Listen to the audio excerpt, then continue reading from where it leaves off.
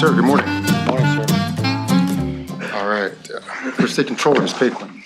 Good morning. First State Superintendent of Public Instruction, Mr. Yamanaka. Mr. Prezant. Here. Ms. Yamamoto. Here. Ms. Bradford. Here. Ms. Hendricks. Here. Ms. Higa. Here. First State Treasurer, Mr. Saha. Here. And Mr. Keel, I think we're all set. Thanks, Lamont. Beautiful morning this morning here in Sacramento. sunny day Such a in beautiful sunny day. We do have a lengthy investment committee agenda. So in terms of just procedurally how we'll go through the agenda during the presentations, it's my expectation and hope that we can hear from the presenters first and go through their PowerPoints. Where there are accompanying memos or comments from any of our consultants, I'll ask them to weigh in on their memos, and then we'll open up each item for discussion and deliberations on each item. Joy Higa will chair the open session of the semi-annual reports, which come on later on during the day as well. Okay, and we do have an extensive closed session agenda also today.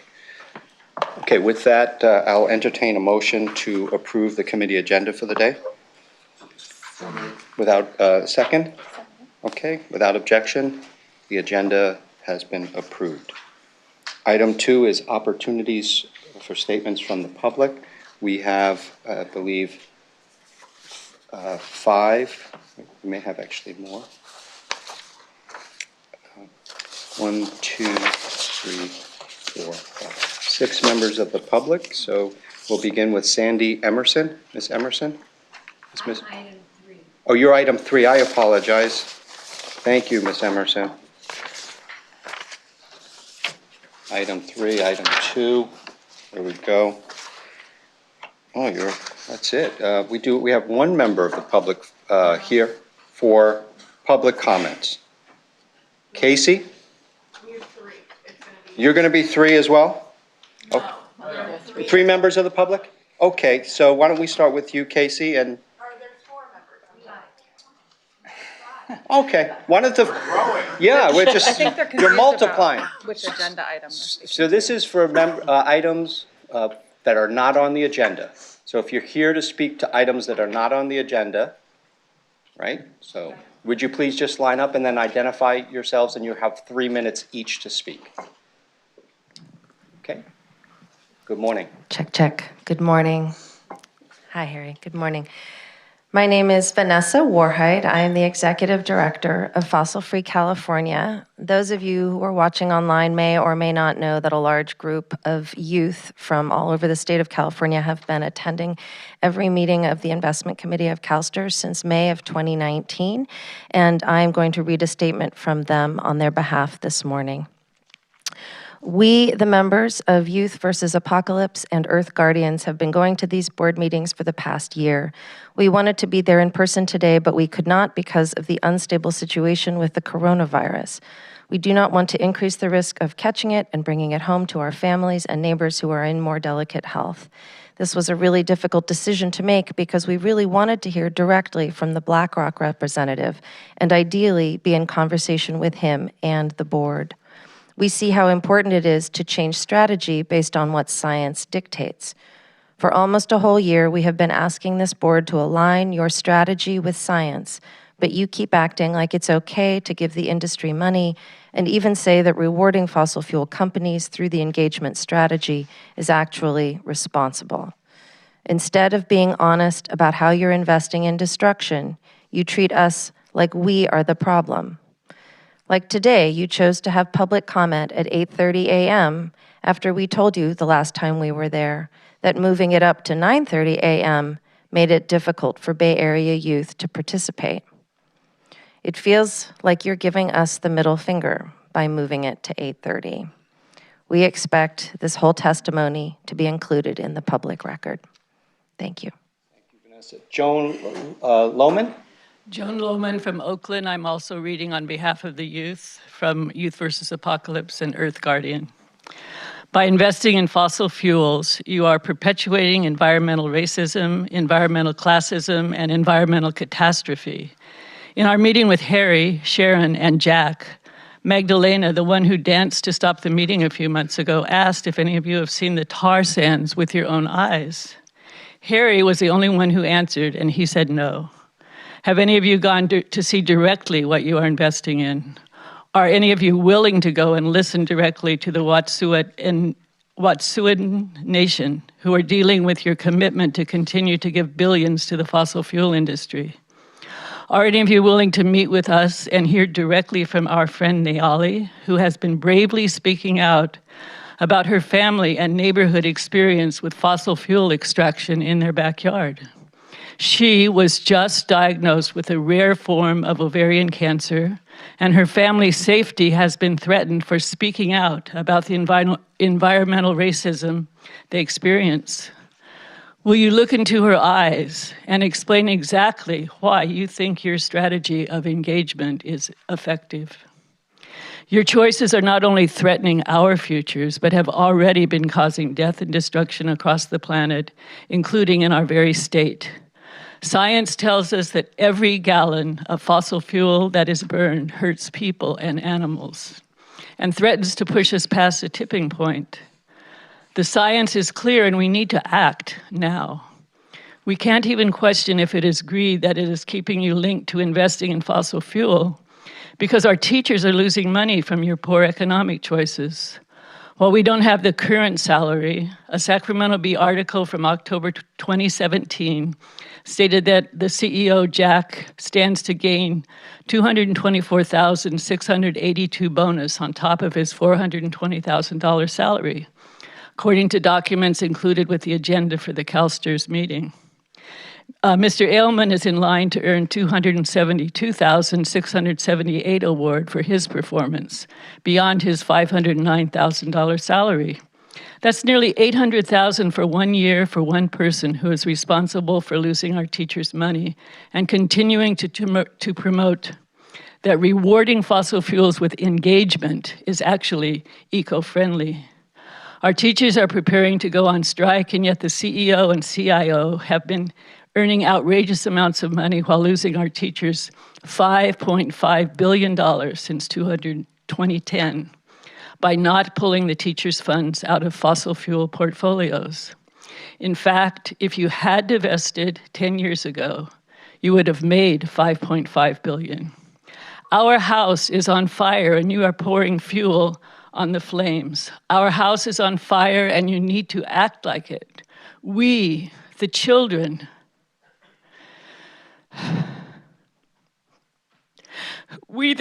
deserve better. Our teachers deserve better, and our planet deserves better. Thank you. Casey Loosbrock. Hi, my name is Casey, and these are the youth's requests. We have 3 specific requests we are leaving on your desk today. Will each of you reply to each of them? Hundreds of emails calling for divestment have been sent to the email address board@calstrs.com, but we are not aware of a single acknowledgement being sent from any of you or your staff. What is stopping you from engaging with us?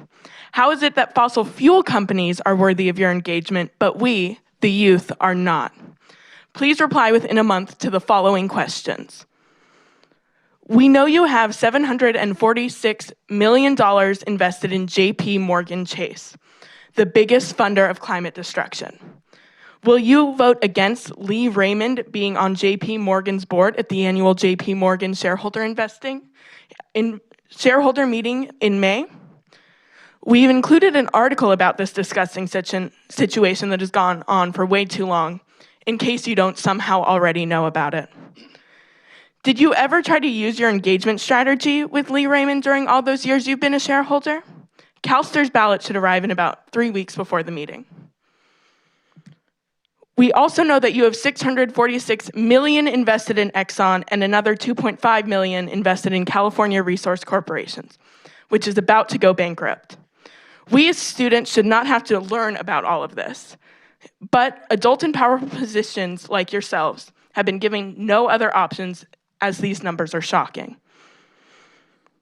Will you put the topic of divesting from the toxic, poorly performing fossil fuels on your agendas for both your May and July board meetings? If not, why? We understand July is where you make a lot of important decisions for the year. You say you care about the climate crisis, so we do not understand why you wouldn't want to be informed on all of your decisions, especially when you're making decisions for the upcoming year of investments, and especially when science is screaming about how urgent it is for the world to stop funding fossil fuel companies. And the last question is, which of your board members will have a phone call or in-person meeting with us? We are thankful that Ms. Sharon Hendricks and Mr. Harry Keeley decided to meet with us, and even stayed longer than the hour we had planned. But the dynamics of the meeting changed because CEO Mr. Jack Enos said he wanted to come the last minute. In the meeting, Mr. Enos kept saying divestment was an option. We believe that you as board members have the responsibility of exploring options that just don't follow what your staff says. I'll hand you printouts after. Thank you. Jennifer Bean, or is it Bean? Thank you, Ms. Bean. Jennifer Bean. Good morning. Good morning. My name is Jennifer Bean. I'm a member of CalSTRS. I worked at City College of San Francisco for 34 years. I've been retired 9 years. And while I was at City College, I was vice president of instruction, I was dean of student services, and I was dean of student activities. And I taught a wonderful class, Women Leaders at Work, collaborative and inclusive leadership. I want to start by saying thank you. Thank you for my pension. It serves me. It helps me feel confident financially that I can get to the end of the month, each month. So I want to say thank you for that. It's an amazing gift in my elder years. And I want to say that I found out this year from the Youth versus Apocalypse website that your investments in fossil fuel, I was shocked. I was saddened, and I felt betrayed that my hard-earned money all those years is going into fossil fuels, and that the hard-earned money of my institution, City College of San Francisco, was going into fossil fuels. It was just like, wow, where have I been? How did I not know this? So I've now become an activist, and I've spread the word amongst many retirees now in San Francisco and in Oakland, where I live, amongst many teachers in San Francisco and Oakland, and they are shocked, and they are angered by where their money is going. We are no longer going to stand for it. We really want our money not invested in fossil fuels. So I want to say that also CFT, the California Federation of Teachers, of which our union belongs, they were the first statewide organization in the United States to adopt a climate justice agenda. This agenda included working toward ending all retirement systems investments in fossil fuels. Now that's a lot of teachers and a lot of K through 12 and community colleges. You need to listen to those teachers. It's a climate justice agenda that we're all on board here. And it's our money that's going into CalSTRS, and then you invest it, but we really want it not invested in fossil fuels. I also know you kind of refer to folks that come here as environmentalists. I just want you to know that's not how I say who I am. I'm a concerned citizen of California, and I'm a retired teacher. And I'm proud of our state, and I'm proud of our teaching. And I just want to say that I do love nature and the wild, but I am a concerned citizen here.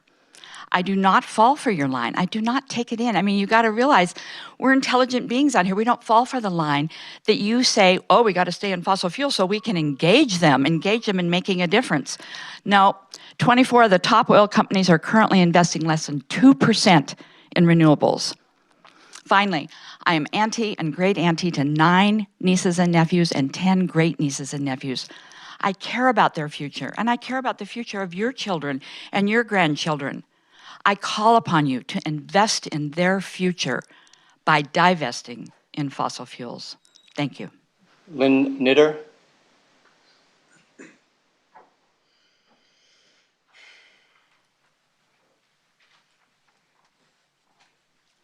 Hello, I'm Lynn Nittler, a retired secondary teacher. I live on my CalSTRS pension, and I am very grateful for it. Lately, though, I'm nervous. In January, I read Larry Fink's letter that he was taking the largest asset management firm, BlackRock, out of fossil fuels because of climate change. Yet I know that roughly 3% of my own pension fund here at CalSTRS is currently invested in oil and gas. Is my pension fund in danger? Senator Elizabeth Warren, who knows Wall Street well, is worried about an approaching financial bubble, potentially much worse than the housing bubble. Referring back to that 2008 bubble, she posted her plan just on March 1st, quite recently. She wrote, quote, "Once again, as we face the existential threat of our time, climate change, Wall Street is refusing to listen, let alone take real action," unquote. I've watched while fossil fuel companies have lost money for the last decade, letting big banks, insurance companies, and asset managers keep them afloat. Warren's plan includes a requirement that American banks self-report how much fossil fuel equity and debt they acquire yearly, in addition to the assets they hold in that sector. She'd also mandate insurance companies disclose premiums they derive from insuring coal, oil, and gas concerns. She asked the Securities and Exchange Commission and Department of Labor, the two agencies in charge of regulating pensions, to identify carbon-intensive investments. Warren warns that current pension systems are, quote, "leaving all the risk of fossil fuel investments in hard-working Americans' retirement accounts." In essence, Warren's plan is designed to protect consumers from a potential financial bubble that could burst soon. Please don't let it happen. Thank you. Thank you. That concludes the members of the public that are present who've put in chits to speak. Just would like to make clear and not comment on all of the comments that were made, but one in particular I do want to be unequivocal about. We have been very fortunate at CalSTRS, and the teachers of the state of California have been very fortunate to have the leadership of Jack Enos as our Chief Executive Officer and Mr. Christopher Ailman as our CIO for combined close to 40 years of service, and they have earned every bit of their compensation, and we're proud and fortunate to have had them as our leaders for the last 40 years almost combined. I also want to recognize that I have received I received prior to each investment committee meeting communications from members of the public on this issue. Essentially, it seems like it comes from a form letter, so I do want to acknowledge for the record that those emails do come into my inbox here at CalSTRS. CalSTRS also has received between meetings comments from the public on issues related to SeaWorld, Walmart, and General Dynamic. So with that, that concludes our public comments, which brings us to item 3, which is our investment insight speaker, Mr. Brian Deese from BlackRock, as Mr. Deese is coming up. Kirsty Jenkinson, are you going to join Mr. Deese? I would like to, I think Mr. Deese's bio is in our materials today. I want to acknowledge and thank Mr. Deese for his leadership, especially with Mr. Ratner at the time of the great financial crisis, essentially being a key person in helping to save the United States auto industry as we knew it. And we thank you for that leadership. We look forward to your comments today. Kirsty? Thank you very much, Chair, and thank you, as you said, to Brian for joining us today. I'm excited that we're going to try and do this a little bit as a discussion, as well as some slides and reference points that Brian's going to use. But we thought we could focus on a number of areas that I think are very relevant to our ongoing discussions as we build out the low carbon transition work plan that we started, obviously, at the board retreat in October. I think Brian is quite uniquely positioned, as we know, in the complexity of dealing with climate change on investments, because as we've discussed many times before, we are seeing it sort of the intersection of public policy, the role of governments in tackling, obviously, the climate crisis, but also the role of financial markets. And Brian, with his background, and unique experience being there at the signing of the Paris Agreement at 2:30 a.m. on one December night, I think, or morning in 2015, both has been there from a policymaker perspective, but now obviously in his role at BlackRock, leading the team that really is integrating and thinking about sustainable investment in climate across the whole of that significant assets. And I think what we're going to try and touch on today are sort of four broad areas. One is, again, a sort of a framing of climate change as an investment risk. A second, which I think is particularly timely, is obviously in response to Larry Fink's letter, both to companies and to clients that came out in January. A little bit of the origination behind that, the thinking and what that means for BlackRock going forward. Then we'll talk a little bit more about the sort of the changing evolution of understanding climate risk and opportunity investing. And then also thinking about, what from the global perspective that Brian can bring, what's happening around the world as we really sort of investors try to grapple with this topic. So without further ado, I'll let Brian sort of kick off and really kind of dive into this. The primary point of it is frame up how you're thinking about, climate change as an investment risk, and what's the sort of the background that's gone on at BlackRock to sort of get to the position where you came out in January and obviously before. Great. Well, thank you, Christy, and thank you to the board and for this opportunity. Really appreciate the opportunity to have a dialogue here on this set of issues. Where I start is at the core of the communications that we put out in January was the thesis that climate risk is investment risk. And that is, I think, increasingly apparent to the financial markets, but just what that means and what the implications of it are not. So to start there with just some basic level setting. I think as we look back, the starting point assumption of most of our financial markets and capital markets for the past 50 years has been what I would refer to as climactic stability.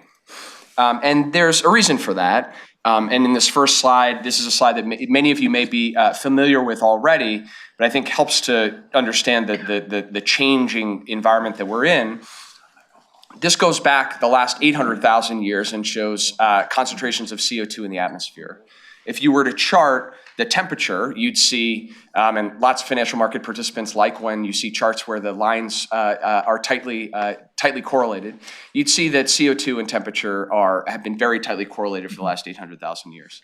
The relevant period in which humans have been on the planet is the last 200,000 years. And you see that over that time period, we entered a period of climactic stability, where CO2 concentrations in the atmosphere and therefore temperatures were very stable. And most of our modern capital markets have been built during that period of time. And what's happening now is that we are moving from an era of climactic stability into an accelerating instability being the new norm. And so as we thought more about that, it led us to question many of the underlying assumptions on which our capital markets are built. So you take something as basic as the 30-year fixed rate mortgage, which is a bedrock of our financial system overall. What happens if now in this year 2020, looking out where a 30-year fixed rate mortgage issued today touches 2050 for the first time? What happens if our capital markets can no longer rely on duration assets like a 30-year fixed rate mortgage in an environment where mortgage insurance is repriced or reassessed in escalating ways based on the underlying instability that we will face? And so I think our view is that if you look across traditional financial markets and financial models, they were still principally operating from the perspective that the future will be similar to the past in terms of this basic assumption of stability. So then the question is, well, if climate risk is investment risk, how do you start to think about this? Because there's complexity and uncertainty embedded in this issue. And that's where we really try to break it down into its simple parts of two flavors of this risk. The first is physical risk, and the second is transition risk. We talk a lot about this in climate world and science world, but I basically think about this in basic terms. There's kind of the good cholesterol risk and the bad cholesterol risk in this space. The good cholesterol risk is transition risk. As a global community, we want more transition risk. That is the risk that that you see from an acceleration of the transition to a low carbon economy. So the technology and policy drivers that are driving the new markets and new opportunities for carbon efficient technologies and putting at risk incumbent fossil-based business models and fossil-based assets.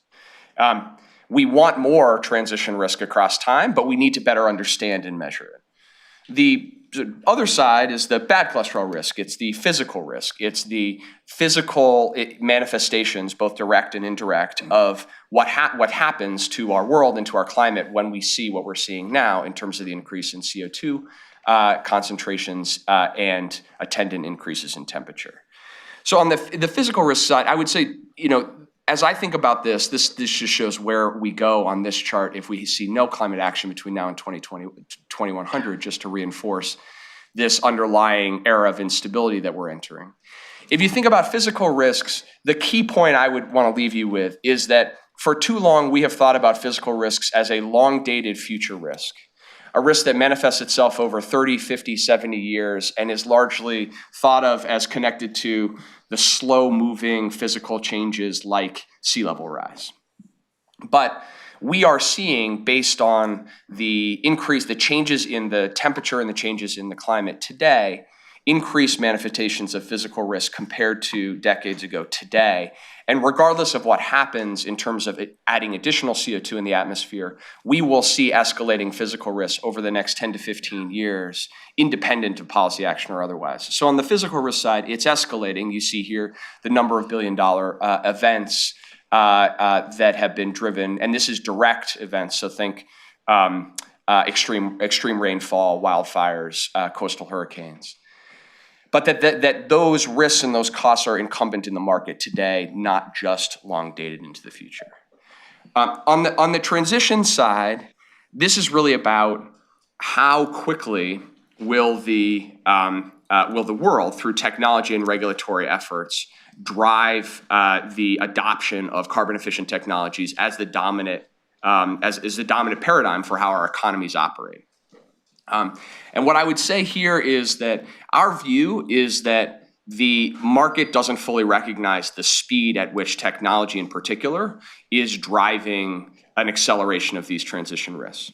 What this chart shows is the black line shows the annual additions of solar energy in gigawatts between 2000 and 2016.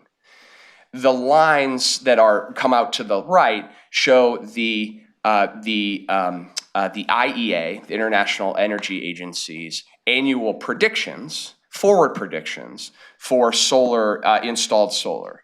And what the story here is that every year the IEA projects out in the future, and every year the IEA is wrong, and they're wrong in one direction. And I'm using this a little, don't mean to beat up on the IEA. When I was in government, we would have this dynamic every year for 8 years where the IEA and the EIA in the US would come in and they would say, we're looking at the dispersion of solar, of wind, of battery, of other kind of zero carbon technologies. We got it wrong this year. Here's our projections for the next year. And in every case, you see this sort of serial correlation error around not necessarily keeping up with the rate of change of technology. Now, the financial market participants have gotten better at this, and there are certainly outer bound estimates on the upper, what's possible.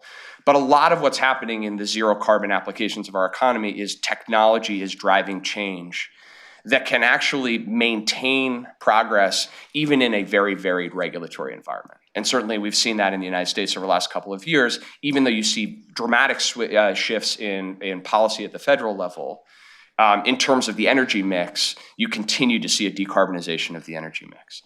So that's, the question on the transition risk, I think, is also more incumbent in the market today than some financial markets understand.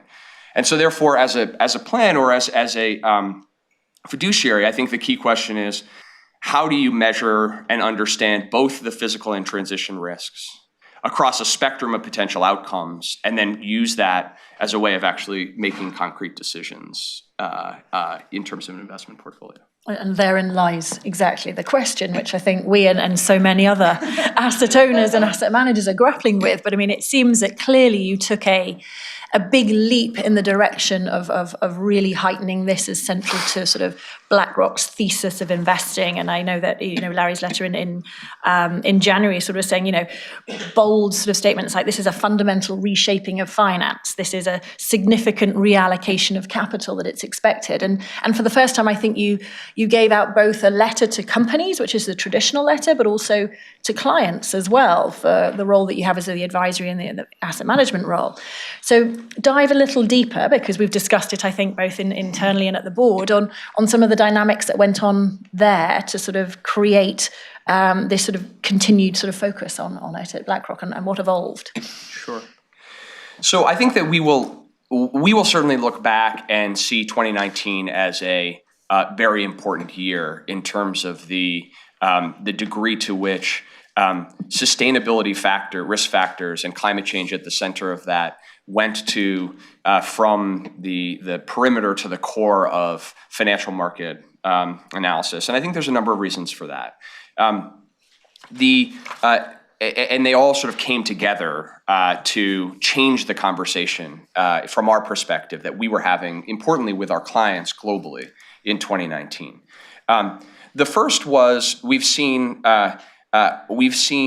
capital begin to shift at a much faster rate into sustainable investing strategies at scale. So this conversation around sustainable investing and sustainable investing options has been obviously there for years. There's been innovation, and there has been action. In 2019, that moved from a kind of a side conversation to money in motion in a significant way. So if you just take sustainable ETFs as a sort of signal of the market, it took 5 years for the sustainable ETF market as a whole to reach $25 billion in assets in total. And now $25 billion on the base of the entire ETF market is obviously very small. In 2019, assets in sustainable ETFs tripled in a single year. And so the velocity of actual capital moving increased.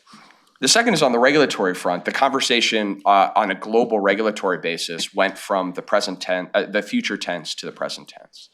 What happened with the Bank of England in 2019, I think, will be looked back as a big watershed, because there has been a conversation among regulated financial companies and around when and at what point would they actually be subjected to supervisory oversight with respect to the climate-related risks that they're holding. For the first time in 2019, that conversation got shifted into the present tense.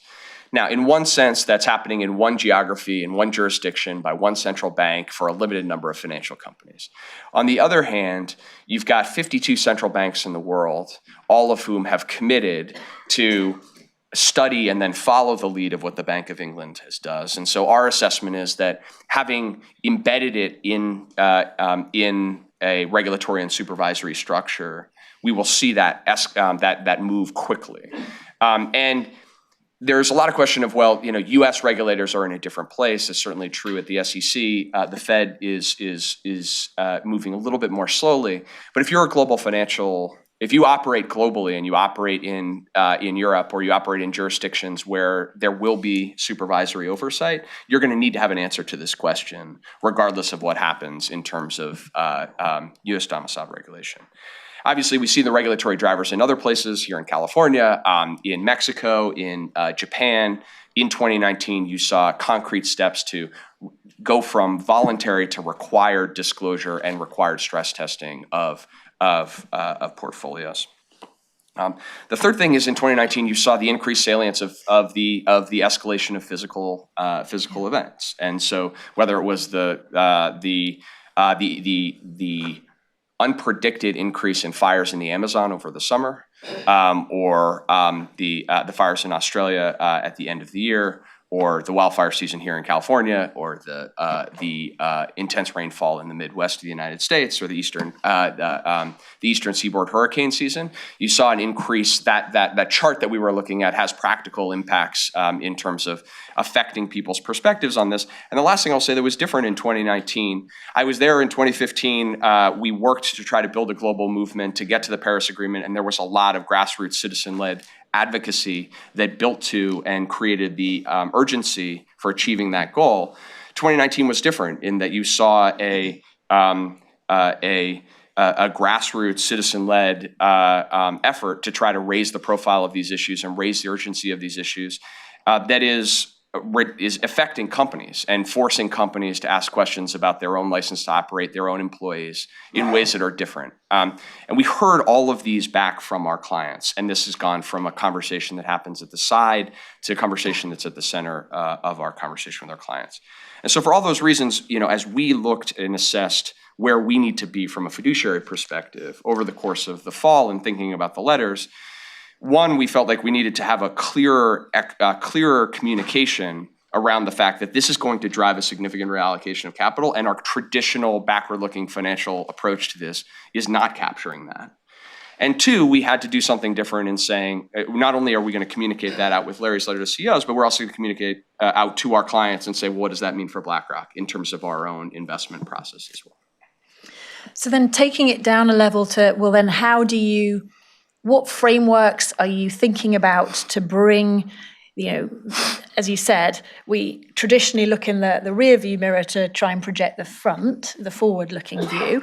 What techniques, frameworks are you applying to help get that and sort of make it land and be more tangible for both you from the analytical perspective?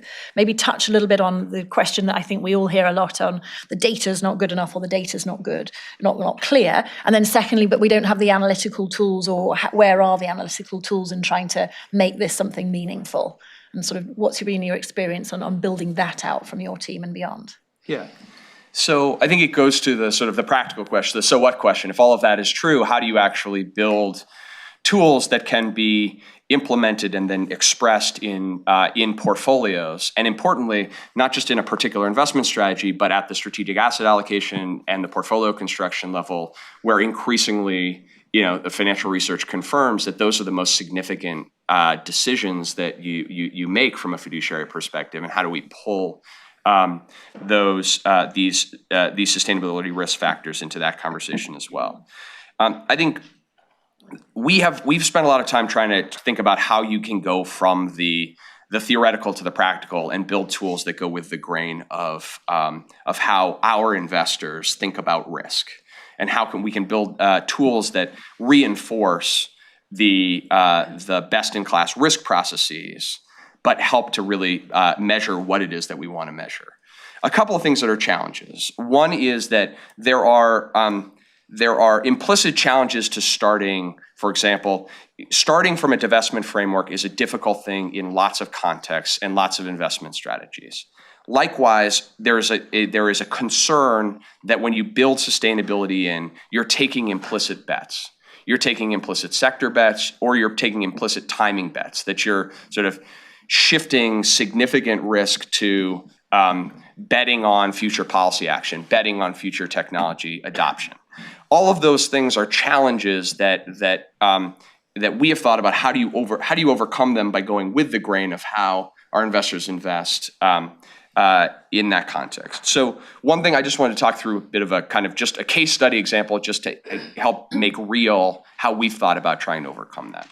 We talked about transition risk, and we asked ourselves, how is it that you actually can measure the transition risk incumbent in the market? Because if we can do that better, then we can actually make our portfolios more resilient to this escalating risk. And so, but it's not a simple exercise, because you want to do two things. One, you want to be forward-looking, because if we believe that transition risks are going to accelerate and are not currently as pronounced in the market, then you want to have a forward-looking view. And you want to avoid an outcome where you are forced to take these implicit bets, right? These implicit bets by sector or by time or otherwise. And so we asked ourselves the question, the best thing, what would be the best? The best thing would be able to look at a company and say, how well positioned is that company today to take advantage of the opportunities that will be created by this transition, and also mitigate against the risks associated with this transition 5 or 10 years forward. So what can we look at in terms of a company today that gives us some insight and some comfort on how transition ready that company is? So we try to think about, okay, well, that would be great because that would then give us the ability to also answer the question on a relative basis. How transition ready is oil and gas company A to oil and gas company B? Because there are some companies that are deeply reliant on an incumbent fossil business model and not investing in transition. And there are others that are. And how do we draw that distinction? Because that's really investment useful information if we get that right. As we dug into it, we realized we wanted to measure two things about a company. One, and you see here on the slide, is the exposure of a company's core business or core business model. And think about exposure from both the positive and the negative. So that you think that traditionally you think a lot about exposure to fossil-based production or fossil-based activity. Equally important is exposure to new markets and new opportunities for carbon-efficient technologies in the future. And so here we're trying to look at things like the share of a company's revenue or share of a company's output that is connected today to fossil-based output. But then also how much of their forward investment are they shifting into capturing those opportunities for carbon efficient technologies in the future. Lots of complexity in measuring those two things, but conceptually that's what we want to measure most. There's a second question though, which is how is a company managing its natural resource footprint, which goes to carbon, but also to water and waste. And we want to measure that because we actually see in the financial research that we've done that companies that are more effective at managing down their natural resource footprint, that become more efficient per unit of output in how they use natural resources, are actually better at making this transition across time. It suggests a sort of uncorrelated way of measuring operational expertise in this particular category that we care about. So if you're a company that's particularly good at managing down your water consumption, for example, we believe it suggests that you're going to be a company that's more attuned to getting on the right side of this transition going forward. So if you could measure those things and use data to try to measure those things, then what you can do is generate down and say, I now have a score, or I now have an output to say how transition ready is company A versus company B, and can look at that while putting the types of structures or constraints that our clients or end asset owners are looking to implement in a portfolio. Now, that sounds great. Then the question is, how do you actually measure all of these things? Where is the data lacking or doesn't give us the ability to do that? I would say on the whole, to the issue of data, we have found in projects like this that the sustainability data is a little bit like Churchill's saying about democracy.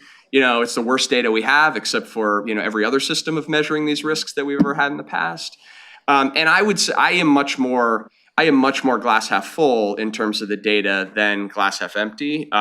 There is lots of appropriate skepticism about the consistency and the quality of the data.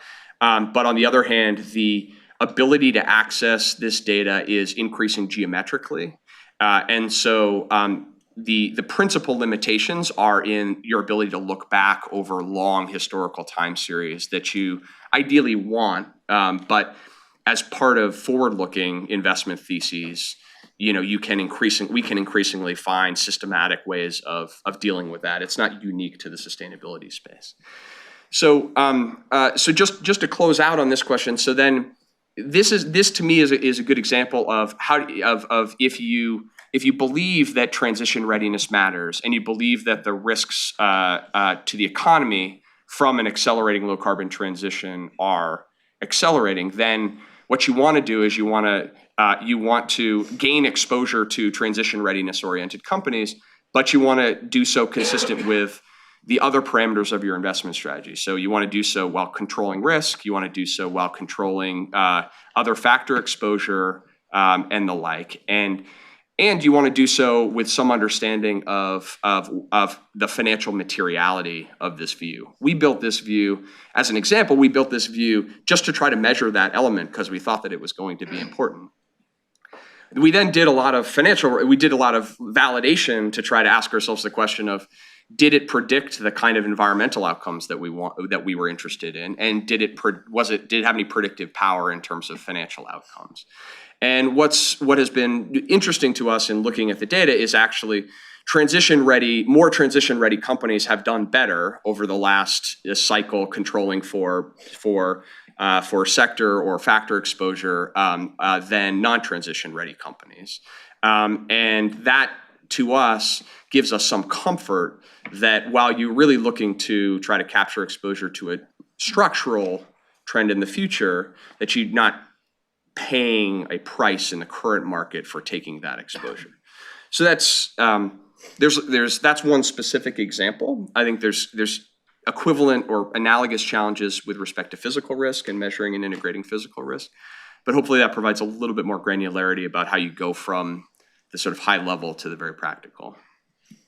I'd like to take this moment maybe to see if there are questions or comments yet from the committee. I think there will be on Brian's comments so far. And we'll start with Controller Yee. Good morning, Betty. Good morning. Good morning, Harry. Thank you. Thank you very much, Brian and Christy, for bringing this forward. And first, I just want to applaud, obviously, BlackRock for really elevating your involvement in this whole space. Very helpful to the global community, I think. And, you know, as you talk about, I have a lot of questions, actually. But as you talk about transition, I guess I wanted to ask, do investors or even asset managers generally have to be more engaged on the science? Because it seems to me the science is really driving a lot of issues around timing of risk and certainly policy. And yet I don't see kind of that conversation being incorporated in terms of how we look at incorporating much of this into our investment decisions. And then in terms of the reallocation of capital, I mean, that's not enough, right? It's also new capital in terms of raising new capital towards this effort too, right? So I guess I've always thought that we're at this point now where if you actually kind of work parallel with the science, we actually could get a sense of a better sense of the risk real time. And I agree with you on the data and measuring. I think there's a lot of data out there. Everyone's crying for consistency, and yet there are efforts to do that. But my own view about data is that we're going to. I don't want to let perfect be the enemy of the good. I mean, there's a lot we can work with, and so I hope that we can come to some agreement about what those are. Part of why I like this readiness investment framework is that although it's a different way of kind of getting at kind of the answer we want with respect to where companies are, this also could be, I think, something that BlackRock could introduce as part of the Climate Action 100 engagement process, where I think there's a lot of engagement around enhanced disclosure, but to what end?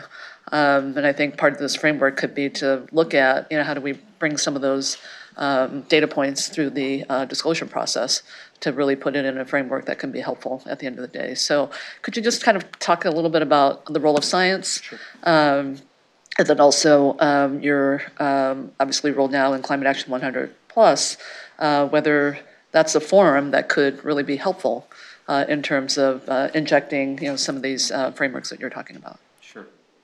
So to the first part of your question, I think that there's a clear gap in terms of connecting the science and financial risk in the broader financial markets, and that's part of actually what led us to signaling our view that we will see a significant reallocation of capital, in part because financial markets are very good at pulling forward risk once they know and understand it, but that's not true around.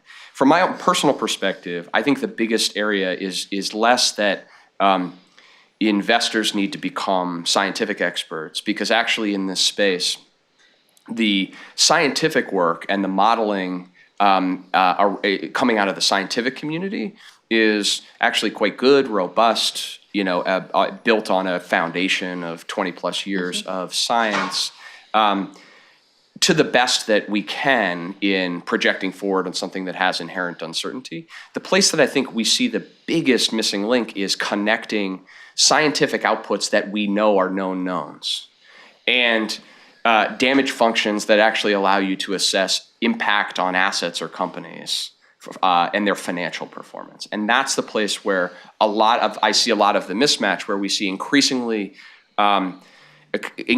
powerful tools to measure, for example, physical risk at an asset level. But without then connecting that physical risk to the asset, the end investor, is left with a little bit of so what, and so that's the place where I think that we need the most sort of reinforcement and focus. I think certainly that the Climate Action 100 and more broadly bringing these new tools to bear in improving the quality and consistency of engagement with companies, I think presents a real opportunity that we could take advantage of. And to your last point on the new capital piece, I think we do also see a mismatch globally in terms of where are the greatest capital needs in accelerating the transition to a low carbon or zero carbon economy, and where is the capital going today? Right. And so part of the reallocation, I would say, is not just kind of within industries, but also within geographies as well. Mm-hmm. Okay. And then one last question, Harry. You talked about the role of, obviously, central banks and the regulatory agencies. Is there any leadership being provided by the insurance industries and the regulatory, community related to insurance? Well, so, in the Bank of England, it was interesting that the first mandatory supervisory stress tests are being applied to to regulated insurance companies in England. That the work with banks in England this year is voluntary and will become part of the mandatory stress testing on the bank side. So they started with insurance companies, I think, in part because of a recognition that many insurance companies are farther along in terms of having the internal analytic capability to respond to a stress test of that nature. I think one of the things I think will be interesting going forward, particularly in the United States, is understanding how to navigate the regulatory landscape for insurers in jurisdictions like the U.S., where you have a complicated patchwork of state and federal regulatory mechanisms, and we're going to need to figure out how to harmonize and coordinate that. But certainly, I think the conversation with many insurance companies in the insurance sector can move more quickly, in part because they have more of the analytic capability built already. Mm-hmm. Okay. I'm sorry, Harry, one question. So, it just got me to focus a little bit more. So in terms of BlackRock's leadership on this, again, thank you for really joining the Climate Action 100 Plus community. I think that there's a lot of work that's been done, and the addition of your perspective will be very helpful. Is BlackRock going to be looking at other, opportunities to really articulate aggressive action in the space, whether it's through the proxy voting or other tools that you have? Well, so we've outlined from the BlackRock perspective our focus areas, particularly for 2020. One of them is around stewardship and accelerating the efforts that are underway and expressing more urgency in the engagement, and the partnership with Climate Action 100 is one element of that. Obviously, we're hard at work now in building out what that will mean in practice, and that's a sort of real time effort because of the upcoming or already begun proxy season for 2020. The other key areas for us are on investment process and risk, what we call integration, and really pulling all of the work that we've done to try to understand sustainability-related risk and build it into our core risk processes internally to make sure that for our own investors and in those portfolios where we have discretion, we're taking the best tools that we have and integrating them for our own investors. And then the third is in access, where we expressed a view as a fiduciary that sustainably integrated portfolios, sustainably integrated solutions, we believe will position our end clients to have the best long-term financial outcomes. And so that has implications for us in terms of increasing the breadth and type of sustainability-related solutions that we provide, working on the index side, for example, with the larger ecosystem, because some of the barriers to accessing more sustainably related options is that they don't exist today. But that's one of the roles that we can play in this ecosystem, is raising our hand saying we want to provide more of those options, and so work with the index providers or with others to get more quickly to the place where those exist. So that's the other area that we're prioritizing. Great, thank you. Thanks, Harry. Bill? I'd like to add my commendation to both you, Brian and Kirsty, for bringing this forward, and especially to BlackRock for being a leader here.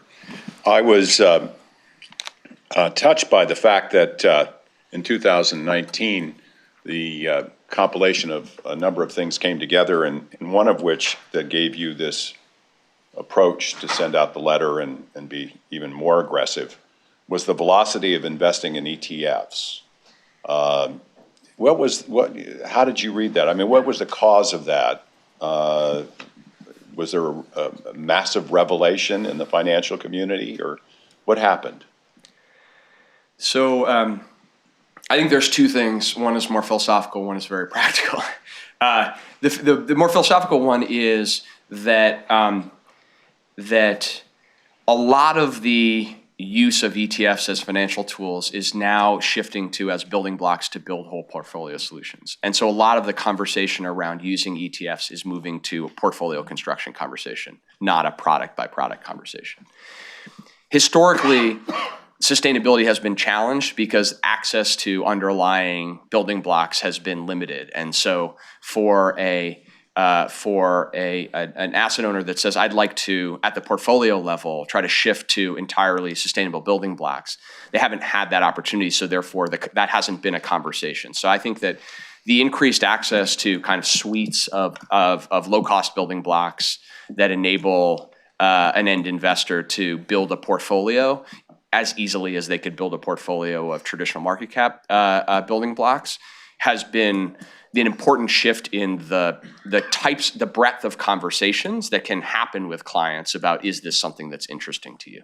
The more technical reason is you saw also a number of milestones met in terms of most of these products are also subscale, and so that limits their use in models and in wealth channels and others, where if you're not above certain thresholds, then those products can't be used. And so we also saw a number of those milestones reached, where prior to 2019, you had very few, if any, sustainable ETFs with more than $1 billion in assets. Once you got to a tipping point, then the dispersion increases, and we've seen that. If you look at historical analogs in the ETF space, the trajectory on sustainable ETFs looks similar to factor-based ETFs 4 or 5 years ago, where you started to see this increase up the J curve, and we believe that that's where we are on the sustainable side. And one more question, if I may. On the transition readiness model that you put up on the screen here, how would you measure, for example, commercial or investment banks on this level that provide capital to a variety of different industries? How would that work? Yeah, it's a great question. So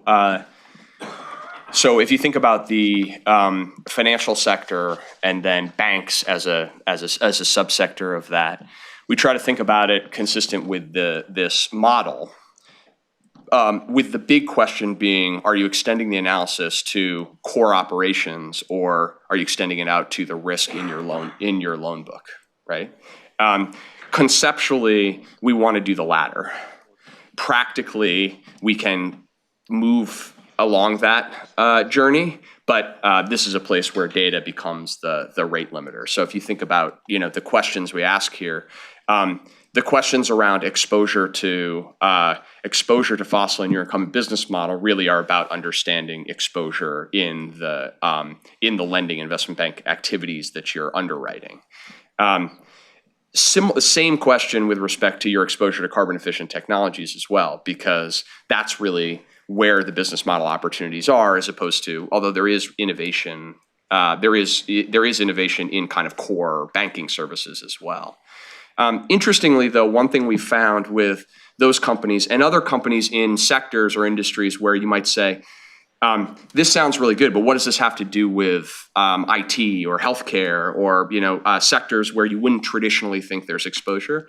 Measuring the second category is, we find, a really important element too. So for banks as well, the carbon efficiency of their operations, of how they actually run their business, isn't necessarily something that they would identify as, in the top 5 most material issues for their own operations. We find measuring and looking particularly at companies that are improving that over time as important in differentiating and separating out different actors within an industry. Because again, we think that actually captures is a way of understanding, is the management of a company actually focused on this issue and thinking forward on this issue, and more measurable as well. Thank you. So before we go to our next member of the board that has a question, after Gail's question, we'll go back to Kirsty and Brian to finish out the final 3 slides, which gives us about 10 to 15 minutes total remaining in the presentation. So go to Gail, final 3 slides, and then final questions. Thank you. Gail? Thank you, Mr. Chair. Should I wait until the No, end? no. Are you sure? Okay. Go right I apologize for being late, and thank you for the presentation. We got the tardy pass. So in terms of, I have kind of a more global question, and I think the fundamental question we're struggling with is how well the market is already including this risk in it, and whether or not we're all sharing data. And I think some of the, we're relying on this idea that the market will anticipate all this risk and price it in. So I sort of want to know what your data is leading to, and then I have a follow-up question about maybe sometimes the market doesn't always get it right, and what your thoughts on, and obviously Mr. Fink's letter spoke a lot about anticipating the risk and seemed to say, we don't know that we're going to serve you unless we factor this in.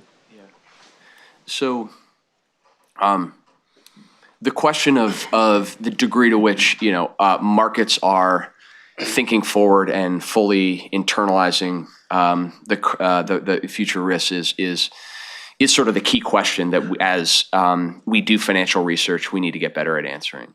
From the areas that we have gone very deep and asked and answered that question to our own satisfaction, our assessment is that you have to be thoughtful and have an asset class level view, but that there are an increasing number of examples we can identify where the risk is clearly there and the markets aren't fully appreciating or pricing it in. So the work we've done on municipal bonds, for example, has given us some confidence that there is highly differentiated physical risk associated with different municipalities. But yet if you look at municipalities doing completely like issuances that have very different physical risk properties, you don't see that pricing in the market. Now, in one sense, that's predictable because we don't have the tools necessarily to measure that risk today. So, but that's an example that we look at and say, as those tools become more mainstream and people are more comfortable relying on them, you will see that repricing happen and happen more quickly than people may anticipate. So, I wouldn't want to give a sort of broad brush answer to say, uniformly. The only other thing I would say by context is there is a kind of traditional static efficient market hypothesis view that says, let's all be very careful about saying things aren't priced in, and that in fact, all of this focus could kind of lead to an ESG bubble or, an overshift. And we've thought about kind of what is the nature of this transition, and thought about other big structural transitions and what the financial literature can tell us about it. And certainly there are good examples in the financial literature of long-term structural transitions in which financial markets are not particularly good at anticipating and fully pricing those in early on. And demographics is a good example of, long-term demographic trends are quite predictable. But there is a robust financial literature to show that something like the baby boom transition, you knew that was going to happen. You knew there would be a stroller wheelchair trade in the market, but that you don't actually see those pricing implications until you get to milestone points where those impacts start to be felt, even though they could have been predicted in the future. So that gives us some humility and some pause at the assumption that most of these risks are understood or priced in.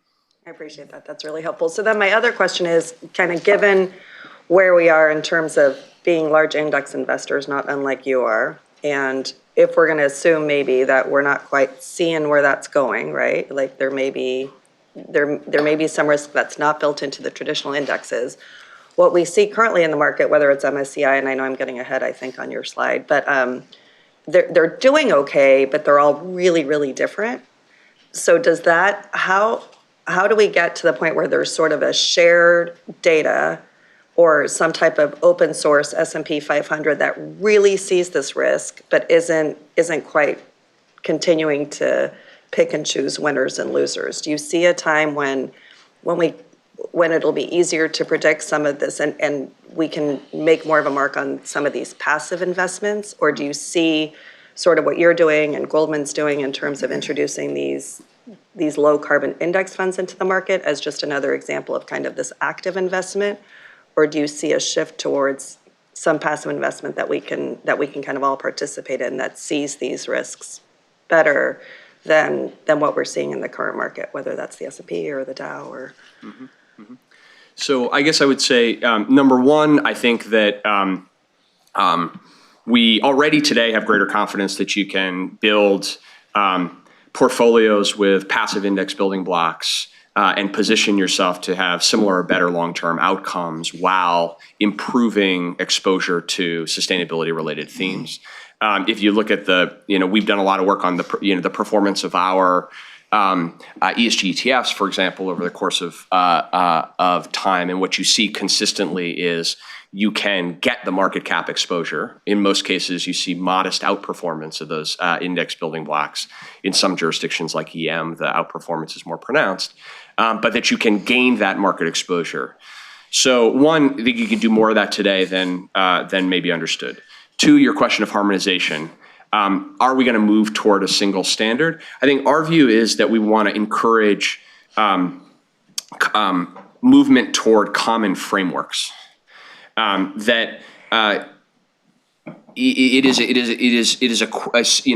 look at other areas of investing, and it's not the case that everybody measures factors the same way. It's not the case that that you have full convergence around how you measure liquidity risk. And we don't necessarily think that's going to be true with respect to sustainability-related risks in the future as well. But clearly we need more harmonization around frameworks, including around disclosure at the company level. Thank you, Mr. Chair. You're welcome. So why don't we, 10 minutes, including questions. So. Well, Mr. Chair, I was going to actually suggest, I think we're happy to sort of secede if there are any more questions, because I feel it's incumbent on us to hear if there is anything else. We were going to summarize, really, if we had extra time. The extra slides are not necessarily we need to go through in detail. I think they make a case for a sort of a strong sort of embedment of the performance of this framework in a particular area as an example. But I'm very happy either for Brian to sort of make comments in terms of more what he's seeing from a global perspective and a sort of a differences regionalization, or if there are other questions, happy to secede that time. Brian's summary Sure. comments on this, and then to see if there's any questions. If there's not, then we'll move the agenda. Thank you so much, Kirsty. Great. Brian? So I will do the summary very quickly, which is, as Kirsty just did it well. The next two slides, which I'll click through, basically answer the question of, which gets to, Gail, your question.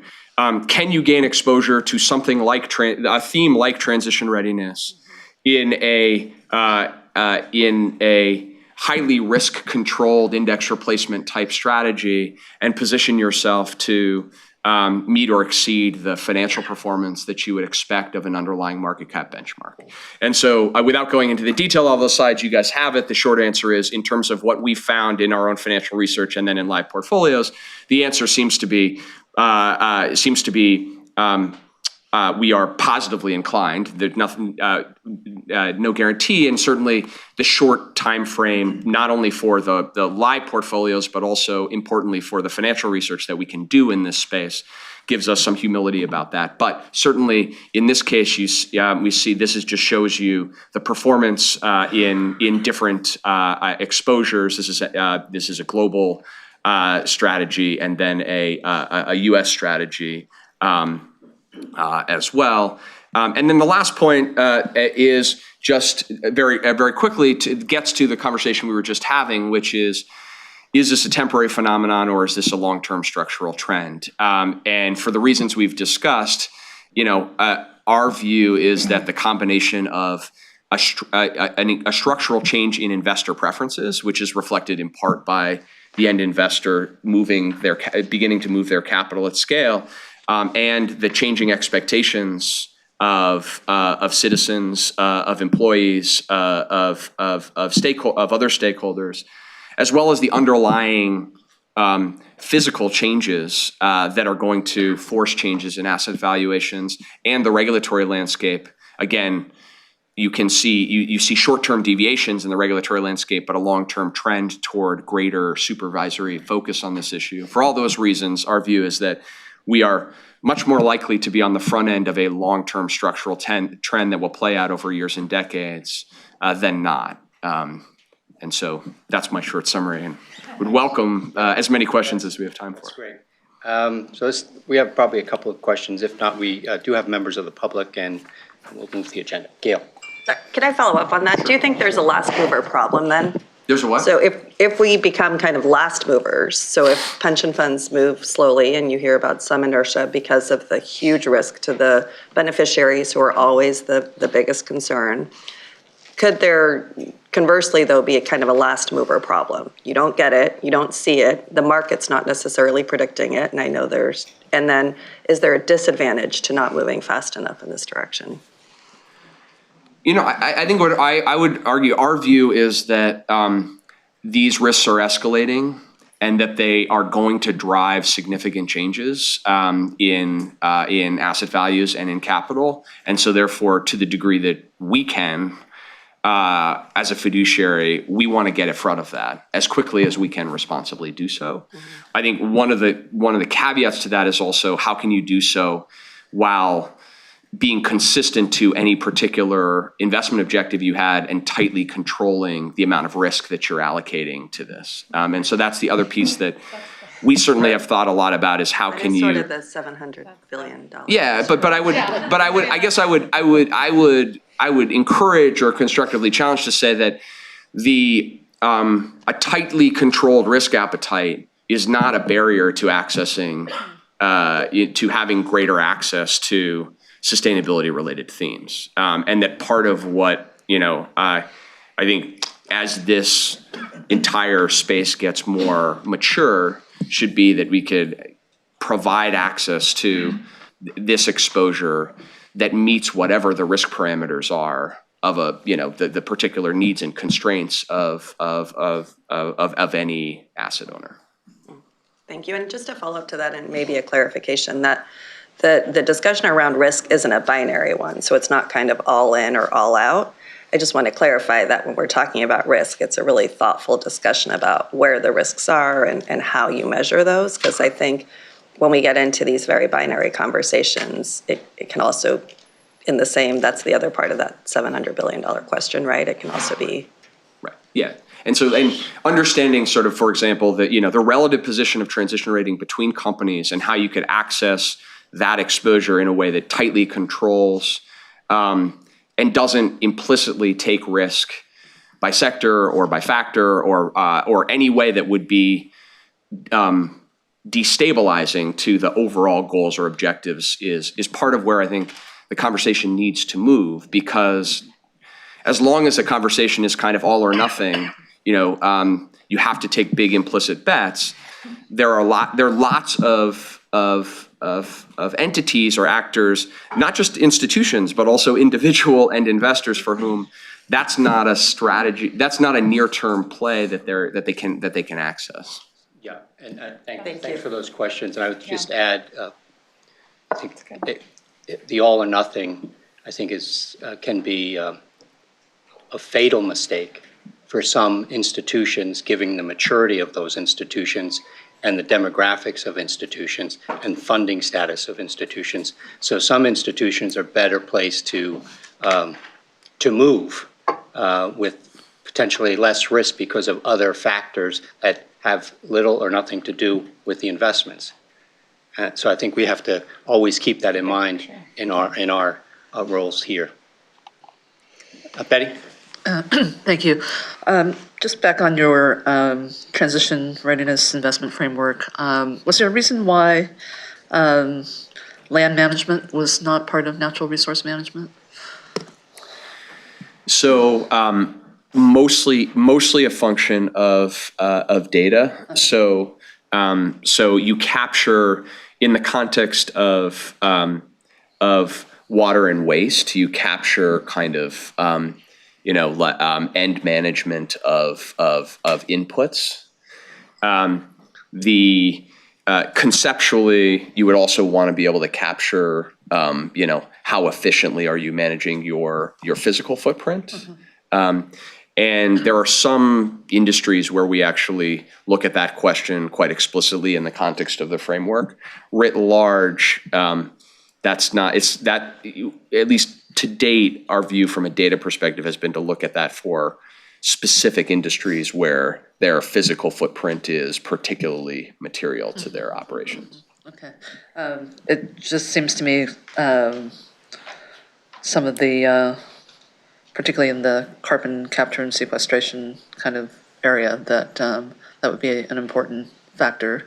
And there's probably some room to move there in terms of some of the nature-based solutions that could be helpful in terms of getting to low carbon. So, right. Yeah. And on that piece gets absolutely captured in our focus on understanding companies' positioning vis-a-vis carbon efficient technologies. So if you had two companies, one of whom was investing much more significantly in carbon capture and other nature-based solutions, and the other wasn't, that it would get captured clearly in that piece of it.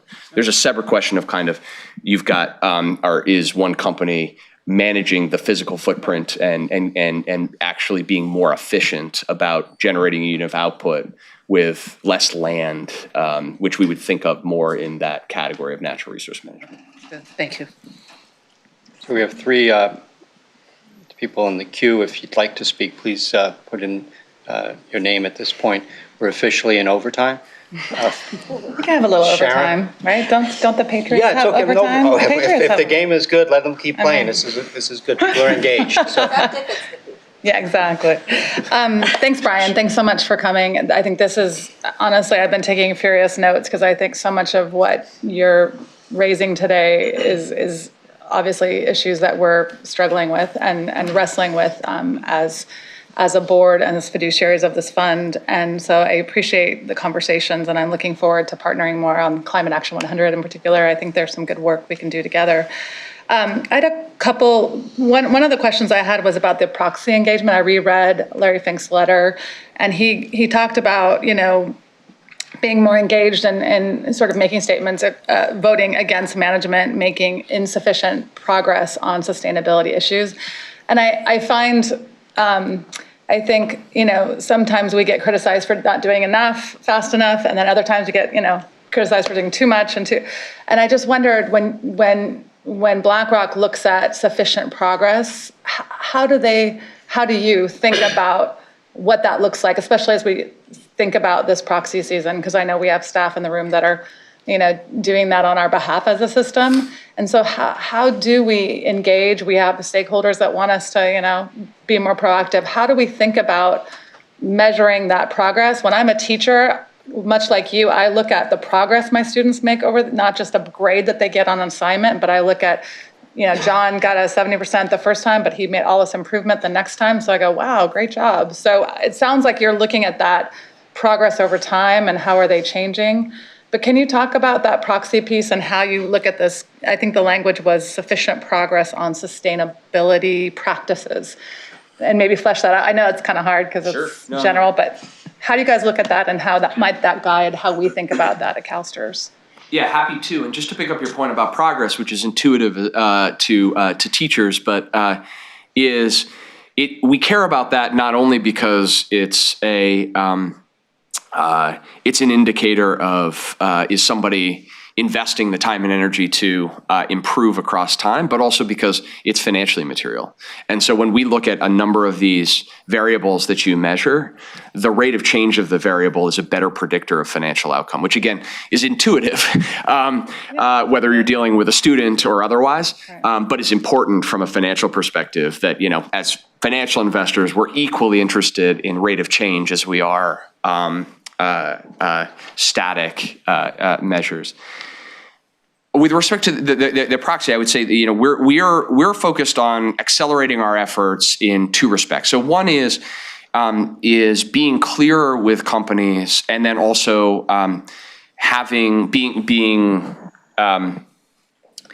expressing through our engagement and voting a less patience for companies who are not demonstrating improvement across time. So one of the ways, but the question is sort of how do you benchmark that, and from a company perspective, what guidance can we provide them? So one of the things we wanted to do was be very clear about frameworks for disclosure. And so we flagged in that letter in the paragraph before to say, we believe that the SASB framework for disclosure of material sustainability related issues is a valuable tool. It's imperfect, but it's valuable because of its focus on materiality. And that for climate in particular, the Task Force on Climate-Related Financial Disclosure provides a framework that has now, after 2 years of actual real use case, we've learned a lot about how companies can actually provide TCFD-aligned disclosure. And by providing a target on those two is not to suggest that other frameworks are not really valuable, and there are really valuable insights to be learned, to be drawn from other recognized global frameworks, whether it's GRI or otherwise. But we wanted to try to say, this is helpful to us if you can orient your disclosure, and particularly with respect to climate change. If you can't provide TCFD-aligned disclosure and demonstrate progress and progression in terms of the quality of your disclosure and the seriousness of your disclosure, then that isn't, after a couple of years, and now that those frameworks do exist, even though nothing is perfect, that's an indicator to us that you either don't have the interest or the capability to manage and mitigate these risks. So a lot of our focus now is around that specific question. And the other piece that we're really focused on for ourselves is being more transparent about what we do and how we do it, because we do believe that the engagement model that we have in place, and that we do more of it with more companies across the world in a consistent way, and that is an important way of driving progress. We believe that the votes for directors can, in many cases, be a more durable way of communicating to companies expectations of progress. And therefore, we need to extend the conversation to not simply just be a focus on shareholder resolutions during proxy season, but how to extend that out. We also recognize that part of the way that we can help that is by being more transparent about what we do and why we do it and how we do it. Yeah. So that's another part of what we're focused on in this proxy season and beyond. Okay. Thanks, Brian. Last board member, Keith. Yeah, I'm struggling a little bit with how to consider this within our responsibilities as fiduciaries, and other than the fact that it does reinforce legitimacy of ESG investing.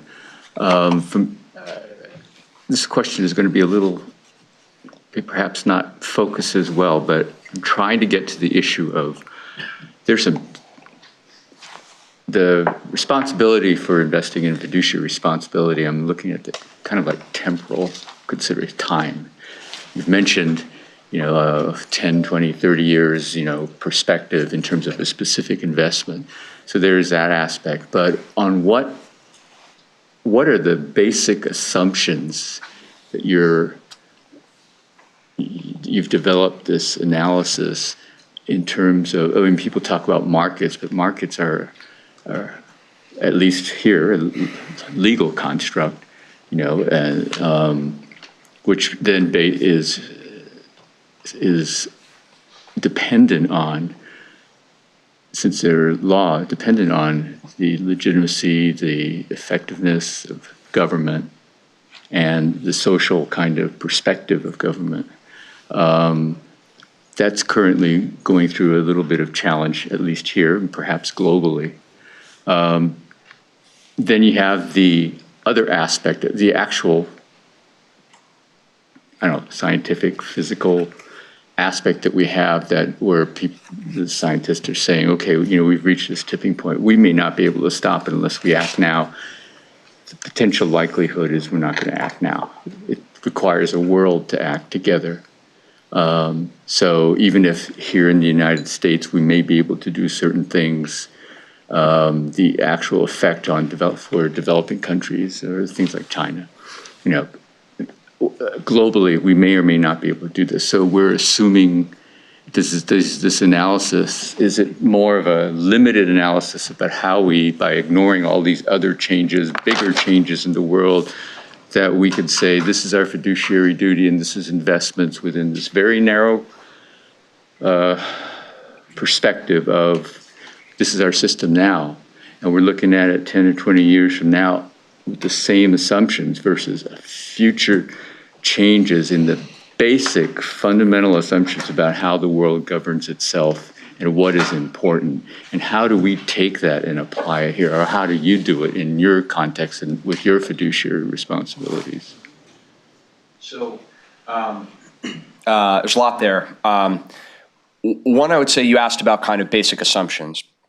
We are operating under, two assumptions. One is that we are on the front end of a structural shift in investor preferences that will accelerate and not dissipate over time. And part of that is actually a reaction to the frustration with governments around the world not sufficiently and adequately solving this problem, and increasing expectation on other actors, including companies, but that is manifesting itself in a structural shift in expectations across time. The second assumption is that the physical impacts of climate will accelerate consistent with science, and that will force changes in capital allocation.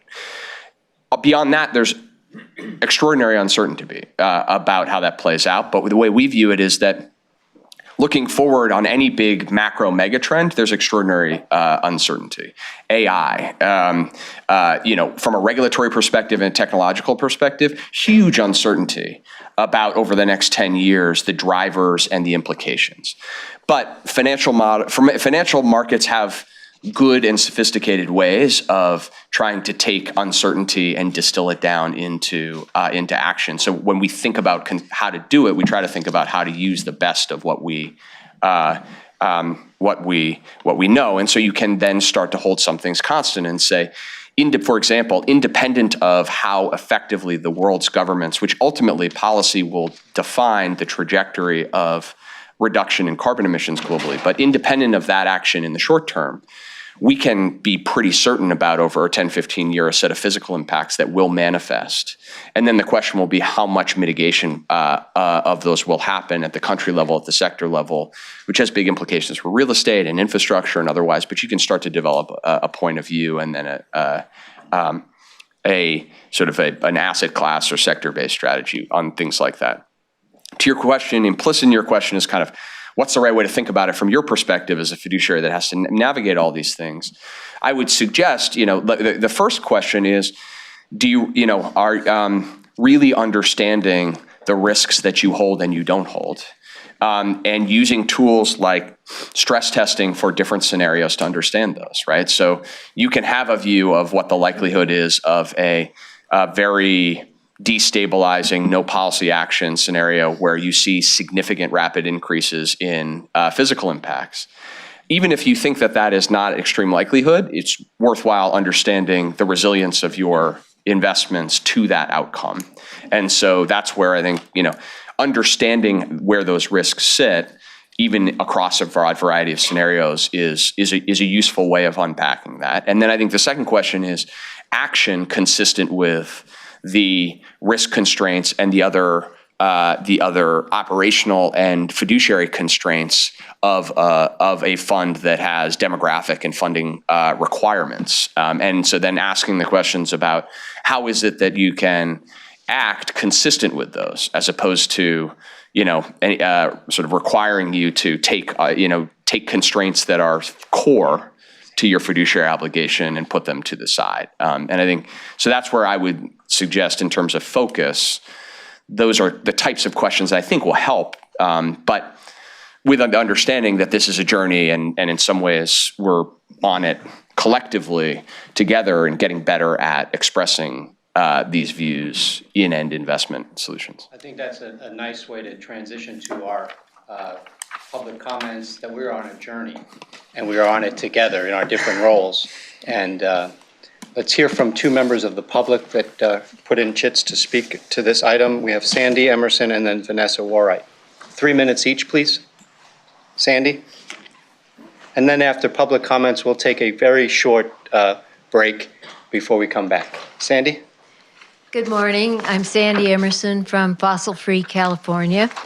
And BlackRock's announcement in January with Larry Fink's letter was electrifying to environmentalists.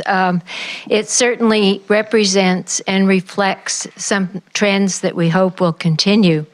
And it's not a moment too soon. A recent calculation estimates that BlackRock has lost $500 billion by not divesting from fossil fuels in 2012.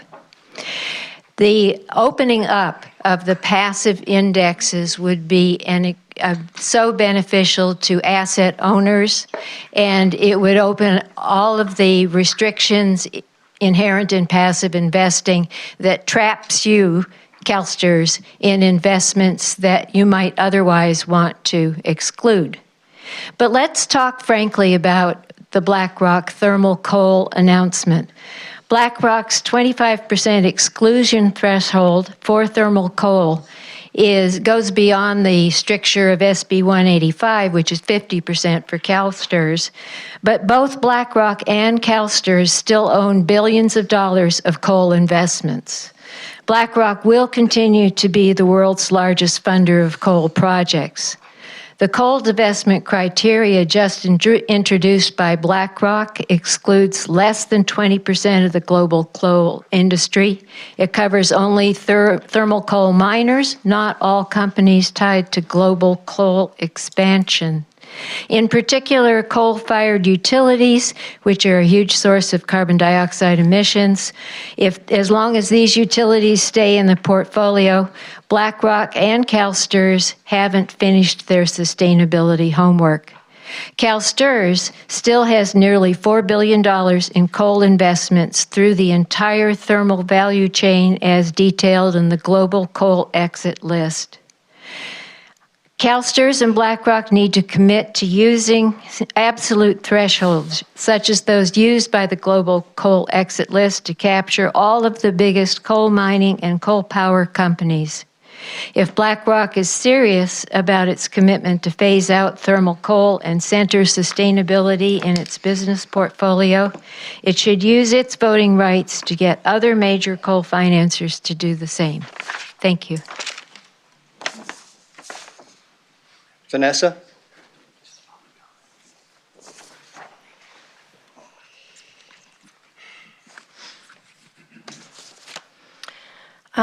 Thank you, Brian, for your honest assessments. I really appreciate having you here today, and thank you for the opportunity to speak. I would like to comment that transition risk, I'd like to thank you for pointing out that transition risk presents opportunity. And I'd also like for us all to be conscious of the fact that not just physical risk, but transition risk also presents, it's not all good. There's significant losses already today, $5.5 billion that this fund, that my mother, who's a CalSTRS member, could have made, that we're losing by staying invested in this sector. Jeremy Grantham has done sound research that shows that divesting from one sector does not present losses. And at a time of accelerating risk, divesting from one sector that is in secular decline is actually beneficial. There are some ETFs, I just learned this yesterday, there are some ETFs that are pro-climate, that are outperforming so much that they are beyond, they seem so far out of line with what your fiduciary duty requires that there is an assumption that they are risky because they are outperforming. You need to be looking way outside your comfort zone at this time of accelerating transition. I want to thank Gail for pointing out that there is a distinct possibility that the hardworking public school teachers of California will bear the brunt of being too late. I don't understand why this fund in particular, why BlackRock is contorting itself, trying to come up with ways to engage a dying industry when there are so many other more profitable ways to invest our teachers' money. Thank you. Thank you. Before we close, I think it's important to state clearly that there's a number that's been circulated in a report that's been circulated. We don't doubt that that 10-year window of that report. But if you looked at that over a 20-year window, I think the numbers would be very, very different. And it's we know that numbers can be used for or against any argument. And I want to be clear that we have confidence in our investment staff, our consultants, our advisors, and the experts that are guiding us on this very, very important topic. And we look forward to continue to mitigate risk and seize opportunities where they are presented and walking the journey together as we move forward to meet the pension promise of California's teachers. With that, we'll take a short break for 5 minutes, and then we'll come back. Thank you. Thanks, Brian.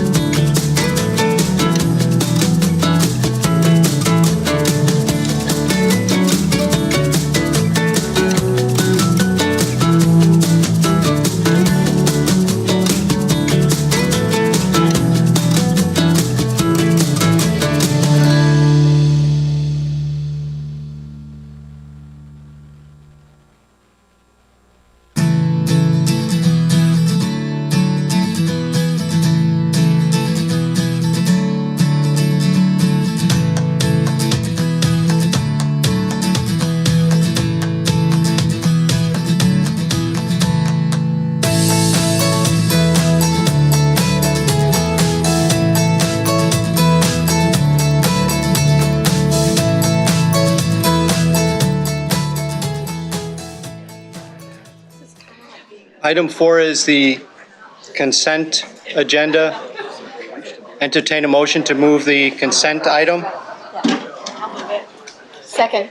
It's moved and properly second to approve the minutes from January 30th, 2020. Without objection, the minutes have been approved.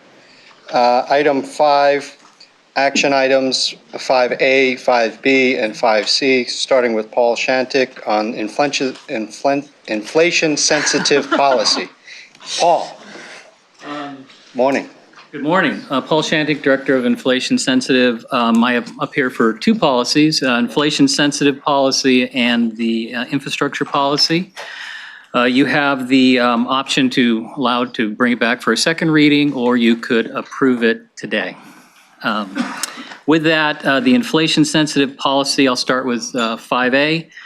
Just note the only real major change out of that was a change in the allocation range. The broad allocation range before was 20 to 80%. And since the portfolio has been developed over time, we put ranges around tips, commodities, and the private parts of the portfolio.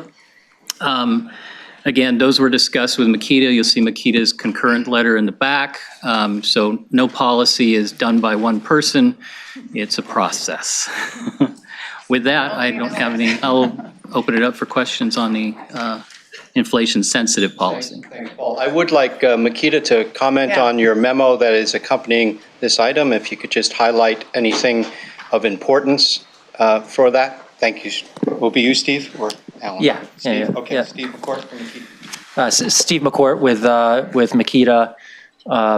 So our accompanying memos, two things I would highlight is one, there was a significant amount of dialogue between staff and Makita for the last couple of months on the policy adjustments. The vast majority of adjustments, as we know in our memo, are non-material from a investment perspective.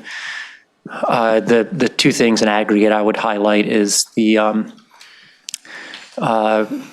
slight reduction in the allowable core allocation in the portfolio, and then the modest increase in the allowable allocation to U.S. Infrastructure assets and the infrastructure policy. Both of those one could also deem are non-material given the size of the numbers that staff is looking at. They also sort of offset each other. The potentially higher risk assets and value added and lower risk in the U.S. So in the aggregate, we fully support all of the changes. There are lots of them. We've vetted all of them. And at the end of the day, they support the direction that CalSTR's investment committee has provided staff. Sharon? I'd move staff recommendation to approve the policy. Okay, it's been moved to approve by Sharon Hendrick, seconded by Ms. Higa.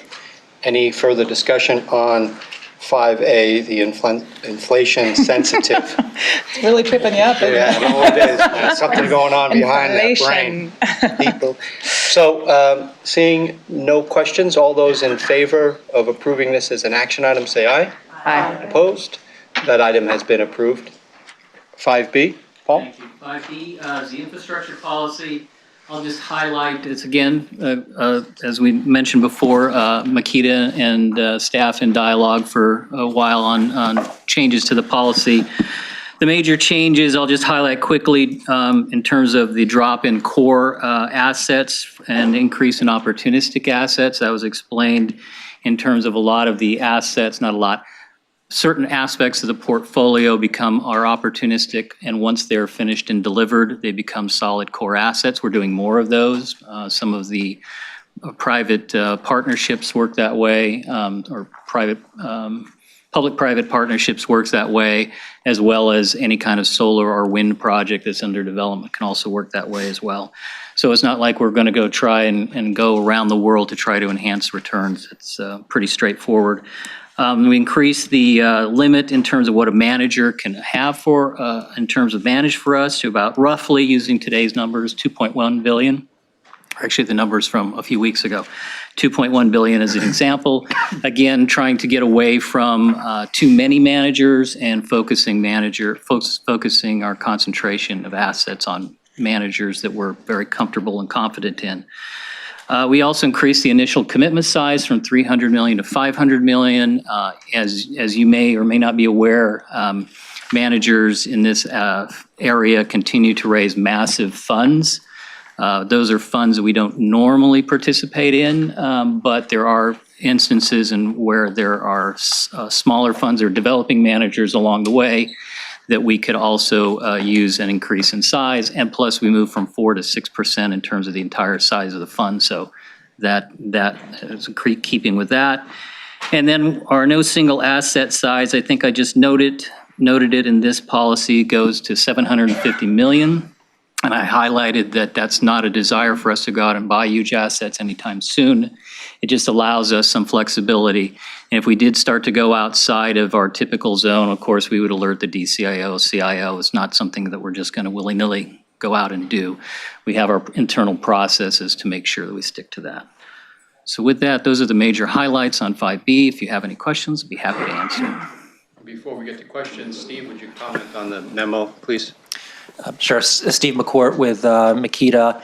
In addition to echoing the same comments I had on the inflation-protected policy changes, some of the changes that Paul alluded to, obviously, and I wanted to highlight, are quite consistent with the migration towards the collaborative model in terms of being able to allocate more money to specific managers and assets in this area, which we fully endorse.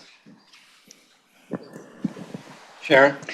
So I would move approval. My only question is, I just was rereading this thinking, maybe for new board members too, why we have a separate infrastructure policy from the rest of the asset class of inflation sensitive. I mean, I know at one point the board had a little more, I don't know, it was pulled out for reasons. Maybe you can just chat about that briefly. Yeah, infrastructure started first. Yeah. And so that's kind of where it developed from. And then the idea of trying to merge them into a policy became kind of a big pile of spaghetti. And it was just simply easier to divvy them up. And plus, we also, upstairs inflation sensitive, kind of realized that we started with infrastructure. That's kind of our major part of what we do. And so keeping our policies in one document makes it a lot easier than, in a separate document makes it much easier than having it combined with others. Okay. I'd move approval. Okay, it's been moved. Is there a second? I'll second. It's been moved by Sharon, seconded by Denise, to approve this item as an action item. Before we take a vote on that, I think we have some questions or comments. There's a motion on the floor, but we'll take questions or comments. Gail? Thank you, Mr. Chair. In terms of the moving to collaborative model and fewer people, are you going to kind of institute then for your managers some type of performance review? I mean, obviously the benefit is you get these deeper relationships. The slight risk is they're managing more within our portfolio. So what's sort of the process you'll go through to make sure that those relationships stay sound? We do a quarterly review internally in terms of what the manager's doing, their projects. We also have quarterly returns that we look at as well. We visit the managers and do frequent phone conversations. You also receive a semi-annual report from the consultants in terms of returns. So, and then those reviews are ongoing through the course of the year. So there's a lot of, I would say, touch points throughout the course of the year in terms of us dealing with managers and what they're up to. Also, if they, end up buying or selling something, there's more contact, so that we fully can understand what's going on. In terms of the accounts and co-investments, we're much closer to the manager. We have approvals in terms of sales and buys within that. So we see all the due diligence that goes on behind it. We understand what the thought process is. And in most cases, we have to approve. So there's a lot of touch points with certain managers in the account structure and co-investment side than there might be in the fund. But it's an ongoing process with the staff, and that's what they're devoted to doing day in and day out. Great, thank you. And then I guess, we're looking a little bit ahead on compensation pieces, but I do think to the CIO's role, how we really begin to qualitatively look at this sort of management of managers. And And because the question really becomes not only the returns, but the quality of the relationships when you're in these co-investment situations. So I would just certainly as we're thinking about this and changing our policy significantly to include thoughts like that, I do think it's kind of an important part of the strategic process of this new model. And I think those are great points, Gail. I would also just mention... Scott, you want to identify yourself for the record? Oh, I'm sorry. My name is Scott Chan. I'm the Deputy CIO. And again, I think those are great comments and great considerations. I did want to just kind of highlight too, we're structuring reporting at the board level in different segments. And so you're pretty aware of the cost report that Deborah and her team conducts every year. And now we're getting more nuanced into breaking that out into different segments to measure the cost savings specifically related to the collaborative model. The second thing is we're reporting now on a quarterly basis, twice a year. Lisa and I will be reporting on how the project is good, the pillar project is going for the total organization and moving to the organization a more nimble kind of state. And the second is strategy. We'll be discussing, and probably discussing more than just the cost savings, but branching out into the value-added components and the risk components. We'll be starting that today, but we'll alternate quarters in between the pillar project and the investment strategy. So hopefully we'll be reporting on a consistent basis and bringing more of this out from the level of, from a high level, taking what Paul does and discussing all the processes that he just discussed, but taking it at a higher level so we can aggregate the information for the board. Thank you. Thank you, Mr. Chair. Before we vote on the motion, I just want to acknowledge and recognize that it doesn't seem very long ago that we didn't have an infrastructure policy, we didn't have staff working on infrastructure, and we certainly didn't have an allocation towards infrastructure. And the new asset allocation shows our commitment and the importance that infrastructure plays to the overall performance of the portfolio. I look forward to it growing. And I always appreciate, Paul, your presentations because they're clear, they're concise, and someone like myself can truly understand what you're talking about. Fewer managers, staying away from some of the larger managers and funds, and why we're doing that and the importance of those strategic relationships with key people. And we look forward to the continued growth and evolution of the asset class and its importance to the portfolio. So with that, there is a motion on the floor to approve this item as an action item. All those in favor? Aye. Opposed? That is approved. Thanks, Paul. Thank you. Go Five- allocate that capital, Paul. 5C. Infrastructure. Innovation Policy, Geraldine Jimenez. Good morning, Geraldine. I think Glenn is joining you as well. It's been hard to find deals.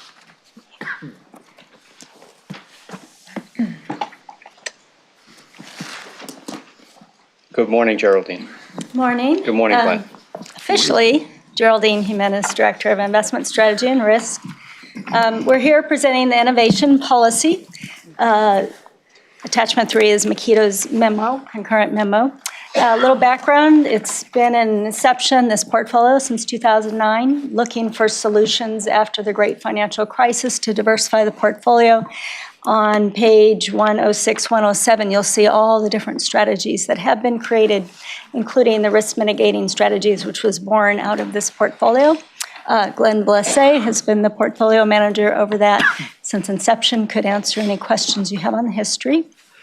A short summary, what we are doing is we're going to continue to be a research portfolio. That's what this policy maintains. We will incubate new ideas. We are proposing to come up with a strategic class, which is basically a group of strategies that may have a strategic risk return target that may make sense to grow in the future. We're adding a class of opportunistic investments, which are just that, as it sounds, to look for value added. We're changing the format.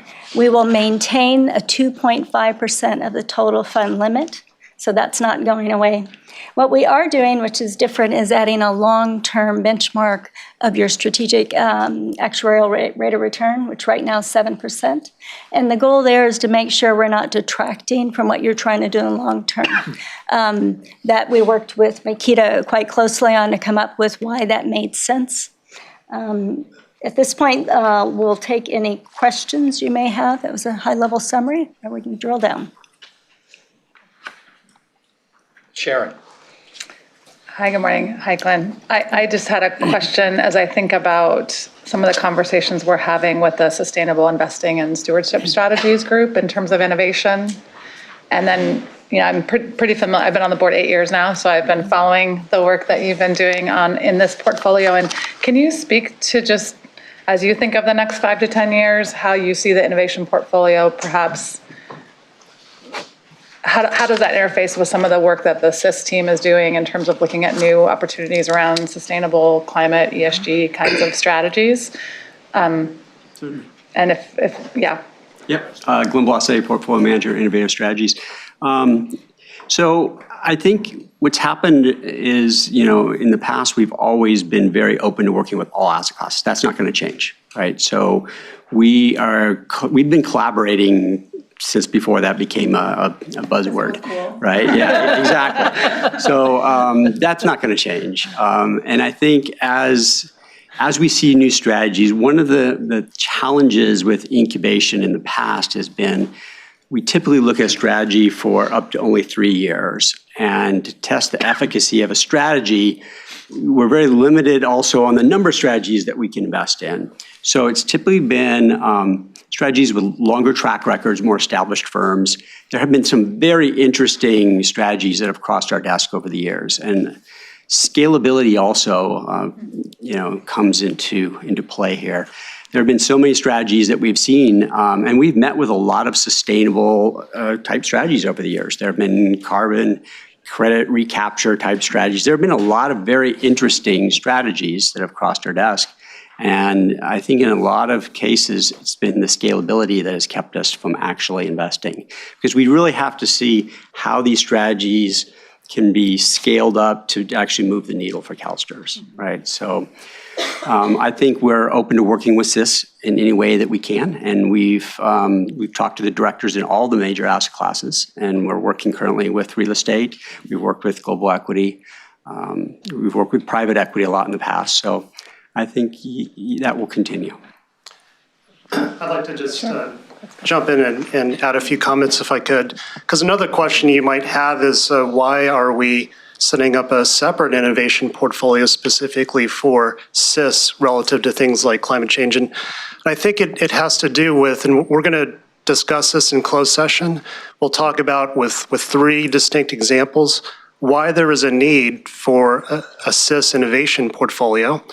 Because there's gaps in our portfolio, right? So there's a need, and if we think about what Brian Deese was saying, yes, we could identify a theme, but getting from a theme to understanding where we can add value, where we can produce returns, that there is a large gap in between that, and so we have to organize ourselves in a way where we can take advantage of that opportunity. And so we're organizing a CIS innovation portfolio because we see the need to organize that way. Kirsty's team has that expertise around sustainability. And remember, we're thinking about it from a joint venture perspective. We have expertise in each of our asset classes. And that's distinct from what this team's particular expertise is. And while I think they'll be collaborating, I think that's, for us, in order to seize this opportunity correctly, we need to organize ourselves around it. So that's. Yeah, and one other quick comment. We do have an internal governance structure where we approve actual opportunities, and I sit on Kirsty's and she sits on mine. And so the whole point is to integrate what are we doing, what's innovative. And so they should be in alignment, different types of strategies, but they're not going to be going polar opposite directions. That's helpful to hear that. Thanks, Geraldine.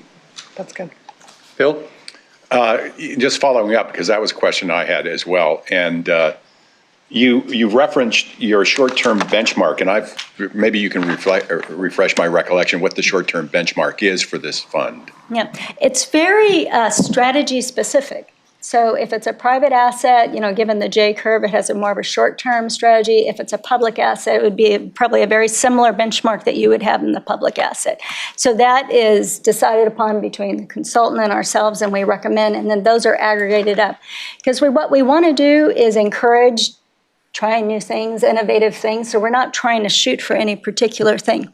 That being said, when we get in a strategic bucket, we're going to say, this is actually what we're trying to do on a shorter term with a group of assets, and see if we can realize that and grow it so that we could come back to it at some point and go, this is really interesting to the total fund. Does that make sense? I'm still not, no, I don't understand. So it's a dynamically weighted benchmark, basically. So we look at individuals. So incubation was, across asset classes,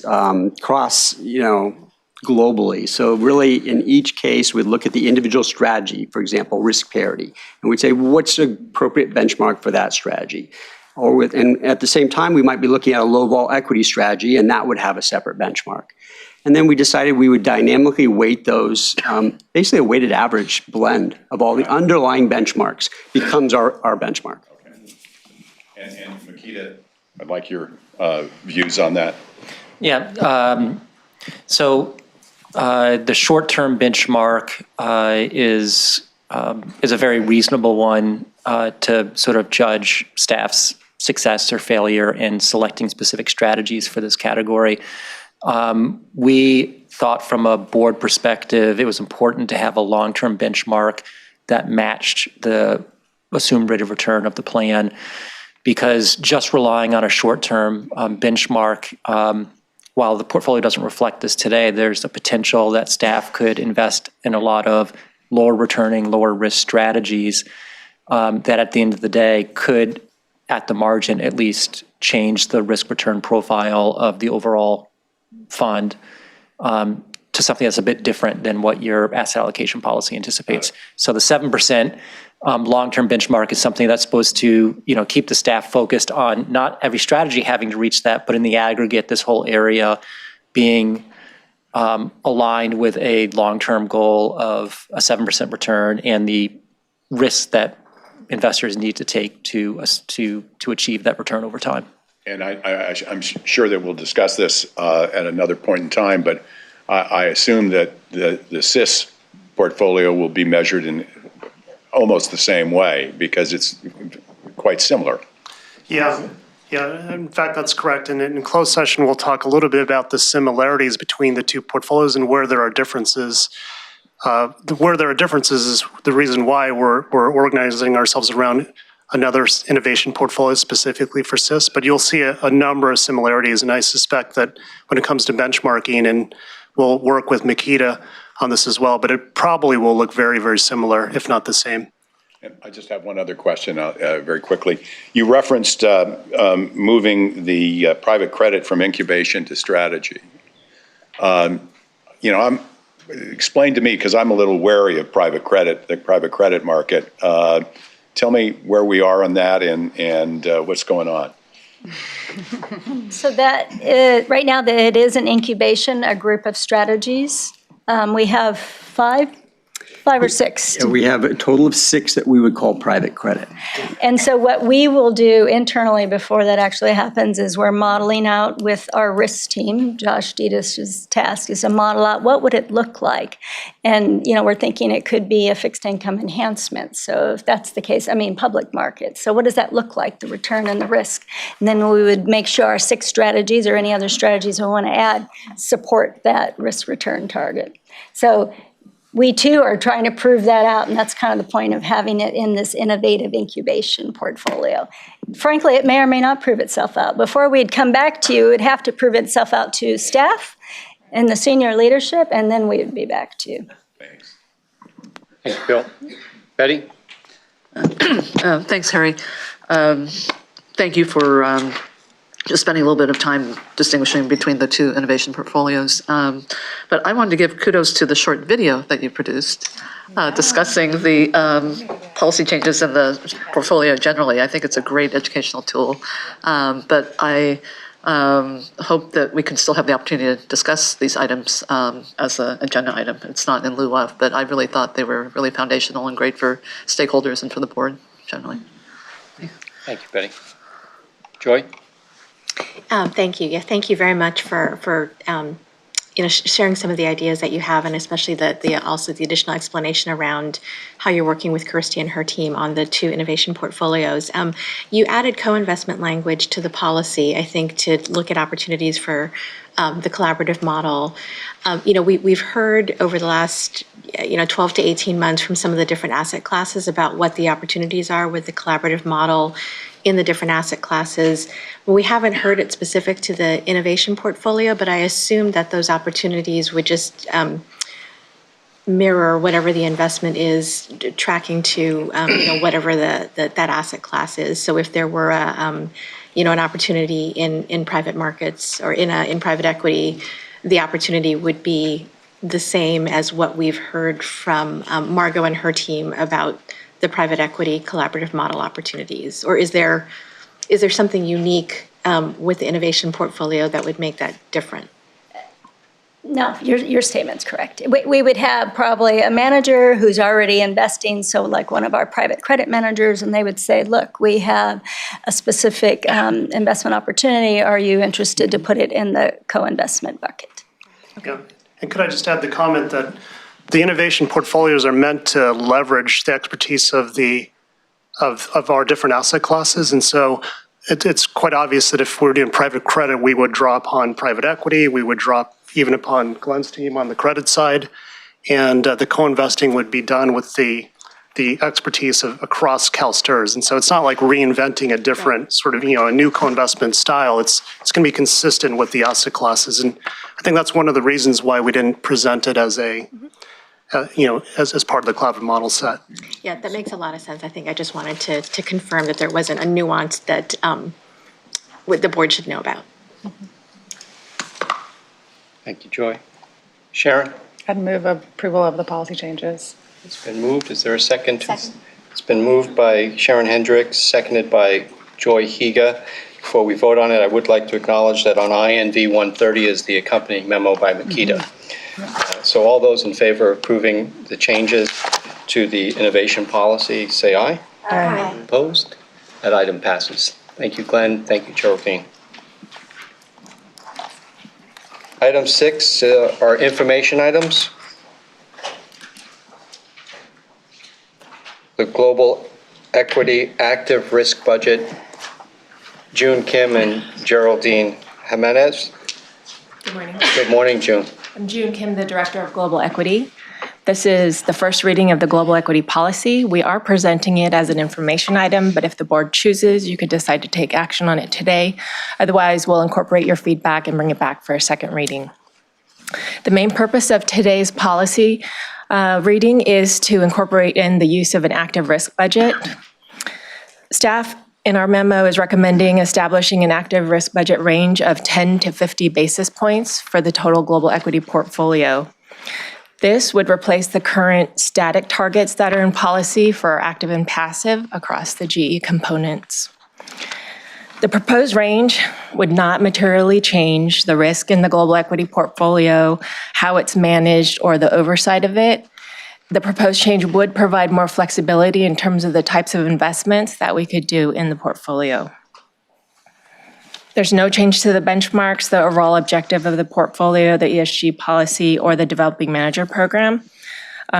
Going forward, some of the things that we may see are the addition of passive emerging markets exposure, possibly global strategies that invest in US and non-US, and the allocations within the portfolio to active and passive could evolve over time. We'll split this up. Geraldine is going to speak to the type of risk reporting that would happen if we adopt this risk budget. And I do have to point out that there was a typo in staff's memo, which I apologize. On INV 132, it refers to the risk report as item 4B. That should say item 6B, which is a memo by Geraldine and her risk team. And then after Geraldine's comments, Makita will opine on the other changes that would result from if this were to be adopted. Hello, Geraldine Jimenez, Director of Investment Strategy and Risk. So to complement what June is saying, so our team does independent reporting of risk of the total fund, and specific to this item, we do independent monitoring and oversight of the risk in the global equity portfolio. On page or INB 168 is a sample of the type of report that would come to you. It would come in your normal CIO report as a complement to how we already report risk and active risk. Concurrently, on an ongoing basis, we're looking at it, and we have internal reports that would go to June's team, the CIO, the DCIO, and then we have conversations monthly. So there would be internal framework as far as oversight of this risk budget. As you know, the ICERS, the compliance group, also reports to you. So should there be a breach of the limits that if you approved them, it would actually come back to you in that format also. So take any questions? Thanks. So what I'd like to do, what I'd like to do is have Steve comment on the memo on INV 163 through 165. A couple of points that I would like for you to certainly highlight, Steve, is the impact compensation and how you looked at that and back tested. And secondly, maybe give an example of the shift that could take place in June's portfolio around EM, what the limitations are currently around active versus passive in the EM, and how that would change with this adoption. And then we'll go to questions, comments. Steve? Yeah, great. Thank you. So we worked a lot with staff on this item, not just over the last couple of months, but before that as well. The one thing I wanted to express to the committee is our approach to this philosophically. As we've talked about in prior meetings, there's a lot of power to shifting policies from being hard-coded based on active and passive strategies to being based on a quantitative framework around active risk. And I'll highlight some of the clear advantages of that in a moment. When looking at changing the policy language to translate the active and passive legacy language to new policy language that would be based on active risk bands, our philosophy was that we simply wanted to translate the legacy policy in a neutral way into the new nomenclature of active risk budgeting. So the 10 to 50 basis point range that staff is recommending and they worked with Makita on simply reflects the best estimate of what the range of active risk would be in the portfolio based on existing parameters in the existing policy. So it is not intended to either increase or decrease the flexibility that staff has. It is meant to simply translate the flexibility staff had under the existing policy to the new policy. It's neutral in that regard. Historically, the active risk of tracking error fluctuates. It fluctuates both because staff can move more money towards passive or move more money towards active. It also fluctuates because markets change. The active risk in the portfolio over the last 2 weeks was much higher than the active risk in the portfolio for much of the last 10 years. So, but in looking at all of the historical data on active risk, the average active risk taken by staff, it falls sort of in the middle of that 10 to 50 basis point range. So the first point I wanted to make is that 10 to 50 basis point range was back tested, it was evaluated, and we believe is reflective of a neutral translation of the existing policy into a new policy based on risk budgeting. In terms of the advantage of moving towards this active risk framework, just reiterating what we've mentioned before, the advantage largely comes in the ability of staff to be a lot more flexible and adaptive to how they use different types of strategies in the marketplace. 20 years ago, it was much clearer what an active strategy was and what a passive strategy was. a active strategy was generally a strategy you paid a lot of money to a asset manager to manage for you, to look different than the market, and a passive strategy simply mirrored the market for very inexpensive fees. Today, there's a whole gray area between the two. BlackRock, spoke earlier about passive strategies that don't look like the market. So this framework is going to provide staff a lot more flexibility to take advantage of those gray area strategies that can't be easily defined as active or passive. The second significant advantage is the hard-coded policy today sets specific expectations and requirements for active versus passive management in U.S. equity markets that are developed outside the U.S. and in emerging markets. And as June alluded to, the emerging market policy requires you to be 100% active. So this policy allows your global equity staff to be a lot more adaptive to where they think active management can add value. And if for a moment in time they feel like they can do better by investing some of the emerging markets in passive strategies, they'll have the ability to do that. So it provides a lot more flexibility in how to use active and passive strategies across geographies, more so than the current policy. I want to reiterate, though, without expanding the amount of active risk that staff is able to take because of the parameters that we've set. My expectation, we'll see if this proves out over time, is that the achieved returns of the asset class potentially could get better. Those are always hard to predict, but one would expect that the increased flexibility at a minimum would result in lower fees over time because you're able to take advantage of more of those gray area asset classes. So we'll see, obviously, but I think that's probably the most stark advantage of doing this.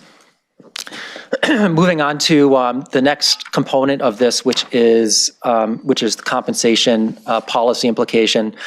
We highlight this because sometimes when you change policy, it's like pulling on a string. It affects other policies and procedures that CalSTRS has, and this is one of those instances.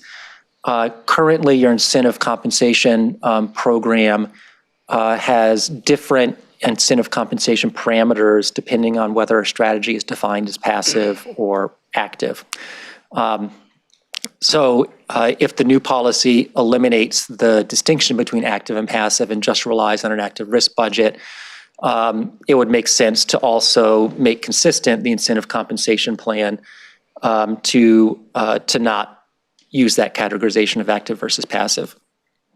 So for this, we back tested with staff the historical returns and active risk of the global equity portfolio, and translated the legacy or existing incentive compensation ranges to what we feel is a neutral range from a philosophical perspective.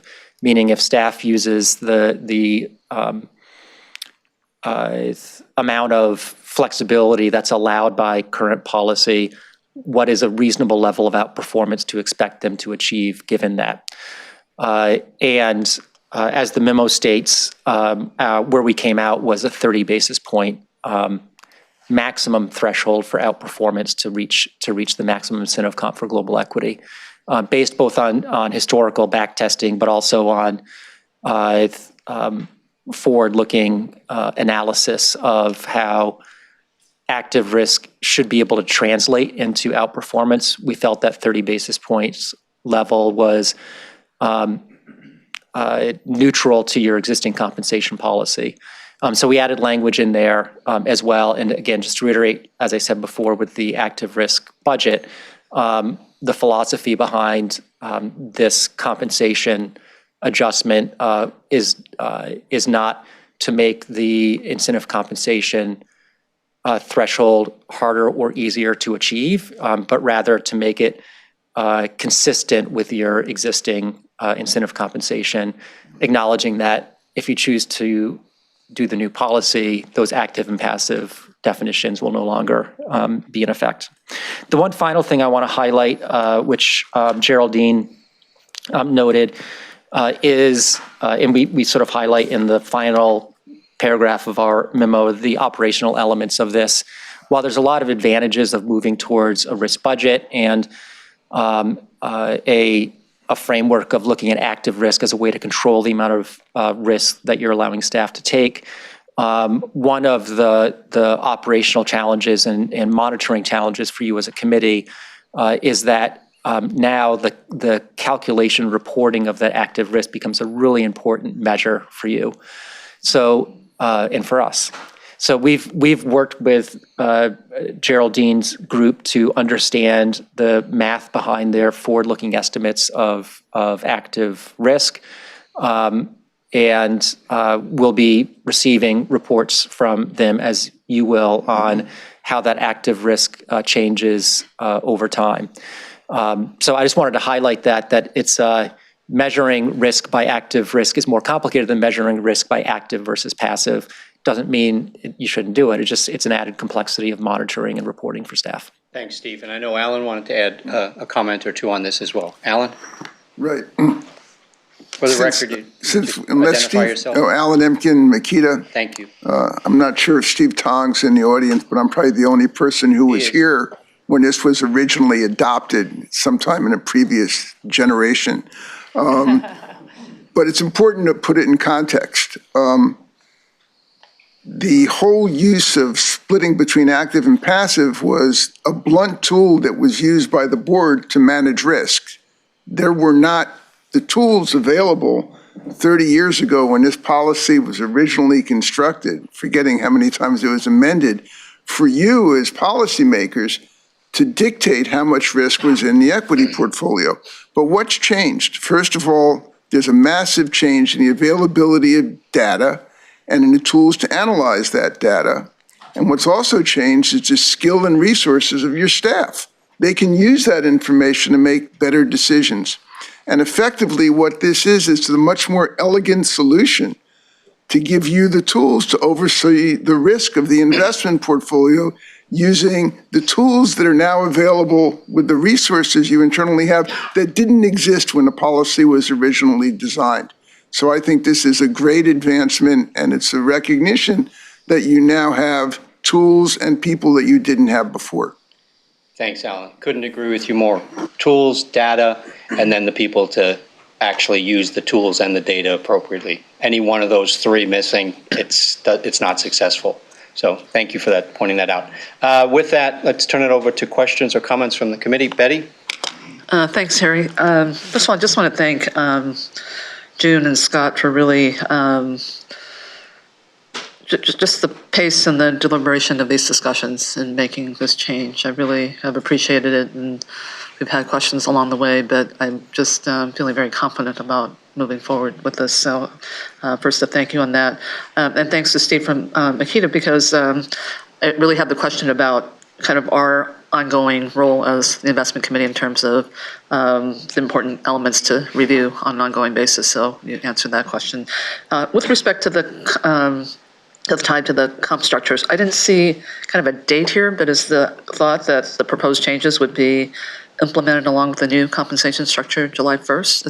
Is that the idea?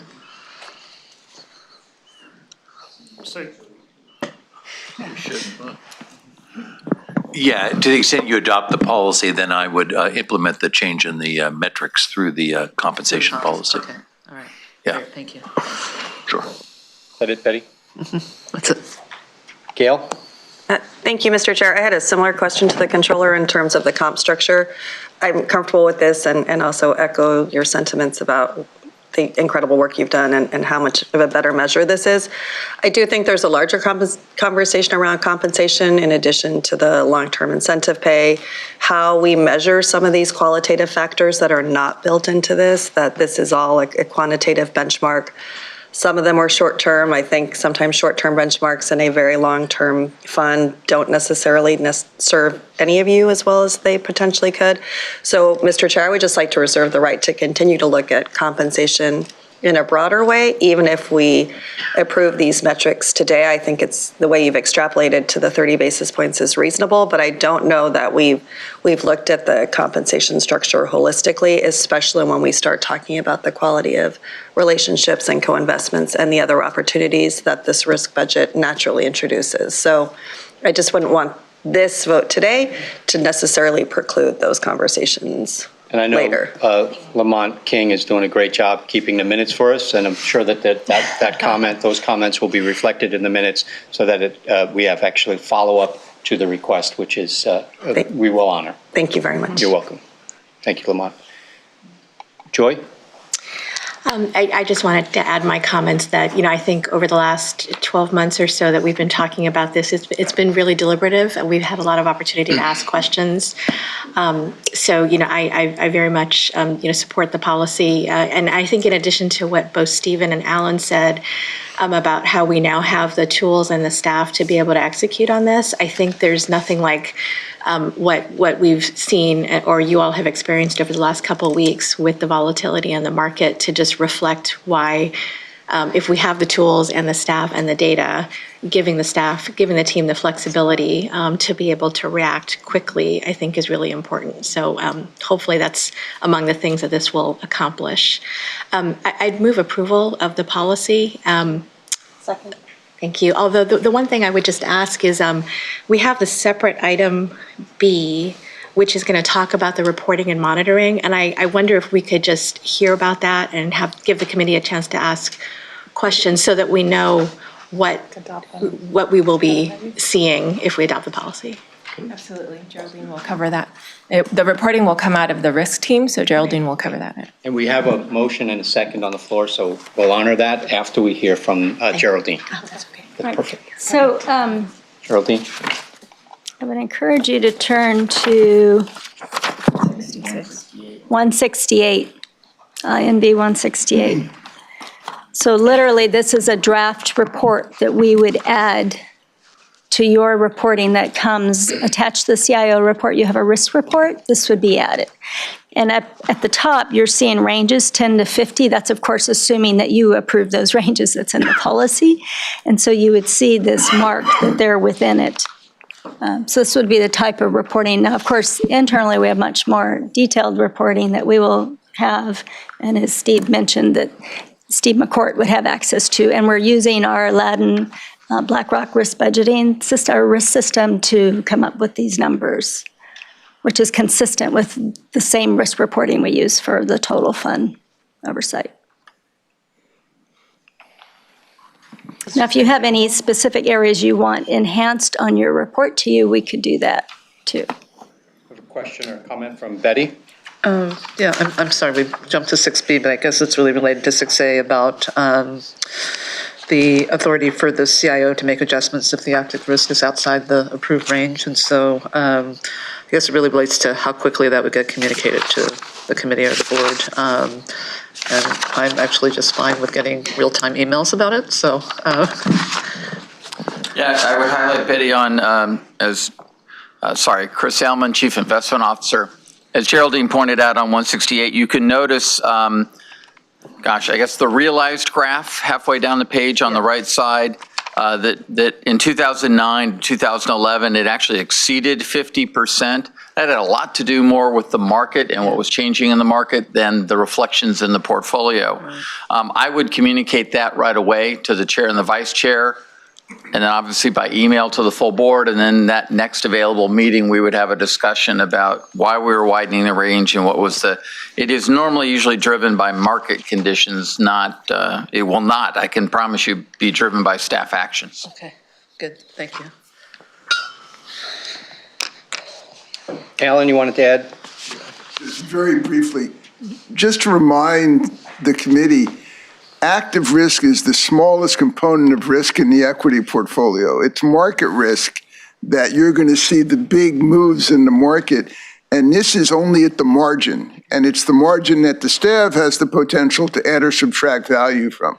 but you will still see big swings in the market, and you'll say, wait a second, we only had a 30 basis point active risk. That's relative to a benchmark which could move massively from day to day, as we've seen in recent periods. Thanks, Betty. I don't see anyone else in the queue. Steve, go ahead. Sorry, Steve McCourt. I just wanted to emphasize one thing looking at this table. I just wanted to emphasize to the committee that the policy ranges are based on the forward-looking expected risk in the global equity asset class, not the historical realized risk. The two are somewhat related, obviously, but I wanted to make sure the committee was at least aware of the reason it's better to use a forward-looking risk estimate. Markets can go haywire and create a lot of volatility and risk.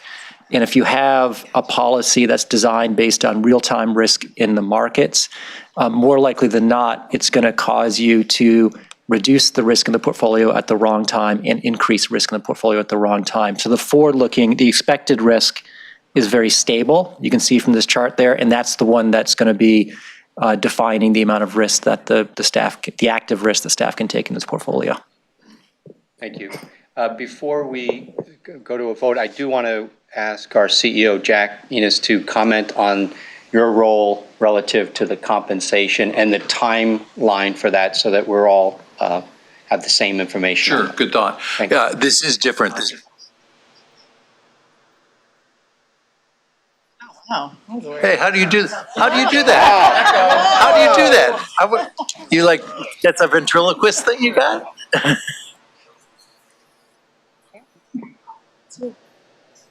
That's you now, HK. How does that work? It's good. We have to do it again. Jonathan, you got that under control over there? That's freaky. Thank you, sir. Oh, wait, anyway, I don't know what to make of that. This is different. I think it's important that we're doing so many different things here. This conversation and its implementation for comp is different than the comp policies you're discussing in the compensation committee, which are under your governance. So this aspect of compensation is actually delegated to me for a decision. So basically, we're watching to see how you finalize the policy. And when we do, we would translate that into metrics in the comp policy that would be for my decision. And then we would try to have those implemented before July 1st to begin a new incentive period for the staff. Did I say that right, Melissa? Because you oversee this. Is that correct? Yeah. So that's different than the other stuff you're talking about later on. Thank you for that clarification, Jack. So with that, we do have a motion on the floor. Joy Higa is the maker of the motion. Gail Miller, second the motion. It is to approve the recommendations on INV 133. And should that pass, it would then, INV 167 would be the committee approving this would have the staff beginning the implementing, reporting, and oversight, which is on INV 167. So 168, thank you. So all those in favor of approving, say aye. Aye. Those opposed? Okay, policy's been adopted, changes have been adopted. Thank you very much. Thanks, June. Thanks. Thank you, Geraldine. I was going to say 167. That's just an example. So Ms. Higa is going to chair this portion of the meeting, so I think we need some support with the staff to change her computer to chair. Thanks, Jonathan.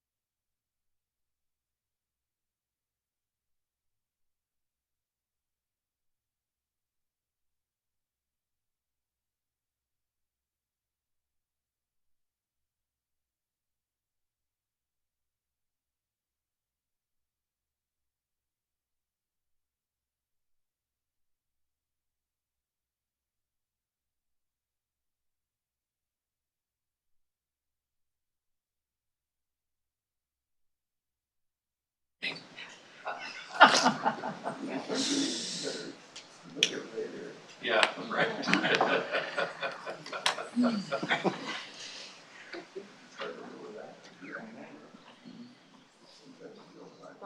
Oh, wait, it's Harakili. It's not Jesus. We're good? Oh, got it. Okay. Okay, great. So we are on agenda item number 7. We're going to be hearing our semi-annual performance reports. So 7A is the reports from our general consultant. So turn it over to Stephen now. Great. I'll be speaking off of INV 173 and just make some summarized comments, and happy to take questions. For the calendar year, the plan was up 18.4%, which outperformed the policy benchmark by 80 basis points, 0.8%, and outperformed the median large over $10 billion pension plan by 3 percentage points. So by all metrics, a very, very strong calendar year. What I believe is notable on this semi-annual report is the amount of green on it, which means that not only have you outperformed over the trailing 1, 3, and 5 year period the policy benchmark and peers, but without exception, every single asset class has outperformed policies over that time period, which is a remarkable observation. The question as a consultant, when you see numbers this strong, is are there risks that the staff is taking in order to achieve the elevated level of performance? And the three largest asset classes in the liquid markets are global equity, fixed income, and RMS. And so we looked at the historical volatility of those asset classes relative to benchmarks as a standard metric to determine whether there's elevated levels of risk, at least historically in the portfolio. And very pleased to report that in the case of risk mitigating strategies and global equity, the volatility of those portfolios is identical to the volatility of the benchmarks in each of those areas. So that's a really strong indication that there's no sort of risk creep in these portfolios, and makes the results in those asset classes even more impressive over those time periods. And I want to specifically highlight fixed income because its volatility historically was below the benchmark volatility for the trailing 3 and 5 years, which is remarkable. You as board members won't observe this as much as we would, but my rough guess is something around 99% of active fixed income managers have volatility above the benchmark, because in the fixed income markets, taking on additional credit risk in particular is, in most market environments, a very predictable way to add value. So I want to specifically call out the fixed income portfolio for outperforming here while taking less risk. It's a truly unique observation in the marketplace. So I'm finding it very hard to be critical of anything in the last few years here. So I'll just end with really good marks historically, and the staff set a high bar for themselves. So I'll end it there. Alan, do you have anything to add? Alan Emkin, Makita. It's important to put things in historical perspective.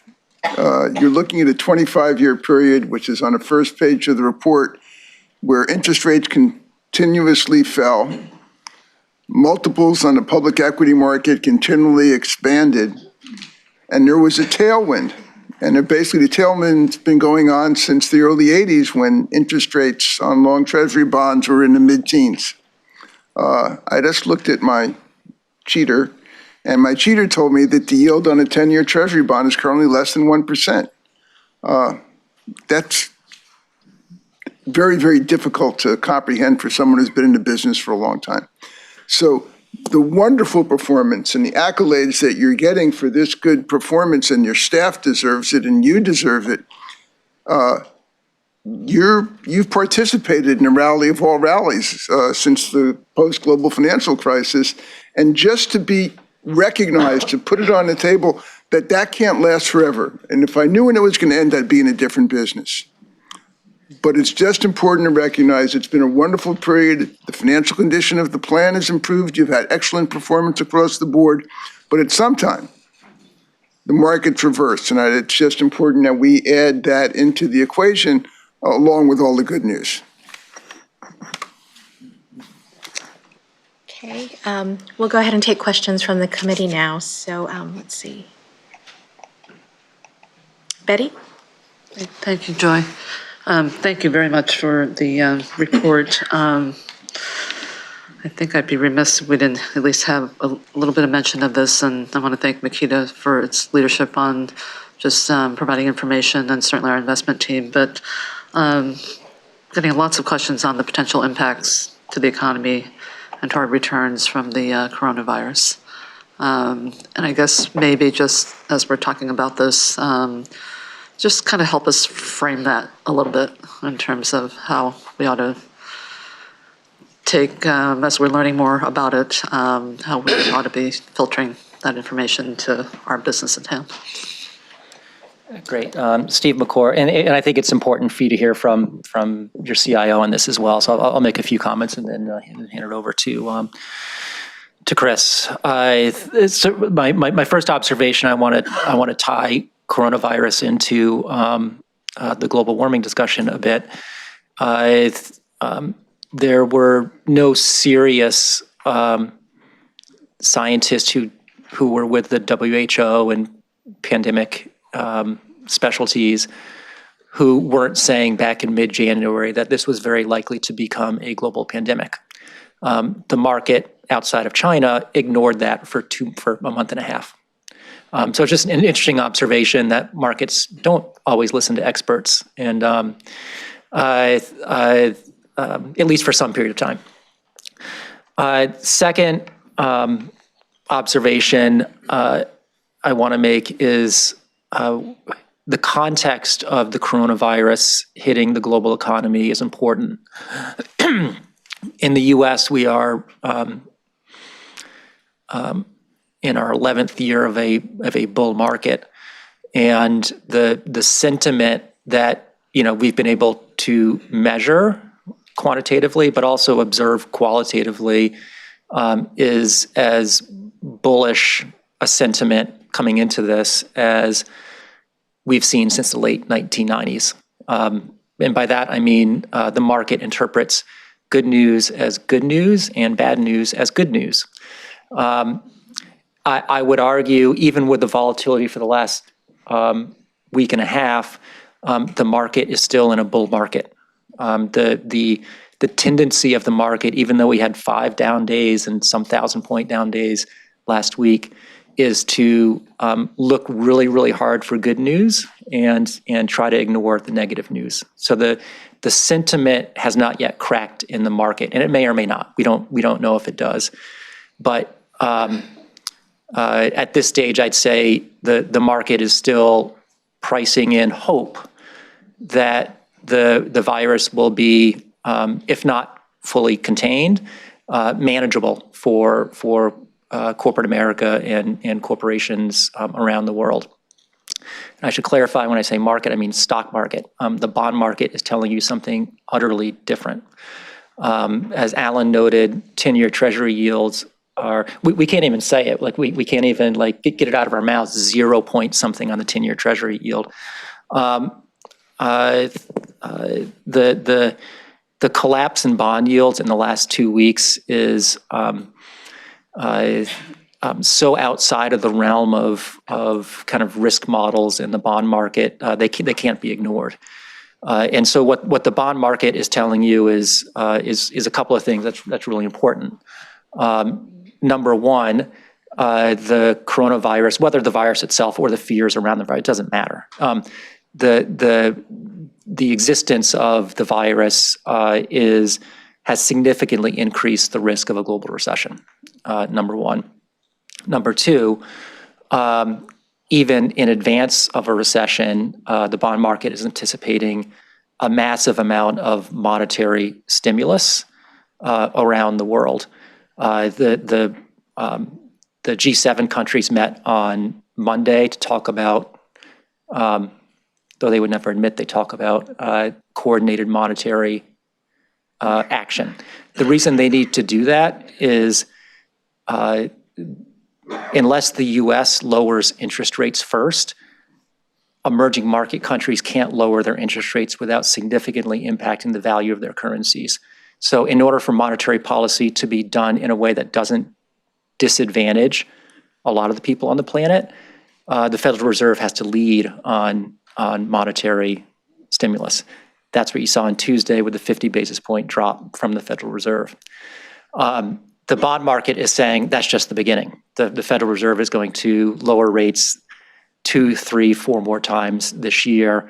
And as the 10-year Treasury goes down below 1%, the 2-year Treasury is at 0.6 right now, 0.6%. Increasingly, the market is pricing in that rates will go down to 0 in the U.S., which from a longer-term perspective maybe shouldn't surprise anyone, given that rates have been below 0 in Europe for several years and 0 or below in Japan for much longer than that.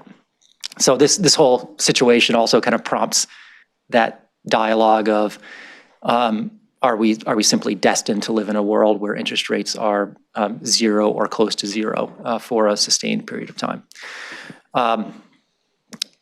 The final observation I want to make related to the context of the coronavirus hitting 11 years through a bull market is that it's hitting the economy at a point in time where valuations in the stock market are stretched, to say it politely, and leverage in corporate America is maximized. So the impact that a slowdown in the economy, fewer people traveling, fewer people eating out, is going to have potentially a more leveraged impact on corporate America than it would have if this has happened in 2009 or 2010. So it's still too early to tell what the exact impact is on individual companies. We won't know that for a couple of months. But what we do know is that in the aggregate, corporate America is more sensitive to the short-term economic impact of this because of the financial leverage and operating leverage driven by global supply chains in the system. So as we look at the risk of this in the future, the things to look at are things like credit downgrades, because credit rating agencies can no longer support investment grade ratings on companies that have declining earnings. And those are the signs that this starts to evolve into a more significant systemic bear market, as opposed to what right now I would define as a garden variety correction in the markets. So those are my quick observations. I think I'd like to hand it over to Chris. Chris Salmon, Chief Investment Officer. Betty, to answer your question, looking forward on this virus, we don't know. We've read lots of research. People have tried to forecast the SARS virus and its impact. They've even gone back to the Spanish flu in the 1912 or 1918. We're positioned defensively. We've maintained and increased the level of our liquidity. As the board knows, the Risk Allocation Committee, the RAC, is meeting regularly at market opens or market closes to determine if we should change our positioning. From what we've read from some of the research firms we talked to, they are assuming that we might have at least a quarter of no growth or maybe 2 quarters of no growth in the USA, which is in essence a recession for us. What is unknown is all we have is China to look at in terms of the length of the virus. And obviously they took extreme measures to isolate that population that can't be done in most of the developed democracies around the world. So we don't know how it will spread or if it will spread and what it will do. As Stephen said, how will people react? I mean, all we know at this point is they're going to Costco and buying toilet paper, but we don't know how, as we've said to you, the remedy for this flu directly impacts economic growth in terms of social distancing. So we're going to be positioned defensively. The market's going to be probably pretty volatile as it reacts to the news as it comes out. The question will be, does the economy restart right where it left off post-virus, let's say toward the summertime? I told you on a couple of emails, people are predicting a V. Now a lot of people are talking about a U. In other words, a flatter bottom where you have a prolonged couple of months where people and companies and factories shut down and then restart.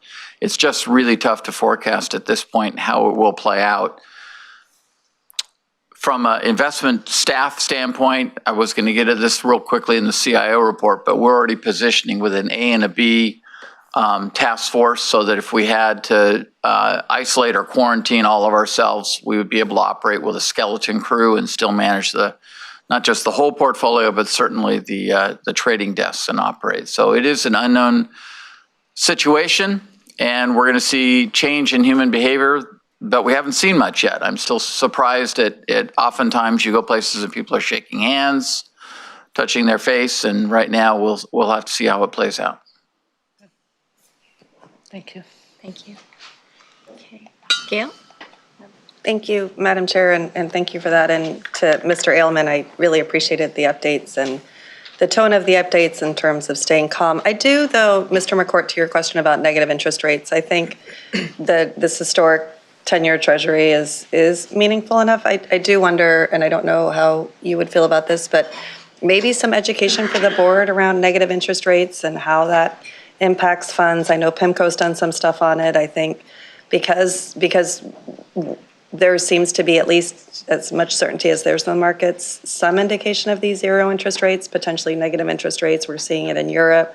And what that specifically means for defined benefit plans, it's because it's so new, and certainly we didn't think we would see it now. I think it may be. I don't know how you'd feel about that as not in the short term, but at some point, just understanding that better, Mr. Chair. I don't know if that would be appropriate. Thank you, Joy. What I would suggest is that working with Joy and the staff, we could structure perhaps a formal closed session discussion on that point exactly. We've had some informal comments on that in closed session, but we could certainly structure a more formal closed session conversation on the impact of low and negative interest rates on defined benefit plans longer term if we were to stay in this period. So we'll work on finding out the right timing for that closed session discussion. Sure. Did you have another question? No. Okay. Okay. Harry, did you have any other I'm done, questions? thanks. No, okay. Joy, if I could add one thing. Please, go ahead. The staff did a quick report for me, and I neglected to mention it, that I think next year in September, not next year, next fiscal year, but in September when we are looking at the one-year report, you will already see basically a tale of 2 years. There will be the pre-virus returns and then the post-virus returns. Even though we're only about 10 days into this, on February 28th, our fiscal year-to-date return on the fund was already 8.2, but up through yesterday, it's dropped already to 4.5. So it took about 4% off our total return, and then we'll have to see what happens in the preceding months. Thank you, Chris, and thank you for the comments, and also both to Makita and Chris for the communications, I think, to the board and the committee, just giving us we know that you're on it, we know that the staff is on it, but, hearing some of that, I think, real-time update and information about how closely you're monitoring it is something that I think I personally find really reassuring, and I think the rest of the board does as well. So thank you for that.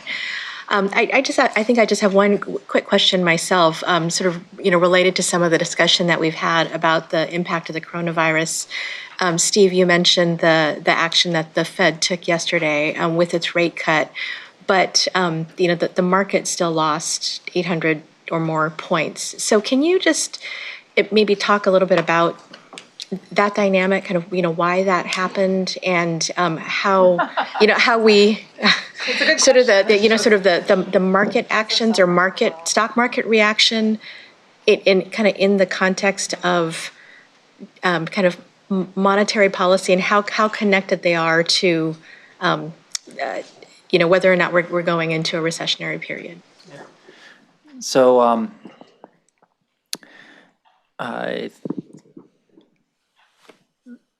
I think a few things are going on here.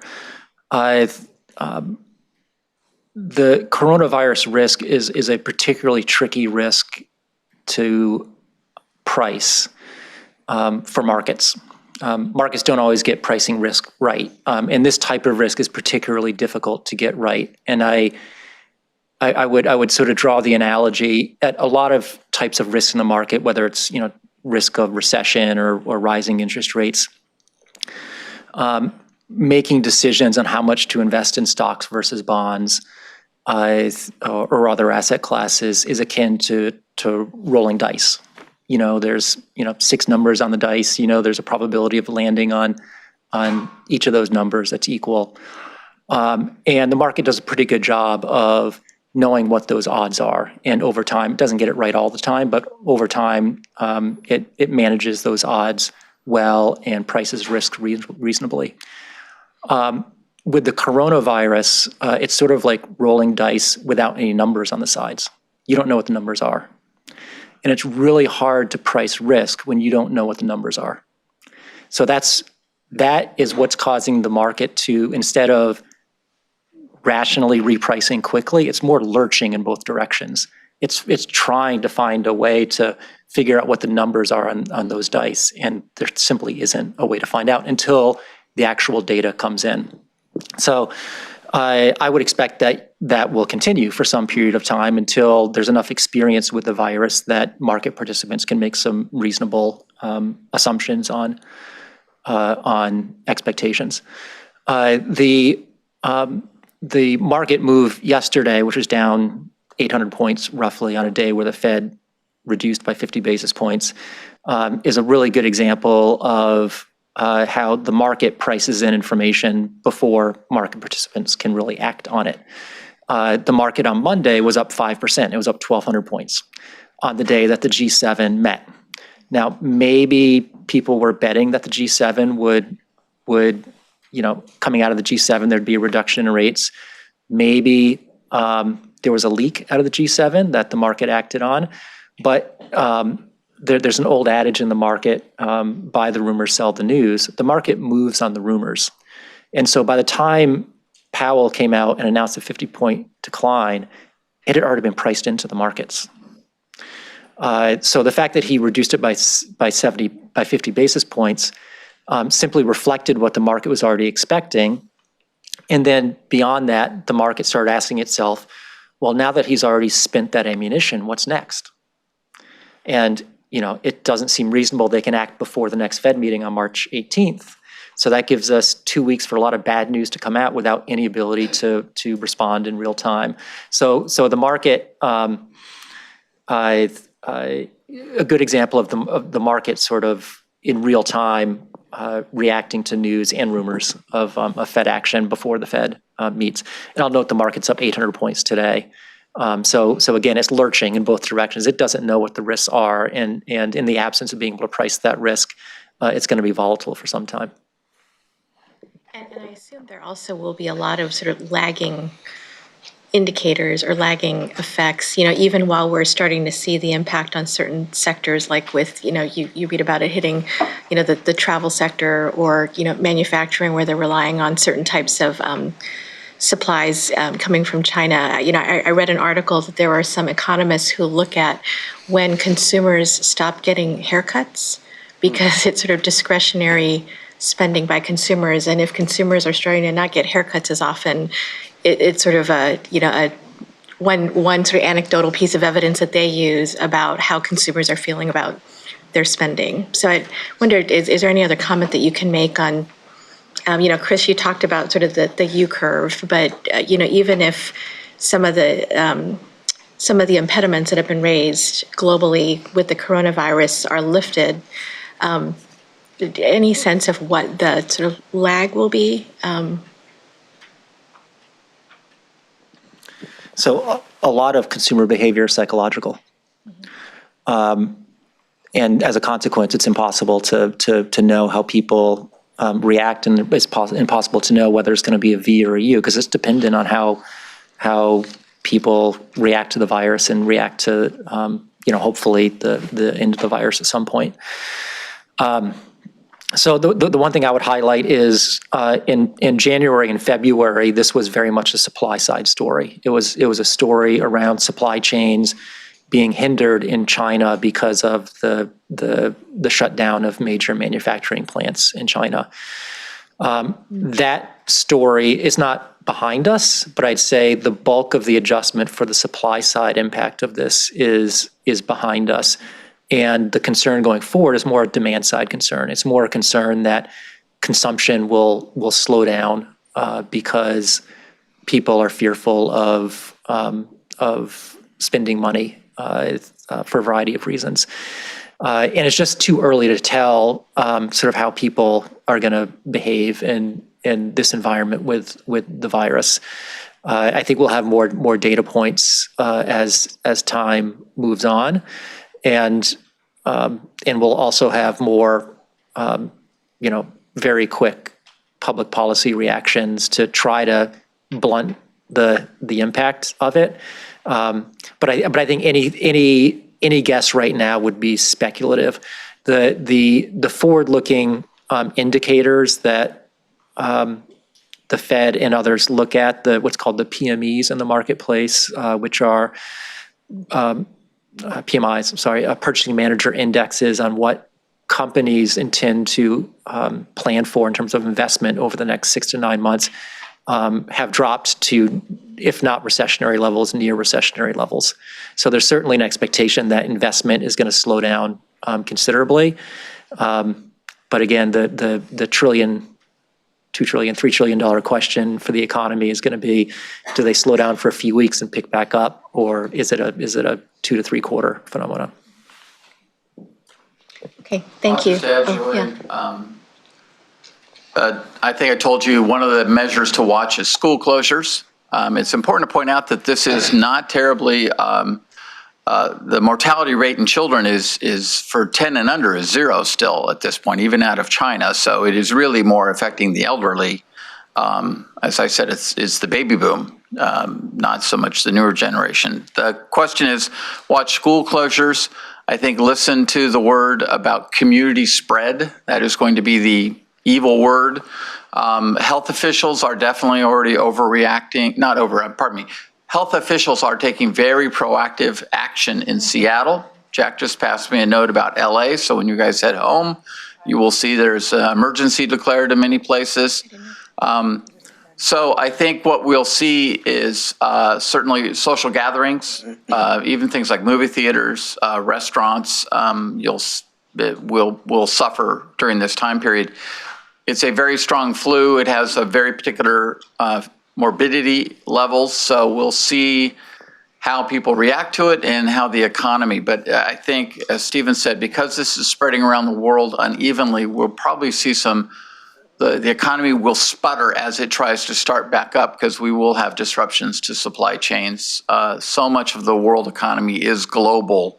Nothing is often made in one spot, so we'll have to see how it gets up and running. Great, thank you. So I don't think we have any other questions. I think this is just an information item, so we don't need to take any action. Okay, so we'll turn to 7B, which is our real estate semi-annual performance report.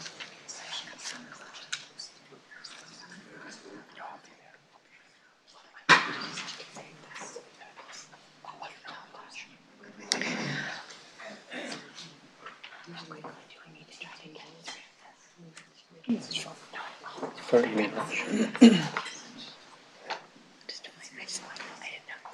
don't feel like you have to rush.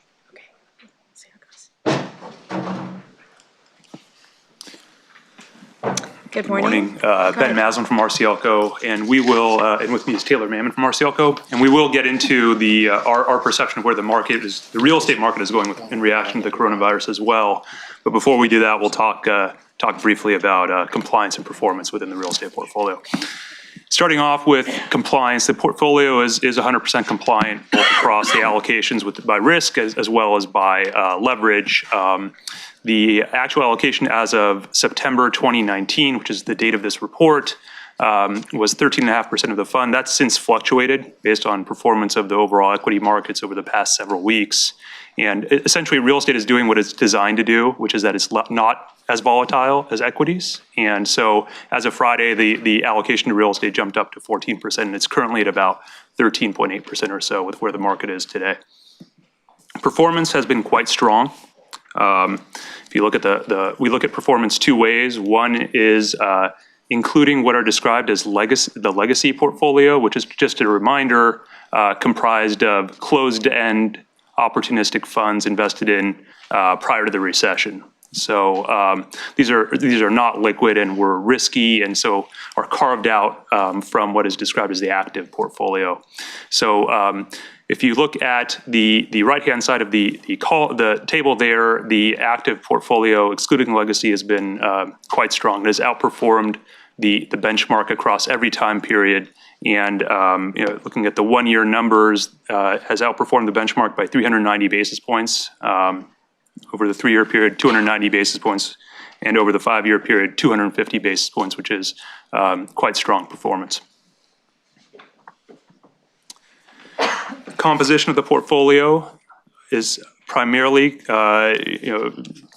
comprised of what are described as controlled assets. So those are primarily collaborative assets. So the collaborative model, which includes separate accounts and joint ventures, and then also open-ended funds. And the advantage of these as we enter volatile times is that you have control over your portfolio. So you have discretion over capital expenditures, whether to invest capital and you have increased liquidity associated with your portfolio. The legacy portfolio continues to diminish. So today it's about 4% of the overall portfolio. 10 years ago it was about 50%. And so as it diminishes, the returns continue to increase. In terms of where capital is committed, it's primarily, again, to controlled investments, and then also to, if you look at it by property type, it's primarily to housing and industrial assets, which have been the two best performing asset types within the real estate sector. Turning it over to Taylor, we'll talk about the market. Yes, good morning, and this is Taylor Mammon from RCLCO. We're grateful to work in an asset class that moves more slowly, at least in terms of valuations, gives us time to react and ponder. I will say that though the valuations and full collection of implications move relatively slowly in real estate, the use of real estate and capital's perception of what occurs in real estate moves more quickly. I will note that the slides that we presented on the market outlook that describe our perspective were submitted a couple of weeks ago, and things have changed in the meantime, as you know. We came into the current situation in what we describe as a late stable phase of the real estate market, consistent with the broader business cycle, and with relatively strong fundamentals, good transaction volume, a relatively good balance between supply of real estate and demand, and relative discipline when it comes to financing real estate as well, in particular in relation to the previous cycle. So that gives us a good place, obviously, to start from in the event of a downturn, and that is, of course, the condition within the CalSTRS portfolio as well. The current point of view has to take into account the impact of the COVID-19 coronavirus, as well as the broader impacts that it has on consumer perception, supply chains, and the market overall. We are thinking about this along two dimensions: near and long-term impacts, as well as property and capital market impacts. Just to talk about the near term, two property types in particular have been impacted or are likely to be impacted going forward. Hospitality, of course, is significantly impacted by this. It's a great time to stay at the finest hotels in the world. The rates are really cheap. Not so great for the owners of those properties, of which CalSTRS is not a major investor. You're under-allocated relative to the benchmark in hospitality, and so not necessarily struggling because of that. Industrial, particularly in port markets, which have been the strongest markets of any real estate property type geographically over the past several years. We're starting to see some chinks in the armor recently because of supply increases and dramatically increasing rents. And the challenges that the users of that space are having with supply chains are leading them to question new requirements for space, and buyers, investors in industrial are therefore not necessarily pricing these assets to perfection. Investment committees are clearly thinking about this, and we'll start to see impacts of that. Again, CalSTRS is underallocated to industrial, something that has dragged on what are otherwise great returns over the past few years. It may end up being a positive over the next couple of quarters. And in terms of capital markets going forward, it's really too soon to tell, but we have no doubt that investment committees, which I'd say in 80% of the companies that I know of meet on Monday mornings, we're talking about this on Monday morning, and we're revising assumptions and expectations for the year. Over the long term, the impacts are much more TBD, as we've discussed, and depend a great deal on what happens in coming weeks and months regarding the spread and the actions that are taken by government and the business sector. Though we have been surprised to see how many companies are instituting travel bans or even meeting bans, how many conferences are being delayed, how many annual meetings that GPs hold are being delayed, and so on. And expect that to have an impact. But again, I'll highlight the real estate sector has been relatively disciplined and has attractive income and other fundamentals that should make it attractive to investors throughout this period. And the CalSTRS portfolio in particular is well positioned to weather these types of events. With that, we'll close and respond to any questions. Thank you very much for the update. And I did want to remind the committee members that we'll also be reviewing these reports and hearing from the consultants in closed session, so there'll be another opportunity to ask questions. I've got a question from Bill. Given these interest rates, how do you see the commercial credit markets going forward with regard to real estate and how it may impact the real estate market? Is it too soon to tell at this point? Yeah, it's the commercial credit market. Obviously, rates are correlated with where the broader economy rates are, and so we're still seeing liquidity. What we're seeing are rates coming down, and so effectively, what that will mean is that typically in a downturn, cap rates will expand, so the NOI over the purchase price will expand. That may not happen because there's plenty of dry powder, and then there's debt available at a cheaper rate. And so we may not see declines in pricing in real estate as a result. And just one other question. On these legacy assets, is there no secondary market for these closed-end funds?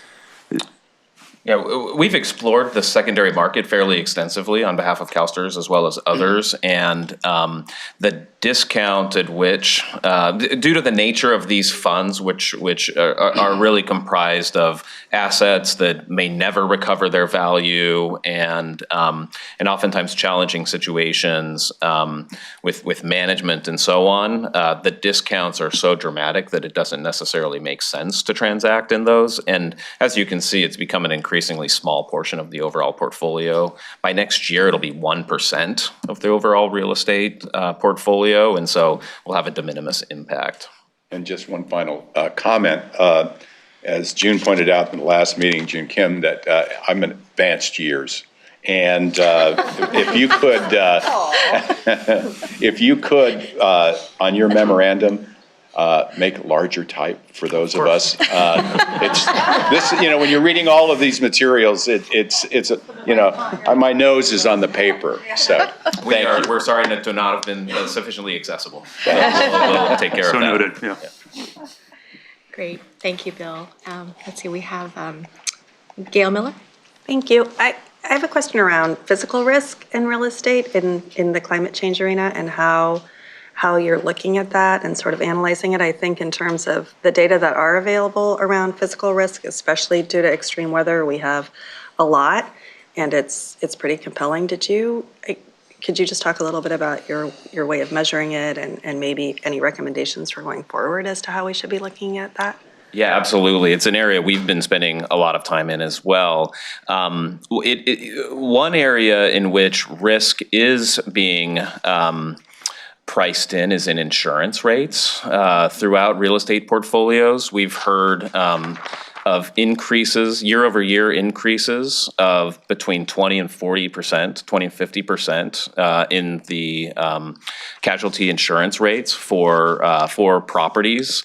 And that is leading all real estate investors and owners, including those that may have been somewhat skeptical, to pay a great deal of attention to this on a go-forward basis.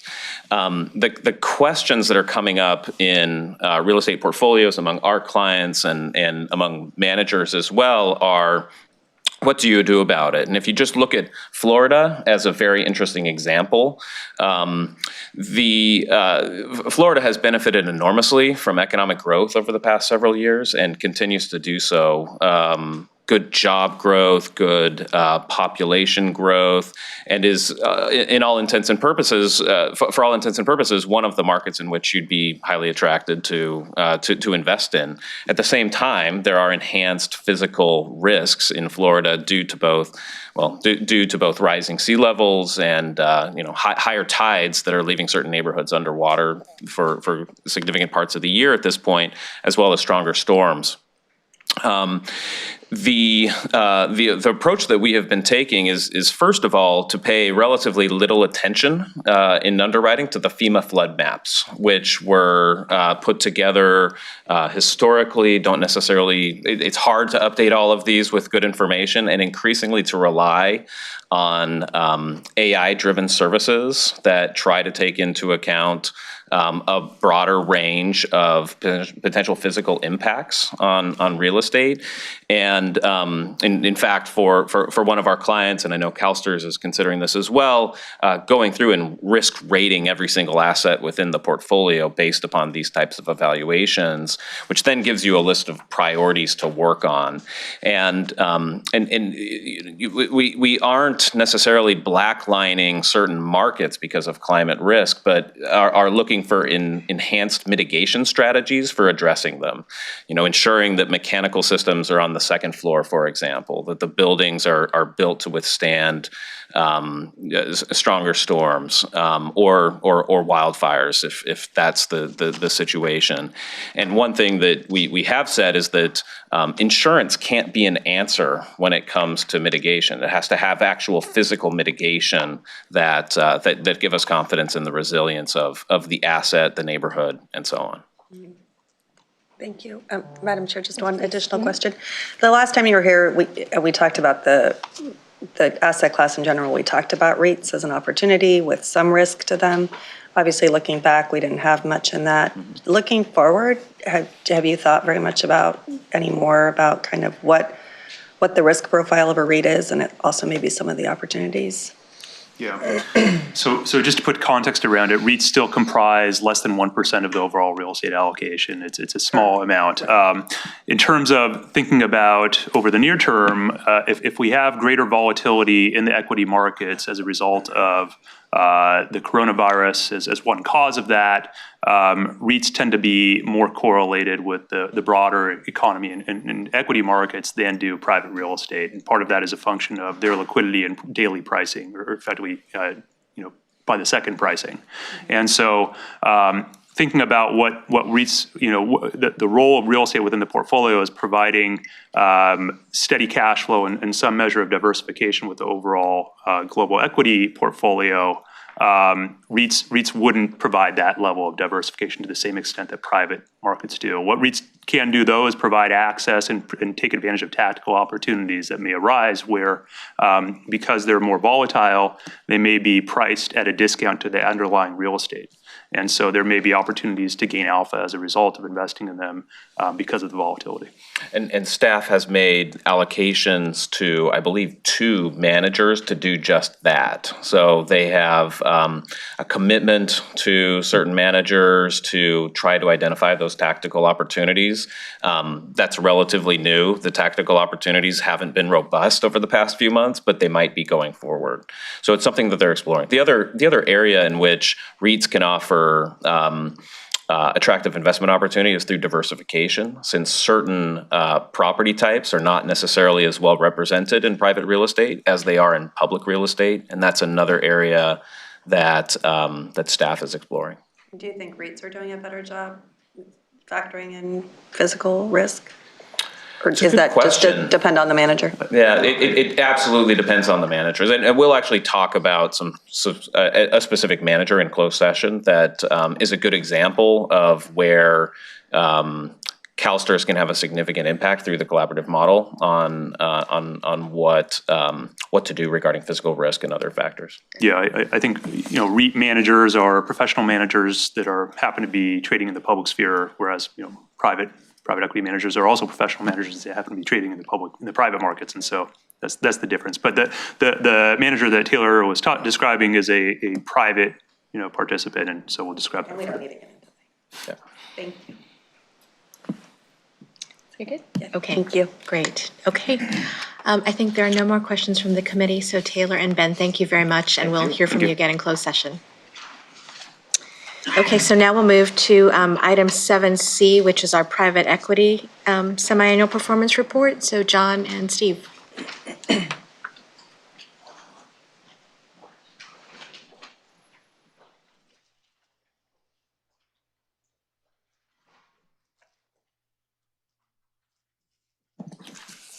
Go ahead. Hello. So before we begin our report, we thought we would, John Haggerty and Makita.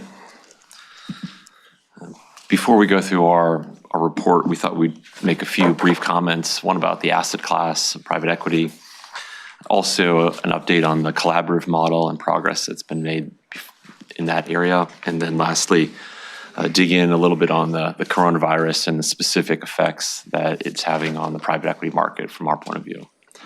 So first, a brief comment on the asset class. Private equity continues to perform very well. Your allocation is now at 9%. There have been great strides to move that towards the long-term target of 13%. As a reminder, the benchmark for this asset class is a full 150 basis points above your stock market index or your stock market benchmark. So we're looking to achieve 1.5% in additional gains per year. So this will be a very important return driver for the pension fund for the long term. And we continue to support very consistent deployment of capital.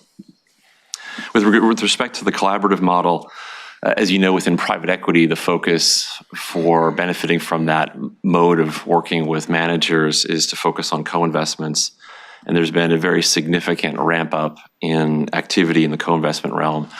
The report that we'll give you will show a 5% of NAV allocation or accumulation of exposure from co-investments. And I'll also note that equates to about roughly $1 billion In the last half of 2019, the team did 15 co-investments, which is illustrative of the elevated level of activity in that arena, which translates to significant cost savings for the pension fund, and also is deepening relationships that the staff has with individual managers, which is another key component of the collaborative model. With respect to the coronavirus, I thought I would, in the hopes of not repeating some of the comments that have been made by other folks about the global equity markets and individual other asset class markets like real estate, is just talk about what's similar with respect to public market exposure and private market exposure. And I would say as a reminder to all that the sensitivity that your private market portfolio has to GDP slowing and all of the events that we're talking about with respect to the coronavirus and the travel quarantines, disruptions to global supply chains, those effects are going to be very similar to what you see within your private equity portfolio. The direct immediate impact you're going to see is within your China exposure itself, but that's very small. As of the end of September, the number is 4.4% of your private equity portfolio is invested in China. And not all of that is specifically within the sectors that have been impacted most directly and immediately, which is manufacturing and also in the service sectors. So we think that exposure is relatively small. Also energy.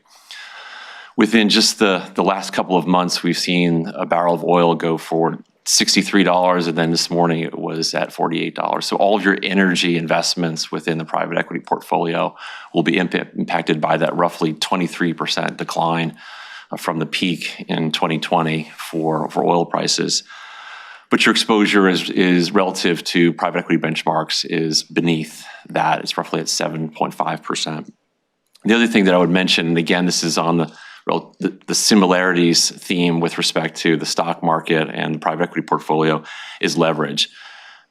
Leverage is going to impact the returns and the risk within your private equity portfolio. Overall, we see a relatively similar level of leverage at the company by company level in your private equity portfolio as we see in the stock market, but there are going to be individual companies that are going to be impacted by a higher level of leverage if we continue to see a slowdown in economic activity.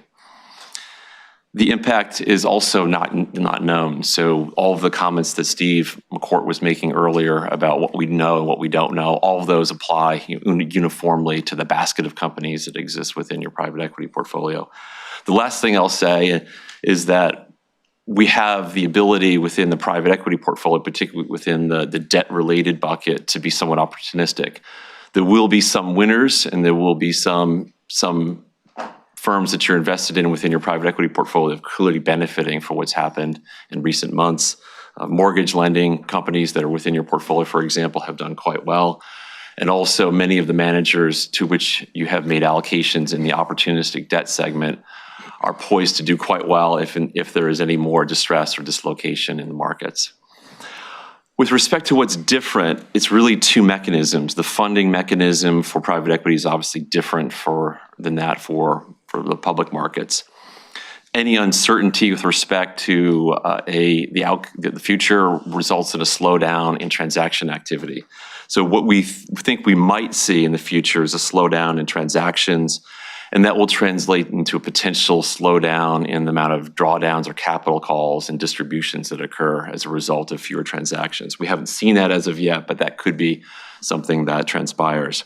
The other mechanism that's obviously different is valuation. And here's where you have a benefit relative to the public markets, where valuation is done on a quarterly appraisal process, and effectively you'd see a muting in the volatility in this portfolio relative to what you'd see in your stock market portfolio. Also, broadly speaking, you're investing in smaller companies within your private market portfolio relative to your public market portfolio. And this could be somewhat of a benefit if these risks tend to play out from the coronavirus outbreak, and that in that they tend to be US domiciled and also less dependent on global supply chain and less dependent on interactions abroad.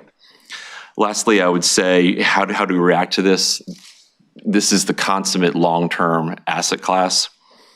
We rely upon the managers in many ways that you've vetted over time to exercise their judgment and discipline in making investments.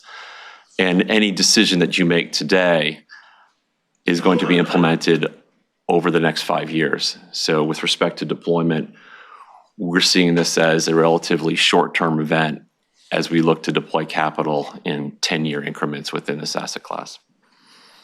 With that, I'll turn it over to Steve to begin our report. So nothing particular to add other than just to emphasize one thing that John was mentioning, Steve Hart from Makita, that there's been a trend over the last several years in the private equity market of covenant light lending, meaning that there's when a firm is taking out some loans, there's just not the same protections for the borrowers that had been in the past, where if you had a decline in your revenue or your profitability, that then the bank could call you up and say, hey, what's going on, or maybe call the loan.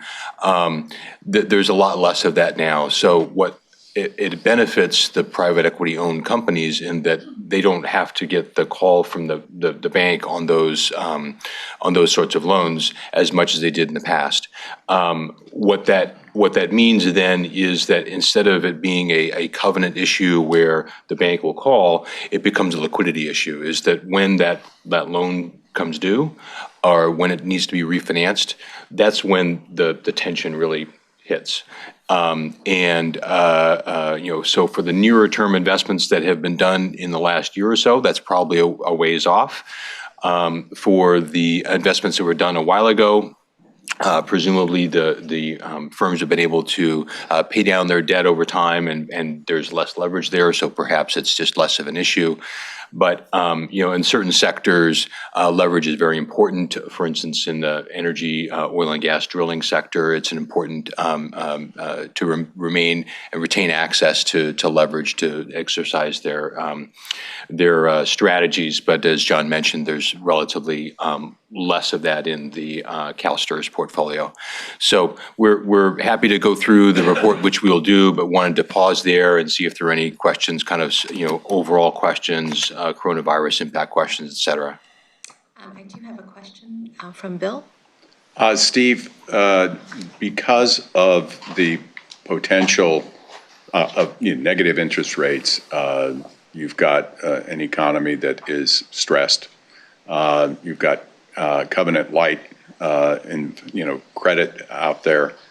Do you foresee restructuring investments in restructuring private equity firms as something that one ought to consider? I mean, it seems to me that there's going to be a day of judgment when people are going to have to come to the table and restructure debt at some point.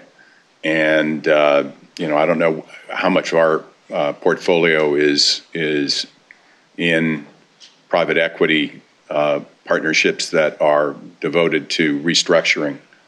Can you maybe answer that? So a couple of points there. One is that just as a example of a situation in a country where there's been negative interest rates for a while, and that's Japan, where an issue has been the level of growth in the underlying companies, being able to develop value that way, and that what happens in Japan and Korea, in some extent, is the deconglomeration of businesses taking place. So it's actually been a relatively attractive market for private equity firms to go into, and that the banks there actually like to make loans to those sorts of firms.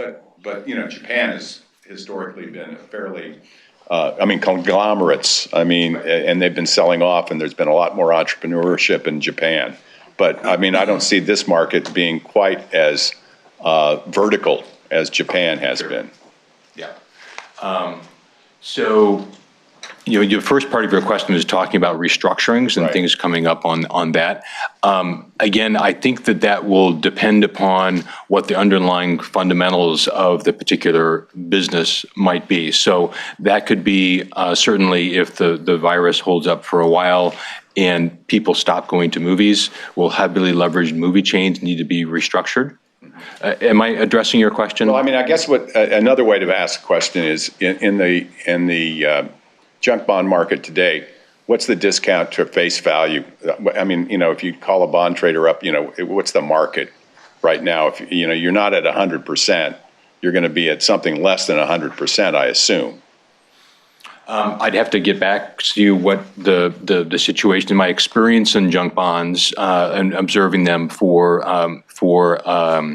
private equity companies, is there gets to be a point somewhere in the 90s or upper 80s where all of a sudden it goes from one set of traders and people that are looking at those bonds to all of a sudden going to 60 cents. But there is a gap there that takes place. There's an air pocket where things move, and it seems to be a different kind of trader and investor, and things move pretty rapidly between those. When that happens, it tends to move quickly. So if, as described, there is changes in credit ratings and things of that nature start to take place, and that forces certain holders that are restricted as to how much they can hold of certain credit-rated types of assets, make them have to move them, then that's kind of a result of the liquidity in the marketplace and how investors are structured and moving things in a way that they were not set up to hold in those types of asset classes. And if that tends to take place, then that liquidity for those kinds of firms will undergo some significant change, and there could be opportunities for the restructuring. In terms of where the portfolio is currently placed, the restructuring market, the private equity portfolio, the restructuring market and the distressed debt for control market has been weak over the last, there just hasn't been a lot of activity, and a number of managers that have tried to participate, say, in a slowdown of the energy or the slowdown of shipping or things that have happened, have not been able to participate as well. There's been sort of V-shaped recoveries, or things just never came back. So it's been a challenging area. I would say that the staff continues to look at that as an opportunity set. And the situation, there just hasn't been a lot of volume for those kinds of firms to participate in. And unless the firm is, the investment vehicle is set up such that the management fees don't start until they actually call the capital for actual investments, it gets hard to make the commitment and then have nothing happen, and they still write a management fee check every quarter. So something that I know staff is looking at in that sector, but it's been a challenging one over the last couple of years. So Bill, I think that was great. Scott, could you just introduce yourself? Sorry, my name is Scott Chan. I'm the Deputy CIO. And I thought that was an excellent summary. But Bill, I wanted to bring Margot up just to discuss what segment of our portfolio might deal with, for example, in your example, the coronavirus causing a recession and a lot of distressed. We have certain distressed managers and controlled buyout managers that I think Margot can more specifically address for our portfolio and how we would react to it. So I wanted her to talk a little bit about that. Sure, and I agree with what Steve said.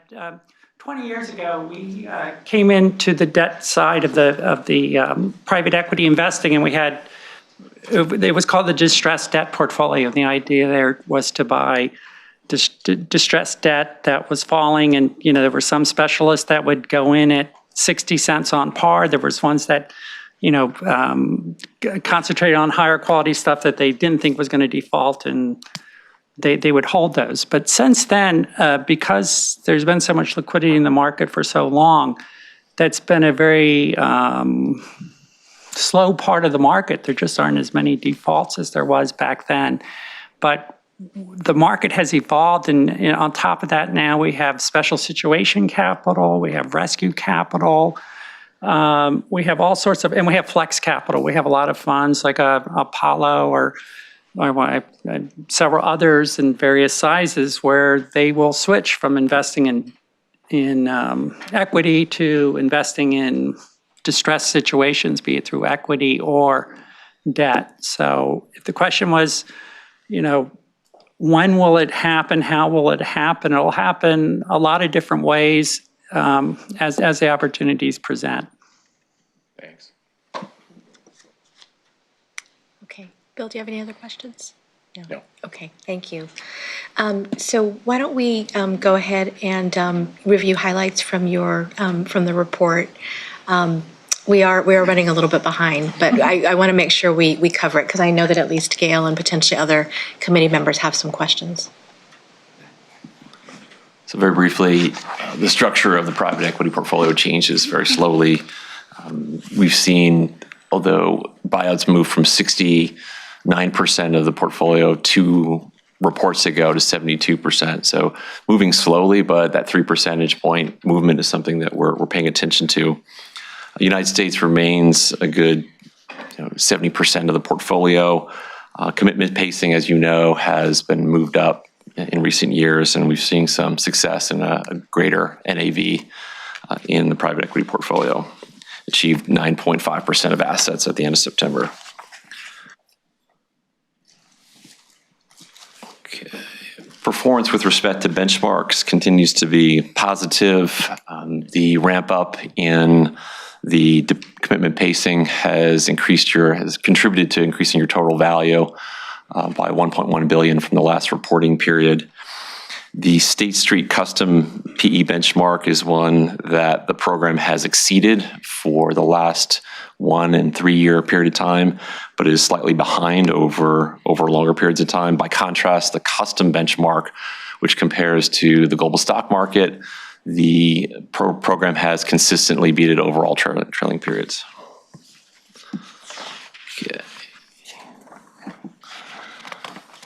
Okay. Over the second and third quarter, we saw negative cash flow. This is something that we're looking for as you ramp up. It means that your commitment, your contributions are outpacing your distributions. This is what we're angling for as we seek to increase the proportion of private equity in the total pension fund. I would also say that over the second half of 2019, staff made a large number of commitments. However, it does not reflect the current pace.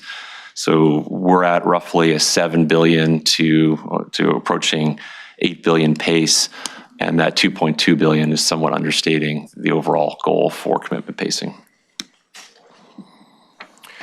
Just taking a look at the portfolio, Steve Hart from Makita, just taking a look at the portfolio, a couple of points here. As John stated, the buyouts exposure, well, first, all of the figures are within the range. The buyouts portfolio has continued to increase in size as a percent of the total program, about 72% now. That's understandable given a couple of things. One, the ability to deploy larger amounts of capital to managers that can deploy that capital. So that typically happens in the buyout space. So that's just a place where there's been a lot of capital raised and where CalSTRS has access.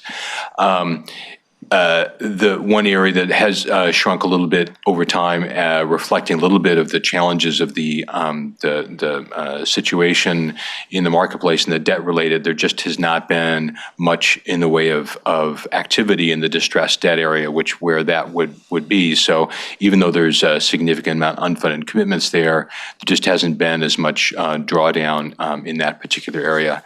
And as John mentioned, the total program has moved from about 9% of total assets to 9.5% now, and that's a result of the additional commitments that have been made that have been started to get drawn down and actually deploying more capital into the program.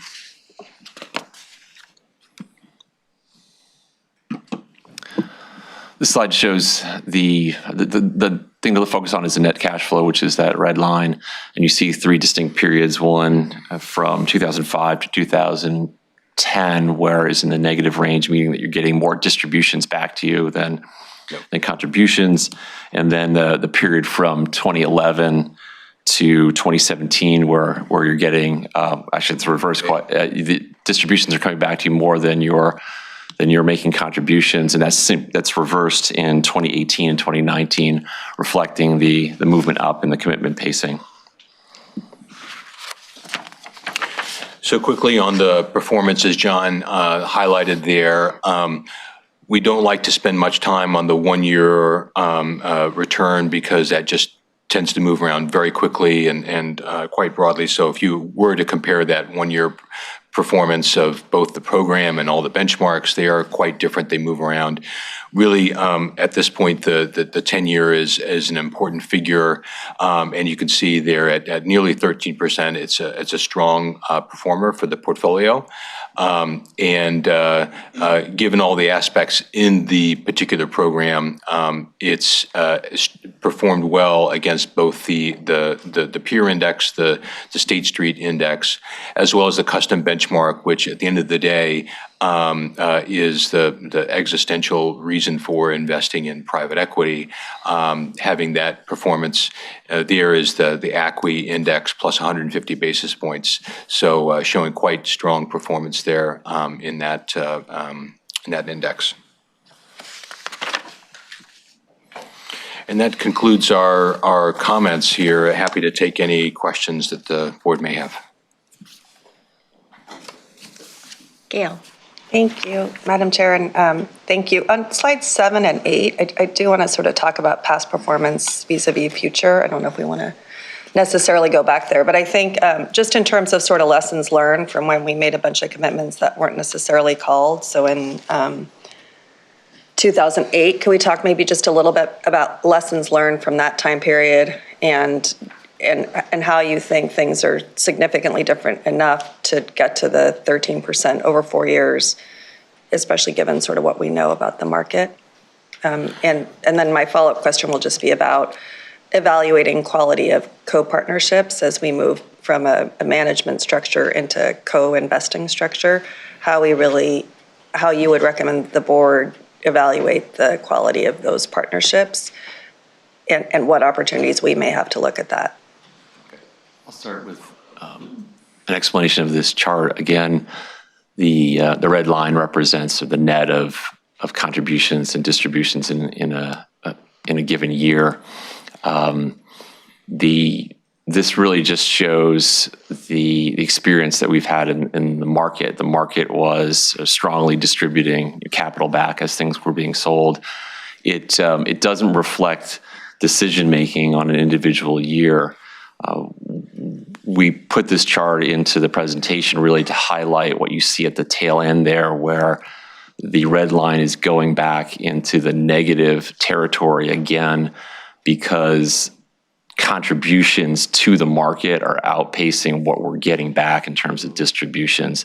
And that's that's the intention of the program right now, given that you're going to try to move from 9.5% up to the 13% long-term target.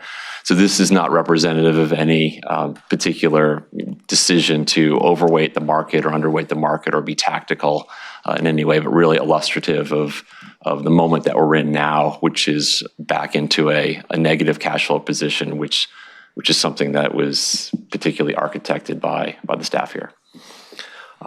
The other question, does that answer your question? It does. Maybe my question was more specific to, there was a time when we weren't as successful, I think, as we had hoped in this private equity space, and maybe some lessons learned from that time period that we could incorporate now in order to get to this 13%. I'm sorry, Steve.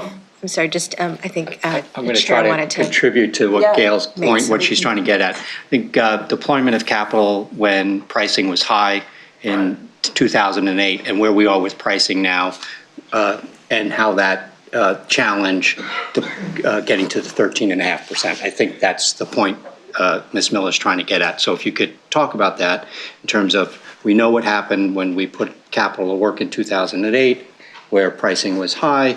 Pricing is high now. We're trying to put more capital to work. What are the risks associated with that? Is that accurate? Yes, that's much better said. Thank you, Mr. Chair. Sure. Thank you.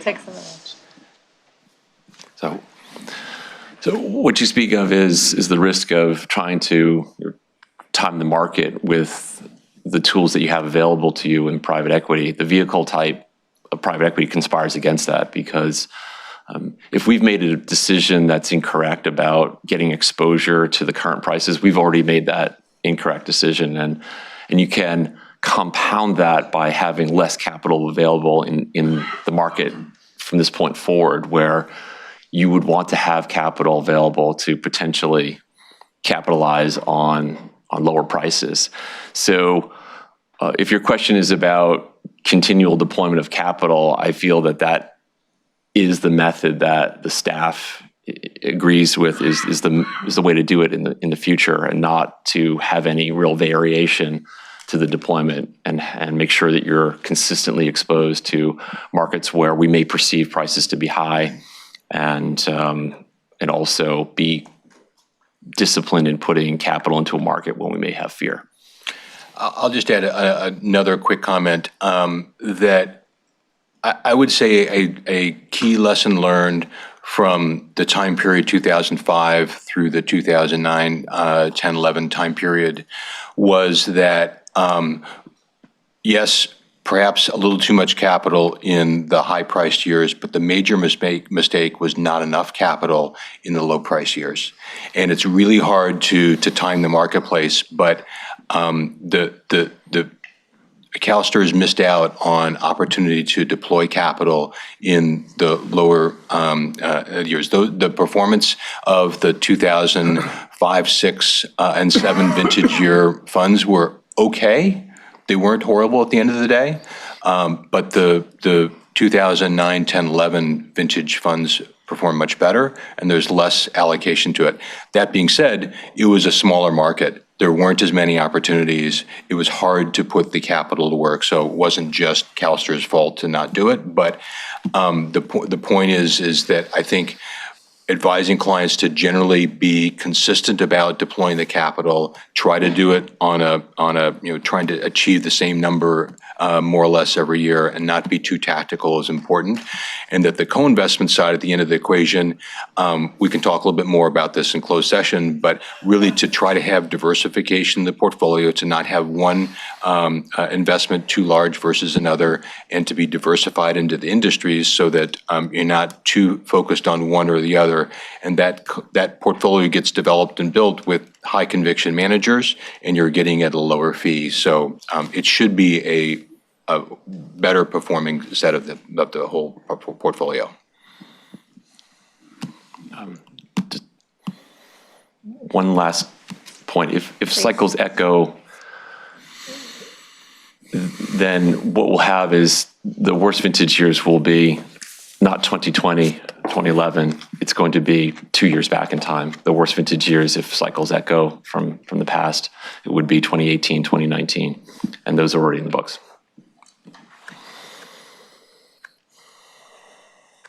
Okay, I don't think there are any other questions from the committee, so we'll see you in closed session.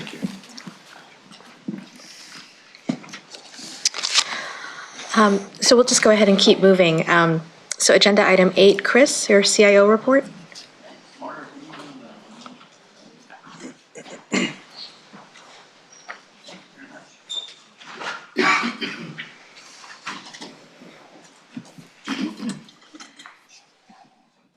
There we go. This is the fund size back on January, $252 billion. We are still, unfortunately, because of February being a negative month, a little bit below that. But you can see that even now we are still up on the year.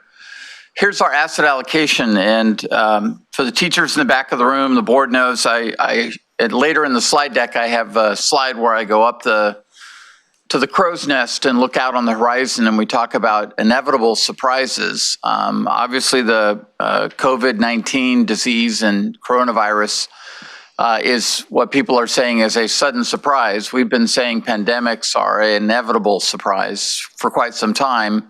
You just don't know when they're going to happen. And I guess I would want to give teachers confidence in the portfolio. It is specifically designed with diversification as its first form of risk. And it's important to note that in the past 20 years, we've actually weathered 2 inevitable surprises and come out quite well because of our diversification. And then on top of that, as I mentioned, I have to say I'm really impressed with our staff once again and how quickly we have met to tilt the portfolio more defensive to be able to weather this storm come what may. It is very difficult at this point to predict what will happen. Obviously, you're seeing the markets up strong this year. But when I talk to the Wall Street people and then would they listen to the medical experts, while it may not be as bad as people are fearful, I'm concerned that things could become pretty serious ahead of this virus. We'll have to see. It's going to test us as it always has. But I think most importantly for the teachers in the back to convey and for us to convey to the teachers of California, portfolio is broadly diversified. It has weathered these kinds of crises in the past, and I am very confident that we will do so again. And I'm very confident that, in my opinion, and I'm biased, but I think you have one of the best investment teams in the country here to manage and work through this professionally. And then, as I have noted to you, we have already made tactical decisions and in some cases actually already added value to the fund through this. While the big blue sphere of global equity declines in these kinds of market conditions, some of the other spheres, as we've talked about, interest rates in fixed income and then particularly RMS have actually made money in some of the subsectors. So we'll get into that in more detail in closed session. I asked the staff to update these charts for the last couple of days, so they won't reflect the charts in the PowerPoint on the web. So this is as of Monday, and you can see the spike back up. But the dramatic decline that we experienced, we're still, as I said, positive actually on from June 30, but all of that run up in the September to January phase was immediately wiped out in a very short period of time. So that's the U.S. market. There's a longer term view of the market, so you can see we're still up over the bull market, as Stephen said, the 11-year bull market, still very positive, and it would take a lot to call that a peak yet, but we'll have to see. Here's non-U.S. stocks, so similar sell-off, not quite as dramatic, but also not as dramatic a run up leading into that during the fall. So non-U.S. stocks are actually now negative on the year, fiscal year to date, and are still going to see some challenges. It's most important because their economies were not that strong going into this. We talked about Germany being in a recession, Japan's economy still being very flat, and so any slowdown has taken them deeper into a recession. We already talked about it earlier. The most profound impact has been on the yield curve to see rates shift down just in the last year. And you note again that the curve for a while was slightly negative in the front end until the Fed eased rates 50 basis points. So picture that green line now touching the 1%. So it's a positively sloped line, but rates are very low back. In the discussion about negative interest rates, I was reminded by the staff, Fed funds rate was 0 to 25 basis points for several years after the 2008 crisis. So that's when the Fed used QE, quantitative easing, instead of going into negative interest rates. And I think there's a real debate among economists of the efficacy of negative interest rates. So far in Europe, it has not proven out to be a tool that actually discourages saving at a time when people want to save. So going up in the crow's nest, same kind of issues. Trade wars and fights are still a problem. Central bank, we still have those external issues. Didn't have a chance to change this slide. I would say the U.S. economy, while growing at 2.5%, we may well see a 0 growth rate, depending on how March goes and depending on the second quarter, what happens there. Employment numbers come out on Friday, but they will be quoted as pre-virus, not post-virus. So we will have to see how that plays out. I had to put pandemic up at the top on the inevitable surprise list. Obviously, the 2020 election has been somewhat sorted out dramatically yesterday. We still have an example of violent storms. I would note on the other side that you have seen examples of social unrest pop up across the world. And we still have the question about not just hacking, but internet disruptions and the question of foreign entities getting into and spyware problems in the internet. So our staff, we've already sat down with our business continuity Most of us think of disaster recovery of losing the building. What do we do? And we have a hot site that we can turn on and run. This is more a case of social distancing, that we would all be separated from each other and need to be isolated in our homes. Then it's really becomes a heavily technology-dependent solution, hopefully with the assumption that if this building had to be quarantined, the servers are still up and running, electrical supply is up and running, the internet and cell providers are up and running. We should be able to work with a skeleton crew we've identified in the investment office, all from our own homes, and still work for a short period fairly effectively if we need to. But as I said, let's hope we don't get to that. I'm open for any questions. Are there any questions from the committee for Chris? No? Okay. Thank you, Chris. I think we between your report and the discussion during the semi-annual reports, we got to talk a lot about what is on a lot of people's minds. So thank you. Okay. Okay, so agenda item number 9 is just a review of information requests. Lamont? Sure. During item 7A, the committee requested a future closed session item to discuss the impacts of low and negative interest rates on defined benefit plans. That's all I have. That's all I have. Anyone else have anything that didn't get flagged? Okay, thanks, Lamont. Okay, agenda item number 10 is our draft agenda for the next committee meeting. Chris, anything you want to highlight? There will be a few changes. You adopted some of the policies, so those won't be on there. The diversity initiative, we're asking to put that off to July because our speaker couldn't make it in May.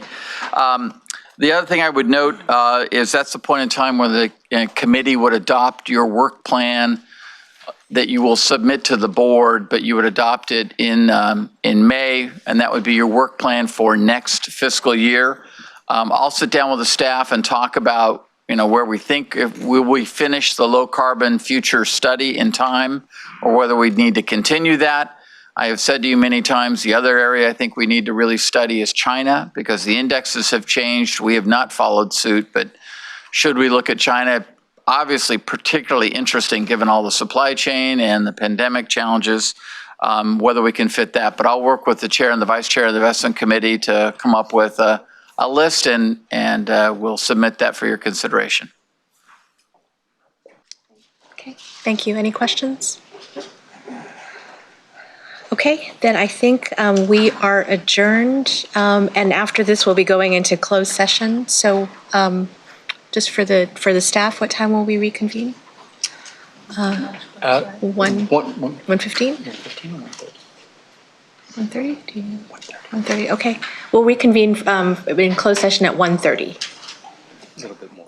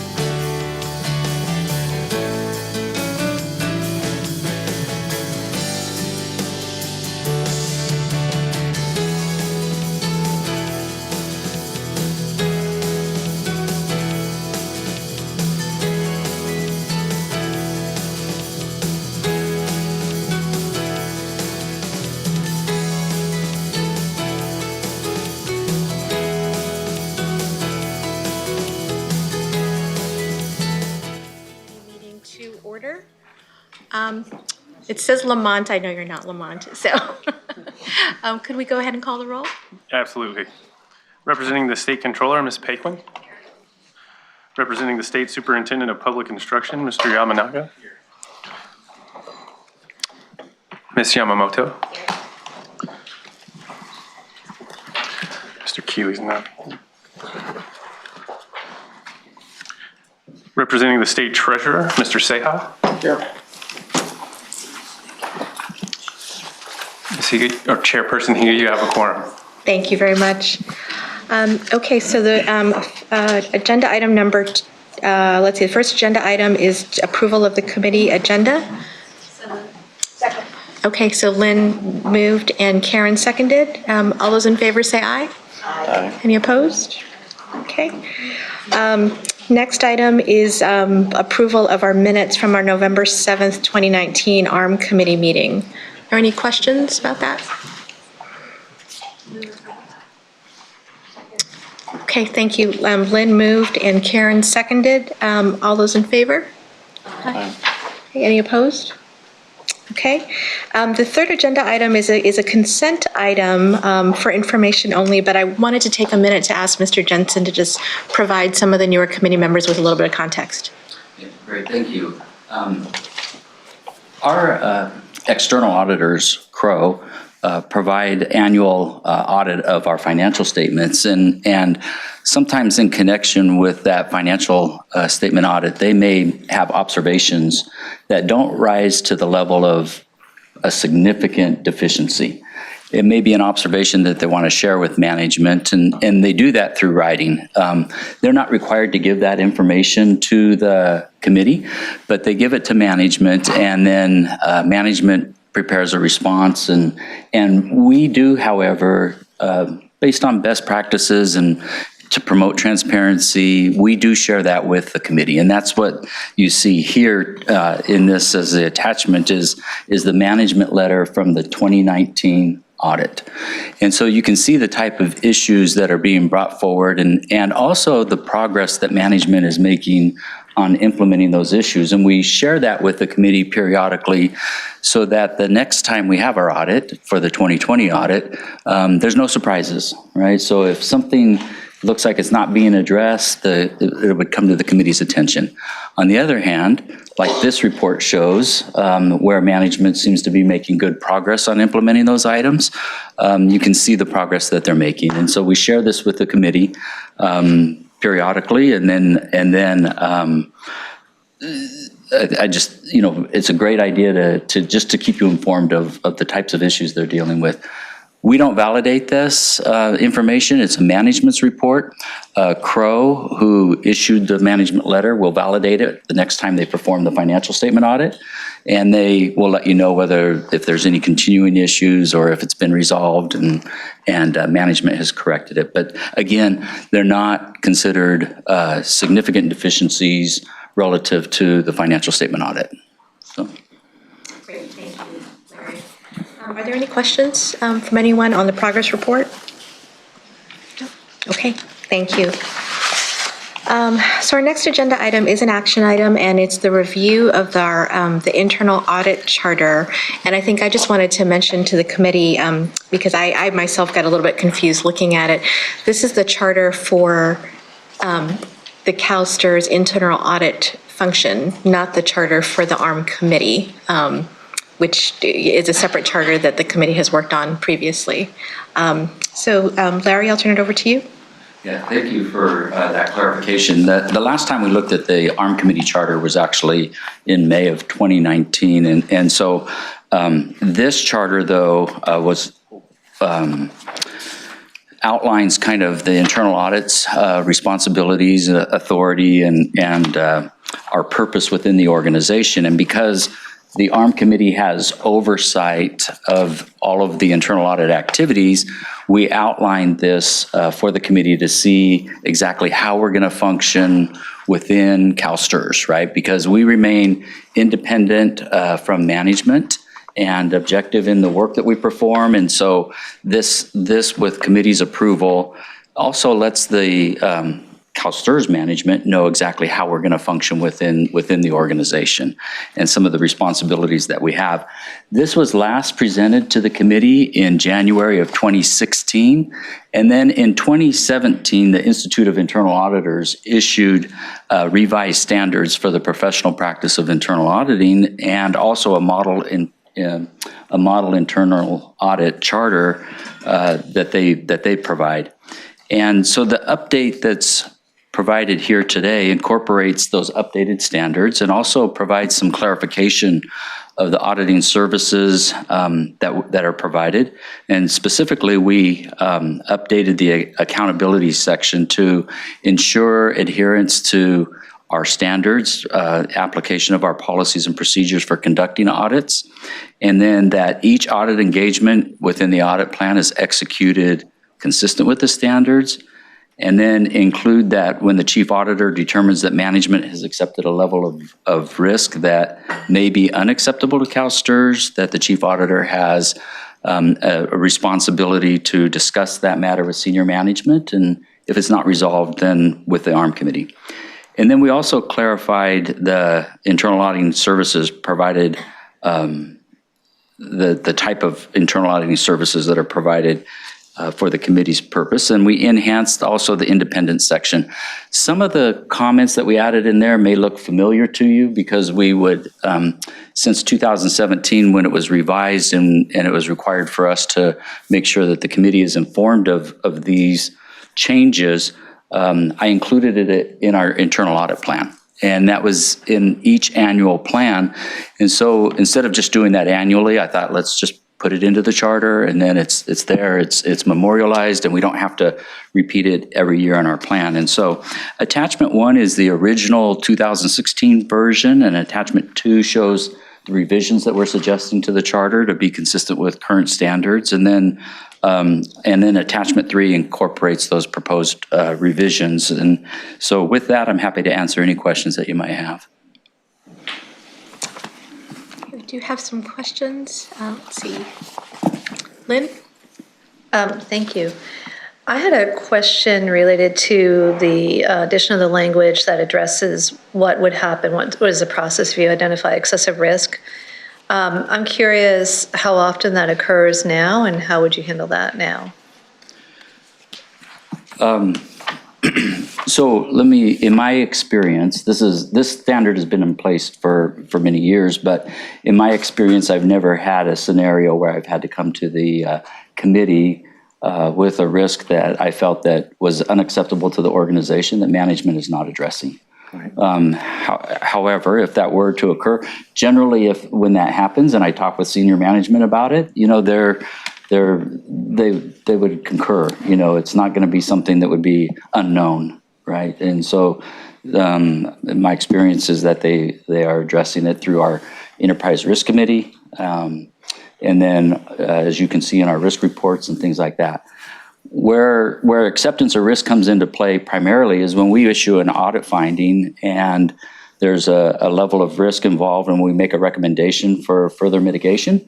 And we provide the report to you that shows, hey, if this item is long outstanding and hasn't been addressed for a year, then management in essence is accepting that risk, right? And that's why we provide that report to you. But what we see is good progress in that area, though. So if that were to happen, then I have direct access to the chair and would have that kind of a conversation, but only after I talk with senior management within the organization. Thank you. So this change is basically incorporating what your current practice already is? Correct. Okay, thank you. Correct. Okay, Karen? As a fairly new member on the committee, I have a few questions, and I've directed them to Larry earlier. But can you talk about on ARM 36, the potential impairment? How do you anticipate this being done, and what are some of the expectations? What will it look like? Yeah, and so first of all, one of the things that's stressed throughout this charter is the need for independence and objectivity in all of the work that we perform. And independence is generally arrive through organizational placement, where we report to a sufficient high level in the organization for administrative purposes, and then we also have a relationship of reporting to the ARM committee, right? And then objectivity, though, is critical, and objectivity is kind of a state of mind, if you will, where when we perform our work, we have to be free from undue management influence. And so if, more and more in the industry, we're seeing chief auditors, though, that are asked to take on additional responsibilities, such as compliance or enterprise risk management, or even in some cases where they're asked to take on a management role where they would perform accounting services, for example. And so there's some scenarios there that have the potential to impair our independence and objectivity when we take on those roles. And so the standards require that we put safeguards in place in order to protect that. And so I don't know if you recall or not, but I think it was in November of 2018, compliance services was integrated with audit services. And at that time, I had a fairly lengthy discussion with the committee about the potential for impairment there. And what that means is if I'm providing advice and direction on implementation of the compliance program, and then I come back and audit that same program, which is a responsibility that I have, then that impairs my objectivity or it has the potential to do that, right? And so we put safeguards in place, and I outlined all of those safeguards to the committee. One of those is that we would have a third party oversee and an external auditor come in and conduct such a review of a compliance function, right? And that way it maintains that independence and objectivity that's needed in the review process, right? And so so we shared that. Sometimes they have safeguards that are called cooling off periods. So for example, if in the accounting, if auditor was to take on a management role for a brief period of time, then they have like a 1-year cooling off period that you wouldn't go back and audit that same area where you performed a management function, right? And so those type of safeguards. And so my responsibility is to have that type of discussion with the committee and let you know if I believe that there's any potentials to impair my independence and objectivity, and then in the performance of our work, and then also to discuss with you the safeguards that we put in place. And in that conversation that we had in November, I outlined probably 8 or 10 different bullet points that we reviewed to make sure that that's protected, right? And so if that ever were to occur, then I would bring that to you in an agenda item. Dr. Yetman, please. So one way to think about this is an auditor should never be put in a position to produce information that the firm's going to rely upon and then audit the information for its validity. So that's where they can get impaired. So let's say that Julie wanted to take 6 months off for whatever, and you said, wow, Larry's a great accountant, let's put Larry in charge of creating the accounting numbers. Well, that could lead, it doesn't mean he's impaired, right? It doesn't necessarily mean he is, but that there would be the plausibility of impairment if he produced the underlying financial statement information and then came along as an internal auditor and audited it. But even in that extreme circumstance, it doesn't mean that he's impaired, and it doesn't mean he couldn't do it, right? You can put in place safeguards to ensure that someone else is looking at that, maybe an external auditor, or maybe you could hire someone. So this isn't saying that Larry could never be placed in a position where there might be impairment. It just says that we recognize that that often happens because the skill set that someone has translates through the organization in so many ways. We rely on internal auditors because they know so much about how things work. But if we're going to do that, let's be transparent about it to everyone, that we recognize the possibility of impairment and put something in place to mitigate it. Does that help? Yes, okay. And I just have a couple more. I think I talked to Larry about this before, but I was confused when the term is CalSTRS and management are used, and I was confused as to, I thought management was CalSTRS, and I thought CalSTRS was management. So why are they separated in this document? So. Thank you. He wrote it at 3 a.m. You're right. Thank you for pointing that out. And so I think you're talking about on ARM 30. The original version seemed to distinguish, though, between services that are provided for the committee, for executive management, and then also separated out consulting services for management. And I didn't quite follow all of that, because basically the services that we provide are for the Audit and Risk Management Committee and management, right? And so based on your input here, I could edit that and just strike out CalSTRS and just say it that way, for CalSTRS management period, whether it's executive or director level or, whatever level of management in the organization I don't have to distinguish. Yeah. Okay.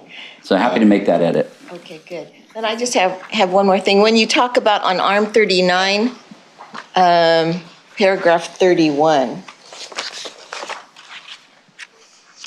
does that mean that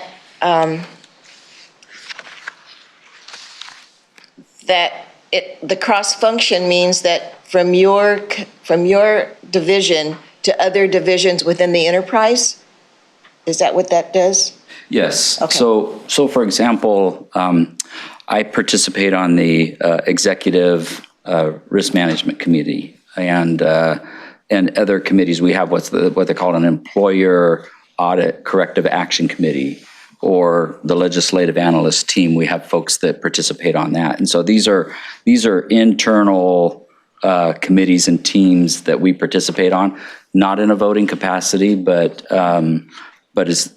we're not talking about like different subcommittees of the board here or anything like that. So, if I could put something to that effect, that maybe clarifies that a little bit, and just say that it's, we can add like business area committees and teams or something like that. But, so you need something like that in this charter to be able to do that? It's not automatic and just assume that that's okay in the first place? Well, it explicitly authorizes us to do so by the ARM committee, because you really have oversight of all of our activities. And so it outlines that is a type of internal audit activity that we could perform. Okay. Otherwise, we can't. Oh, okay. It memorializes it. All right. Otherwise, you'd have to come sort of like for one-offs. Okay. Can I go do this? Can I do that? Okay. That's it. Thank you. Okay. Are there any other questions about this item? Okay, so this one is an action item. If I entertain a motion. I move. Karen will move. Second. And Lynn will second. Thank you. I'm assuming that approval is with those edits that were recommended there. Thank you. Yeah. Thank you. So you've got the Yep. edits, Larry. Okay, great. Okay. So the motion is by Karen and seconded by Lynn, and it's to approve the internal audit charter at agenda item 4 with the amendments as we just discussed in the meeting. So all those in favor, say aye. Aye. Any opposed? Okay. Keith will abstain. Okay. Okay. Do we get it? Yeah. This passed. We have enough. I think we're okay. Okay. Okay. All right. Thank you. Oh. The motion doesn't pass if Keith abstains. So you don't have. Okay, good, now. Although, if Harry wants to vote, he just joined the day. So. Like to vote. We're voting on the internal audit chart. I'll put you on the spot, Sure. Mr. Keeler. Okay. Harry. I'll vote in the affirmative. Thank you. Thank you. Thank you for checking. Karen and I made eye contact looking at our numbers to see what was going out. Okay. 7, so we need 4. Got it. Okay. All right. Thank you. Okay. Thank you, Larry. Thanks, Dr. Yetman. So agenda item 5 is it's kind of a review of our financial statement audit plan for the current fiscal year. And I think we have some of our representatives from Crow. here to join us. CalSTRS is required to have an annual financial statement, and our external auditors are Crowe LLP. And they're here today to present what they call their client service plan, which is their approach for the audit that's coming up this next year. I know it seems like we just finished our last one, but we're getting ready and geared up for the next one and starting planning. And so I'll let them go ahead and introduce themselves and present their presentation to the committee. Madam Chair, thank you for the opportunity to be here with you today. My name is Kevin Smith. I'm an engagement partner with Crowe. Larry's right, it does feel like we were just here a couple of weeks ago, but it was November. This one is always actually a little more fun to do because it's really to present the audit plan, get feedback from members of the ARM committee, as to the execution of our audit plan. So it's really the impact or the ability to impact our audit procedures up front versus hearing about the results at the conclusion of the engagement. We do have time built in at the end for questions and discussion, but we are happy to answer any questions as we proceed throughout the presentation. So with this, or our agenda for today is I will go through the Crowe presenters and client service team. The three of us here today is a very small subset of the people who are here on site on a daily basis. Jen and Tim will then go through roles and responsibilities, as well as scope and deliverables, the approach, our timeline, which is very consistent with past years, as well as some key planning communications and considerations, and then again, time for question and answer. So with you today is, again, my name is Kevin Smith. I serve as one of the engagement partners. With me is Jen Aris, who serves as the managing director, and Tim Knupp, who is the on-site manager. Each of the two with me today have served in this role for numerous years. The names on this page are very consistent with previous years, and first and foremost, I'd like to extend Brenda's apologies for not being with us today. She is still the engagement signing partner. She just had a previous commitment and was not able to make it to Sacramento today. But she and I will perform the same role that we have in the past as the lead auditors in charge of the overall audit of the CalSTRS financial statements, as well as the other pension information and the other post-employment benefit information. We're assisted on a daily basis by Jen Aris, who is a managing director within the firm. We're also supplemented by three other partners who have key roles within the engagement. Two of them, again, very familiar to the board, Mike Van Dyne, who oversees the auditing of the investment portfolio, and Chris Moore, who's our firm's investment valuation specialist. The new name is Sean Katzenberger. This was a planned transition. Would like to take the record and congratulate Craig Sullivan, who you've seen numerous times, who's retiring on March 31st. We knew that we had anticipated for the past several years that Craig would be retiring, and Sean was actually put into this role, kind of co-partnered with Craig in the previous years to really try to maximize the transition and make sure that no risk went untouched by the audit team. Names here, again, are very familiar as well. We have two lead senior managers with kind of different roles. Dan O'Malley, who oversees the execution of the investment, as well as oversees our data analytics processes throughout the engagement. And Ron Gasink, who really oversees the execution of the employer audits, as well as other information related to the OPI and the OPEB. Sean is supplemented by Rich Perilou, who is a senior manager within our IT team. And then again, Tim is with us, and he's on-site manager and here on a day-to-day basis, overseeing and making sure that every member of the team is discussing and any issues that are identified are communicated in a timely basis within the team as well as management. We also engage other specialists, Gabriel Roeder-Smith, who is an actuarial firm. They assist us in evaluating certain information that's embedded within the net pension or total pension liability. We also use a pricing service called Harvest Investments, and at the direction of management, we continue to use a disabled veteran business enterprise as part of our audit staff as well.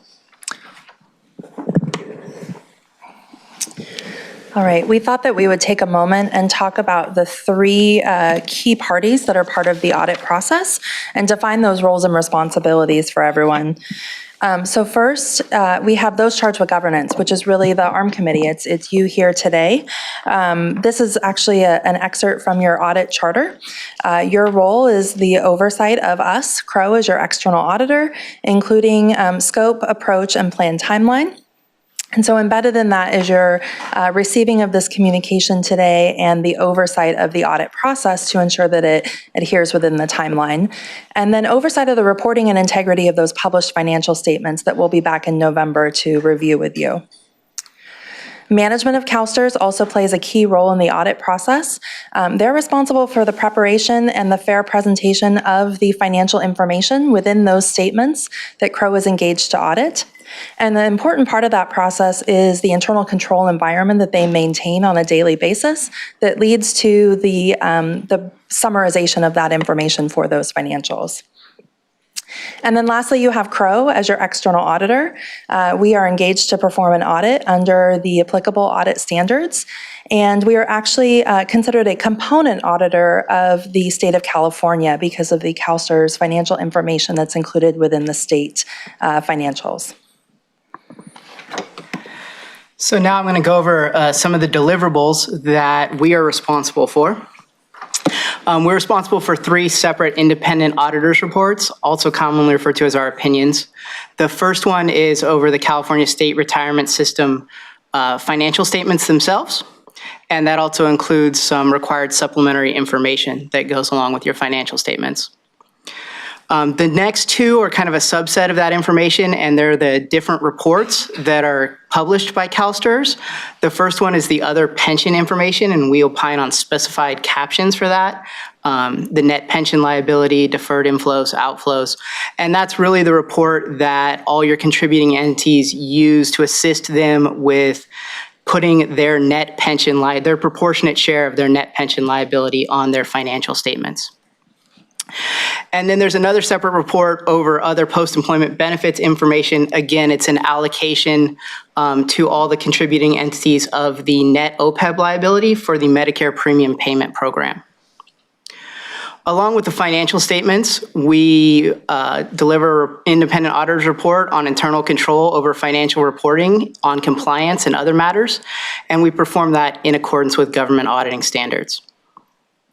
We also have any required communications to those charged with governance, and if we have observations or findings, we would present a management comment letter. Next, I'm going to go over a little bit of our approach to the audit, and it really starts all with a mindset, and that's professional skepticism, independence, and objectivity. And really what that means is we take our historical knowledge of the system and we use that to design better audit procedures. And then we go out and we audit. So we reconfirm our understanding of the system and we obtain enough support to support our audit conclusions. One of the ways we do this, we audit in phases. We have a continuous risk assessment throughout the entire audit. So this is from day 1 of planning up until the day we issue. So if something pops up in the last week before we were planning to be done and it impacts the system or creates additional risks, we will address those risks and perform additional audit procedures. Next, we would move on to inquiries with the ARM committee, CalSTRS executives, and other staff. We've performed some of those already, and we will continue to perform those through the next few months. We also look at internal controls, and we do that kind of in a 2-step process. First, we look at the design of internal controls. We go and we say, okay, tell us what you do. Tell us what your internal controls are. And then we evaluate the design of that control to say, if that control is working as they say it is, would it accomplish what they designed it to do? Once we conclude that it's designed properly, then we have the option to test operating effectiveness of a control, where we would select a certain number of samples of times that control was performed and verify that control was performed as it was designed. Then we move on to our substantive testing, which is generally towards the end of the year. And we test significant areas over significant risks and key audit areas. Of course, existence and fair value of investments, the total pension liability, contributions, management override of controls is a risk that is required under the auditing standards, so we're required to address that. And finally, we would evaluate all those results and come to our conclusion. I'm going to go over the timeline real quick. As Kevin mentioned, it's fairly consistent with prior years, no major changes. Due to the size and sophistication of CalSTRS, this really is a year-round audit for us. As you'll see, we started planning before we presented the results of last year's audit to this committee. Planning starts occurring in October, really goes through March of this year. And one of the things that we do during that planning, because all the information that goes into the other pension information is based on census data that is a year in arrears, it lets us start those procedures much earlier on in the audit year. And that helps us work with the 100 school districts or so that we audit every year in relation to the other pension information that to have the least amount of impact on their day-to-day operations. Then we have the execution of the audit. Again, kind of starts in December with those audits of the employer contributing entities, goes through September of 2020. We have about 12 weeks scheduled on site at CalSTRS this year, and about half that is in the August and September timeframe after CalSTRS fiscal year end. Our goal is to be in a position to issue the audit opinions by the end of September, and then the presentation of the results would be in November of 2020. It's our requirement to communicate to the audit committee, the ARM committee here, that we utilize something called materiality throughout the audit process. And so that's something that we calculate using both qualitative and quantitative factors, and we apply throughout the audit. And so just to understand that we're not testing 100% of the transactions that occur, but we are applying a materiality concept and testing on a sample basis. We go through a robust risk assessment, as Tim just mentioned, and we're looking both for risks, whether due to fraud or error, so cognizant of both of those concerns there.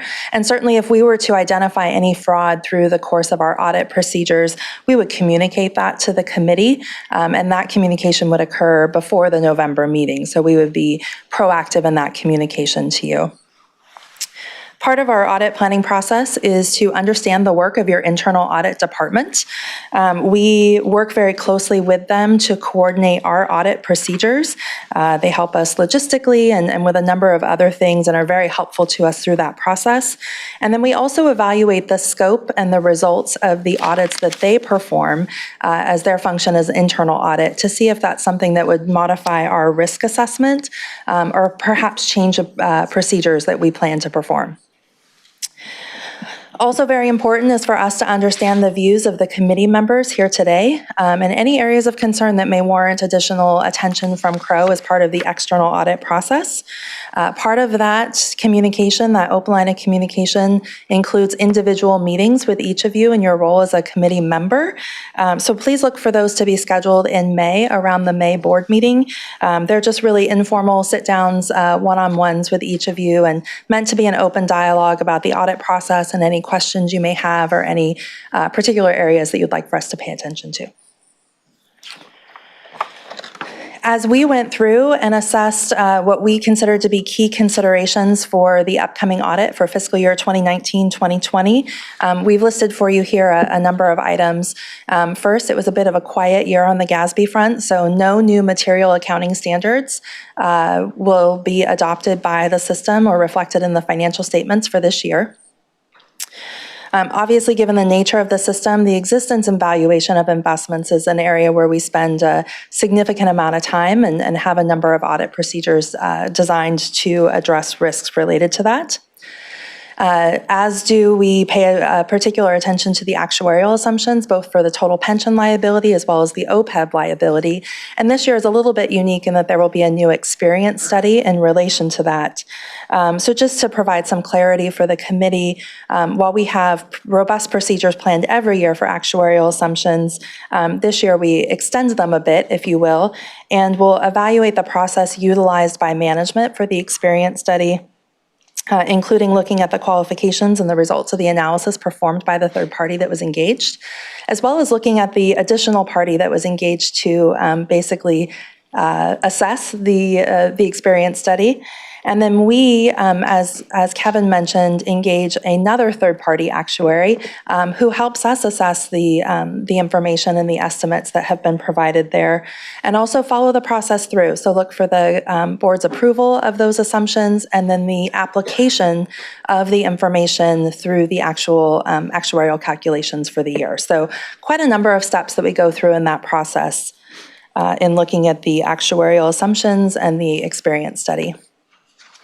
We are aware of the building expansion project and the related financing, and while it's not considered material to the financial statements, we do know that there will be some additional disclosures in the financial statements and discussion and management's discussion and analysis, and so we're looking to develop our procedures there to match that level of communication. And then there will be some continuing impact of SB 90 that came into play last year as it relates to contributions from the state on behalf of each of the employers. And then lastly here, we know that the pension administration system has required quite a bit of effort from CalSTRS staff and is an ongoing project. It is not considered financially significant for the financial statement audit for fiscal year 20. We anticipate it will be financially significant for fiscal year 2022. And we are actually actively working with management in understanding the scope and the timing of when we can perform our procedures as it relates to testing the system transition, the system migration, to ensure that we are well positioned for the year that it becomes fiscally significant to the system. And with that, we've concluded the information that we have for you and would be happy to answer any questions you may have. Dr. Yoder, any comments that you'd like to make? Well, sure, I get to go first. Thank you, Madam Chair. So I want to thank Crow for the consistency with which they bring their staff. Almost every year now, the audit has had very little changeover, especially at the top, and I think we should be very grateful for that. They brought their A-team, and they continue to do that. There was no bait and switch. They came in with the A-team, and they've kept them with us the whole time. Thank you for that investment. I understand all that means in terms of costs and benefits. We get it. I appreciate the turnover. Craig gets to retire. He's allowed.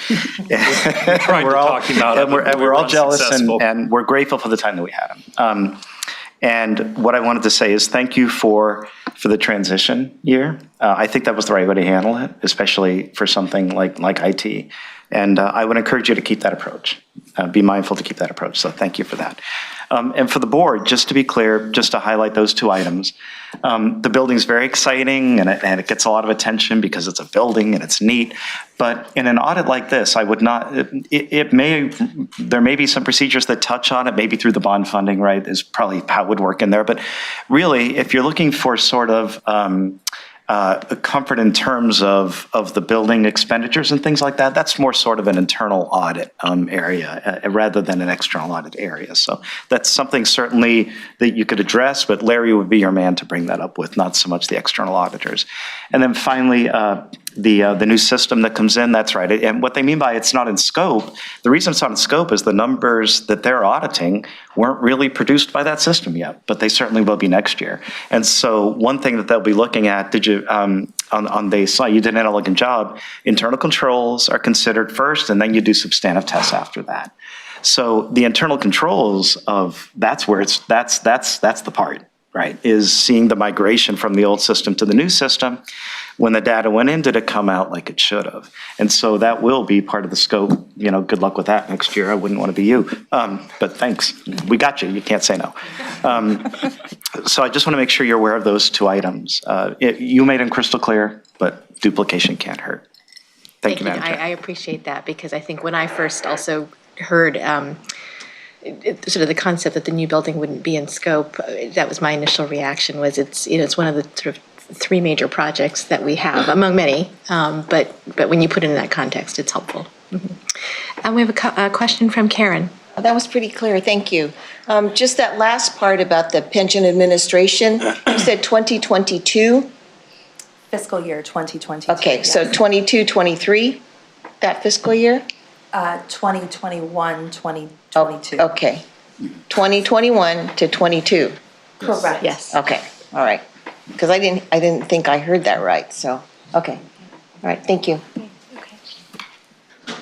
Okay, I think there are no other questions, so thank you very much. Thank you again for coming out here, and just a reminder, the Crow team will be back in May, I think, for some of the one-on-one meetings with the ARM committee members. Great, thank you.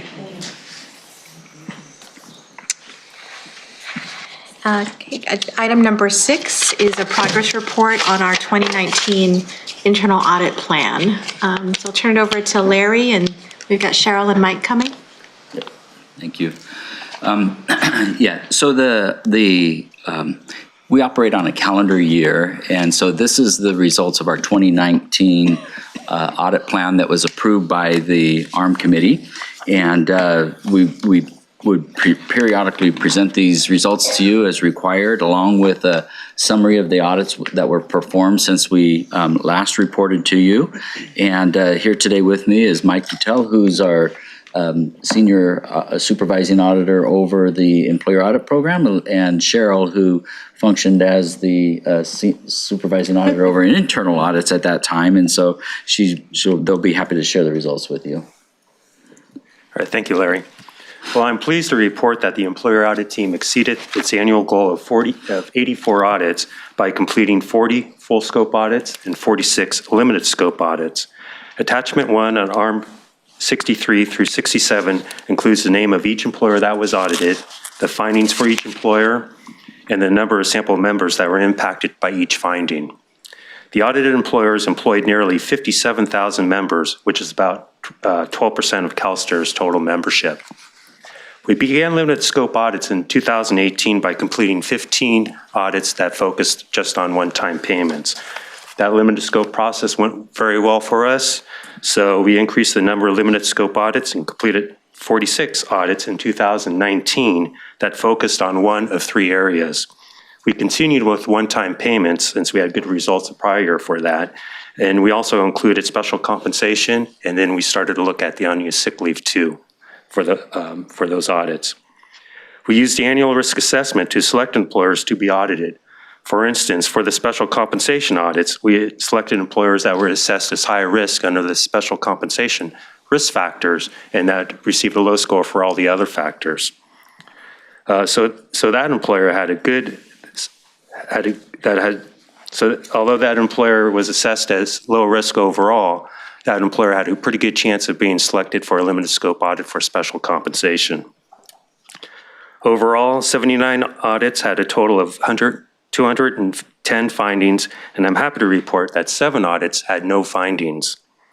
The most common audit finding continues to be misreported earnings, such as one-time payments and extra duty earnings, which was found in 63% of our audits.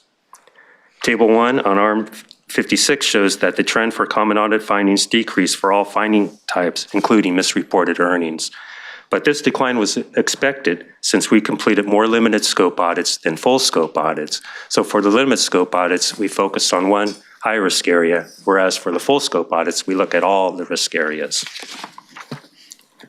For systemic findings, 70 audits had at least one systemic finding, which was about 81% of the employers audited. These employers actually had a total of 117 systemic findings. Attachment 1 on ARM 71 through 73 identifies the employers that had the systemic findings, the number of sample members, the total additional impacted members, and the finding type for each finding. The cause of a systemic finding is normally due to how a payment is coded in the employer's reporting system.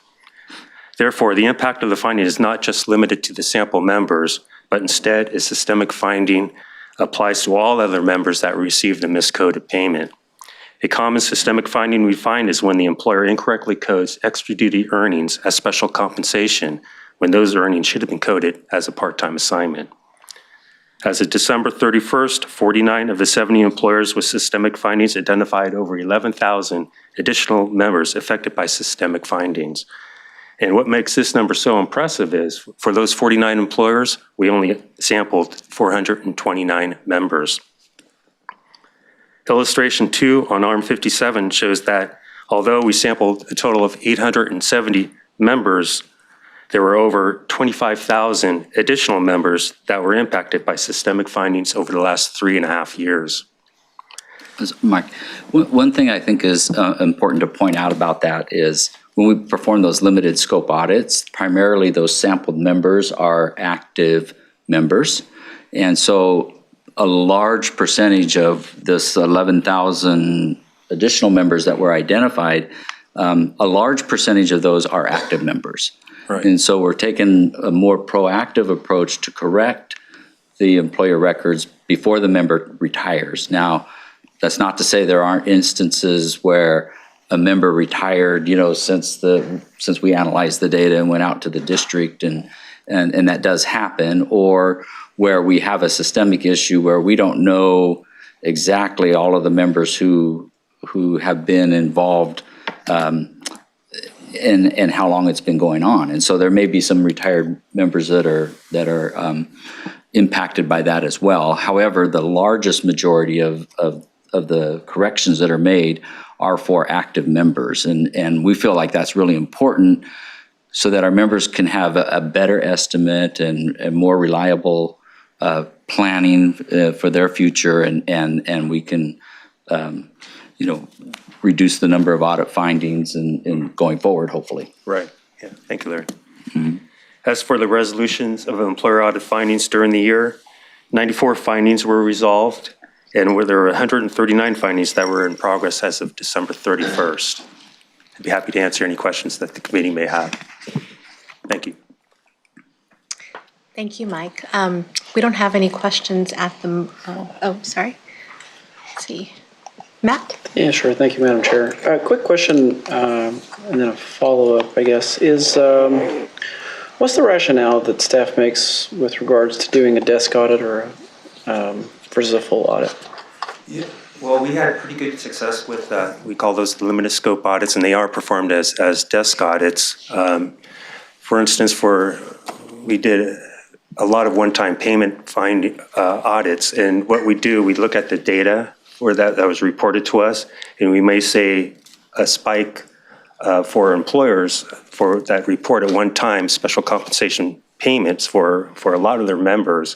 So we don't know what that is. So we could actually get on the phone, call the employer, ask for their MOUs, and ask them, hey, what was this finding? And that saves a lot of time than actually going out in the field, a lot of travel time back and forth, and the cost for that too.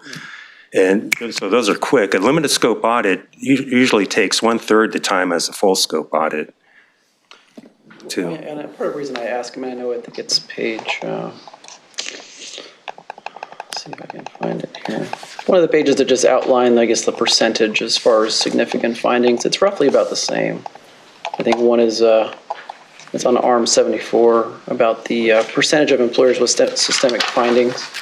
It's one's 80% for limited scope audit, the other one's 82% for full scope audits, when they're roughly very similar numbers. So, are there potential cost savings in limiting the number of, I'm not suggesting, but doing full scope audits, if it's 1/3 of the cost to do these limited ones, perhaps you could do more and move that money around to do more audits, but just have more limited audits? Is that a possibility? And I'm happy to have, Bob jump in there, cut me off.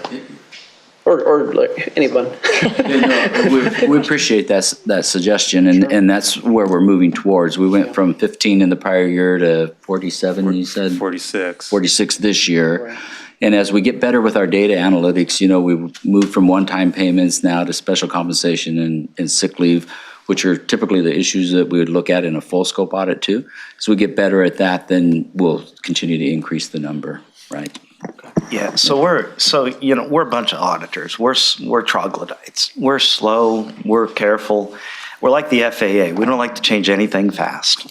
So, we don't admit that, though. But we don't admit that. Yeah, but I just did. I don't know what he's saying. Yeah.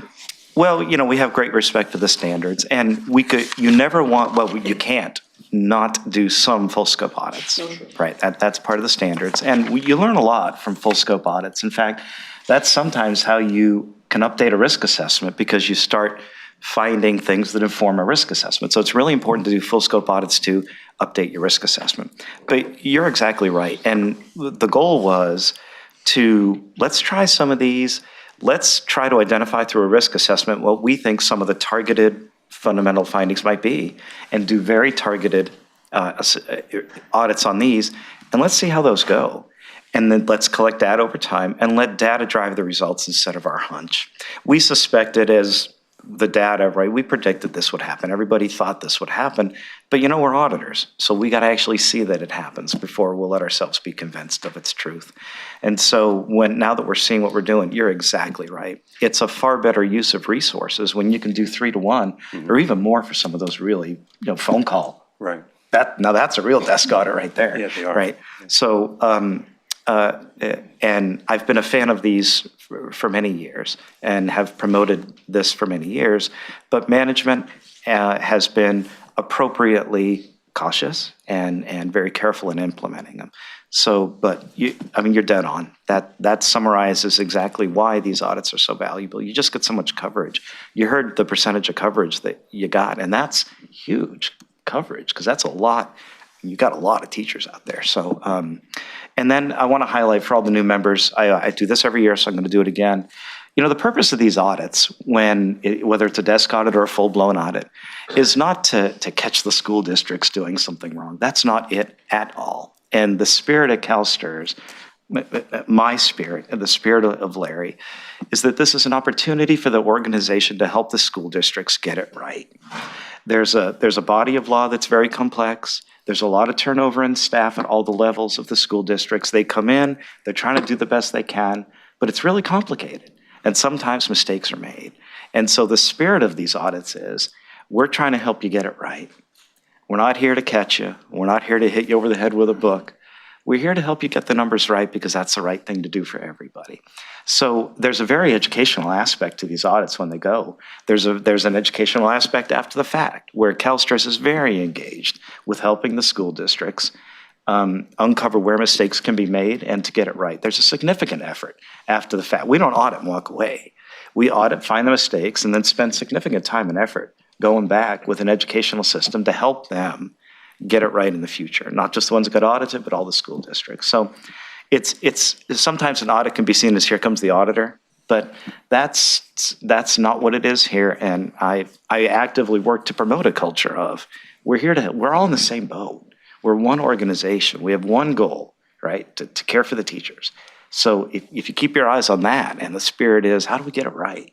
So for everyone's benefit, to protect the fund, then it makes it actually a little bit easier to audit, right? I think the audits, those that are getting audited, realize that they're part of the help. And so anyway, that's my yearly spiel. Thank you. A quick follow-up question about the 81% of systemic findings, which at least over the prior 3 years is moderately higher than that. Is that something to be concerned about? Is it sort of an anomaly, do you think? Is this a trend? What's your impression? I'm sorry, I didn't hear that. But I was asking about the 81% of the employers with systemic findings, and what your impression is of that number. If is it a one-time?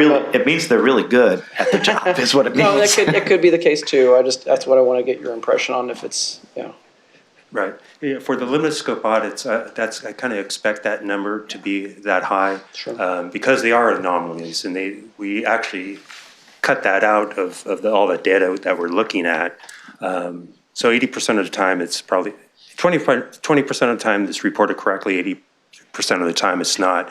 And the reason why the full scope audits is probably around the same way, because we look at not only one-time payments, we also look at post-retirement earnings, unused sick leave, and all the compensation that's reported to us. So if it, like I mentioned, extra duty earnings is really misreported very commonly to us, and that's a very common systemic finding, so that which we also find that in our full scope audits too. So that's why they're about the same. Yeah, we expected to see that. Yeah. Okay. And we are getting better at it too. If I didn't see that, if it was only 20%, now I'm concerned. Because now you're making bad choices, so I think you're going to go wrong. Sure. Right. Sure. Okay. Thank you, Madam Chair. Okay. Thank you, Matt. Keith. Quick question on the final audit report. I think it's attachment 2. Okay to ask a question about that? Is it okay if I ask a question about that? Okay.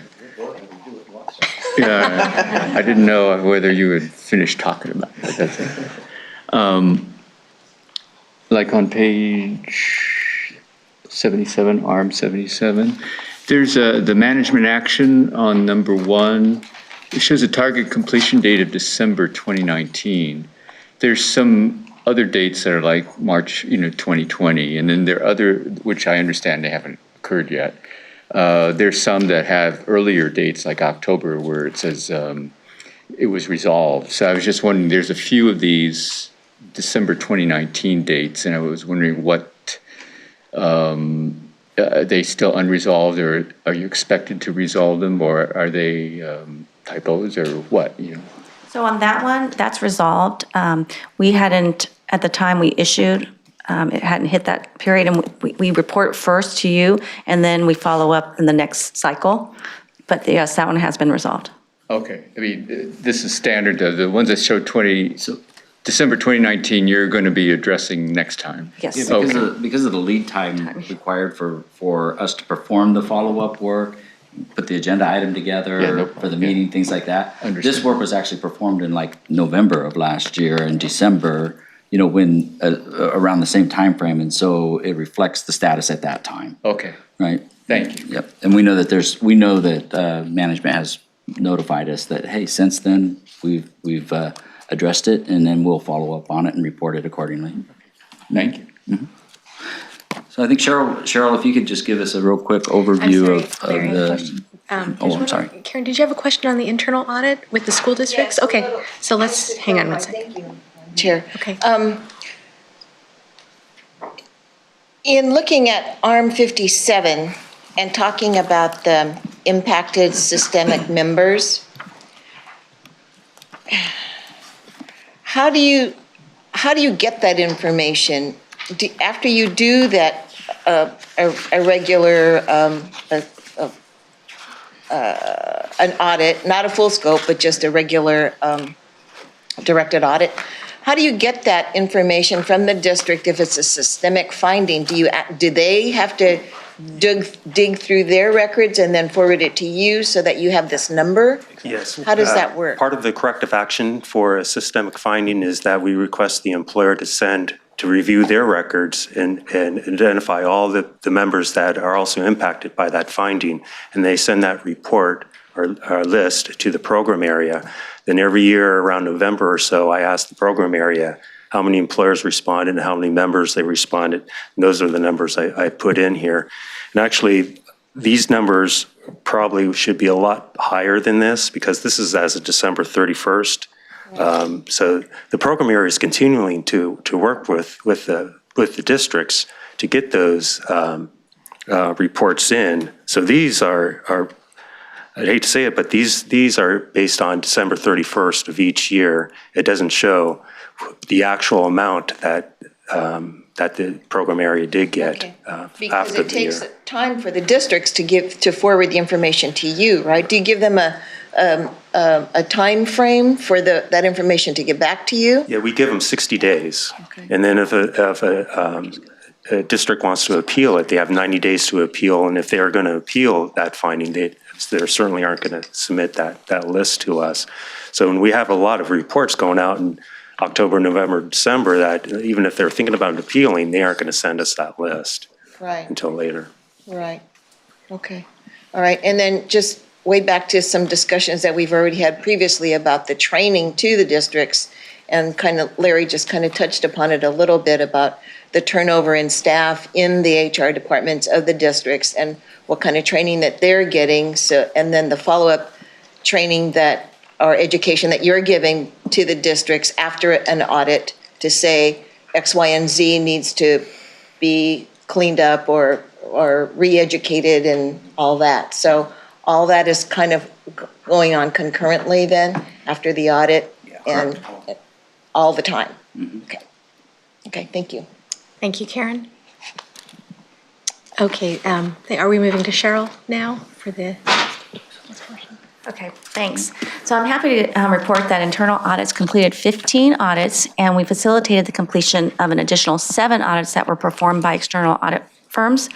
And what's interesting about that is that we performed more audits this year than we have in the past, and we focused on some key strategic initiatives, such as pension solution, information security, third-party risk, internal control over member data, and administration of the system.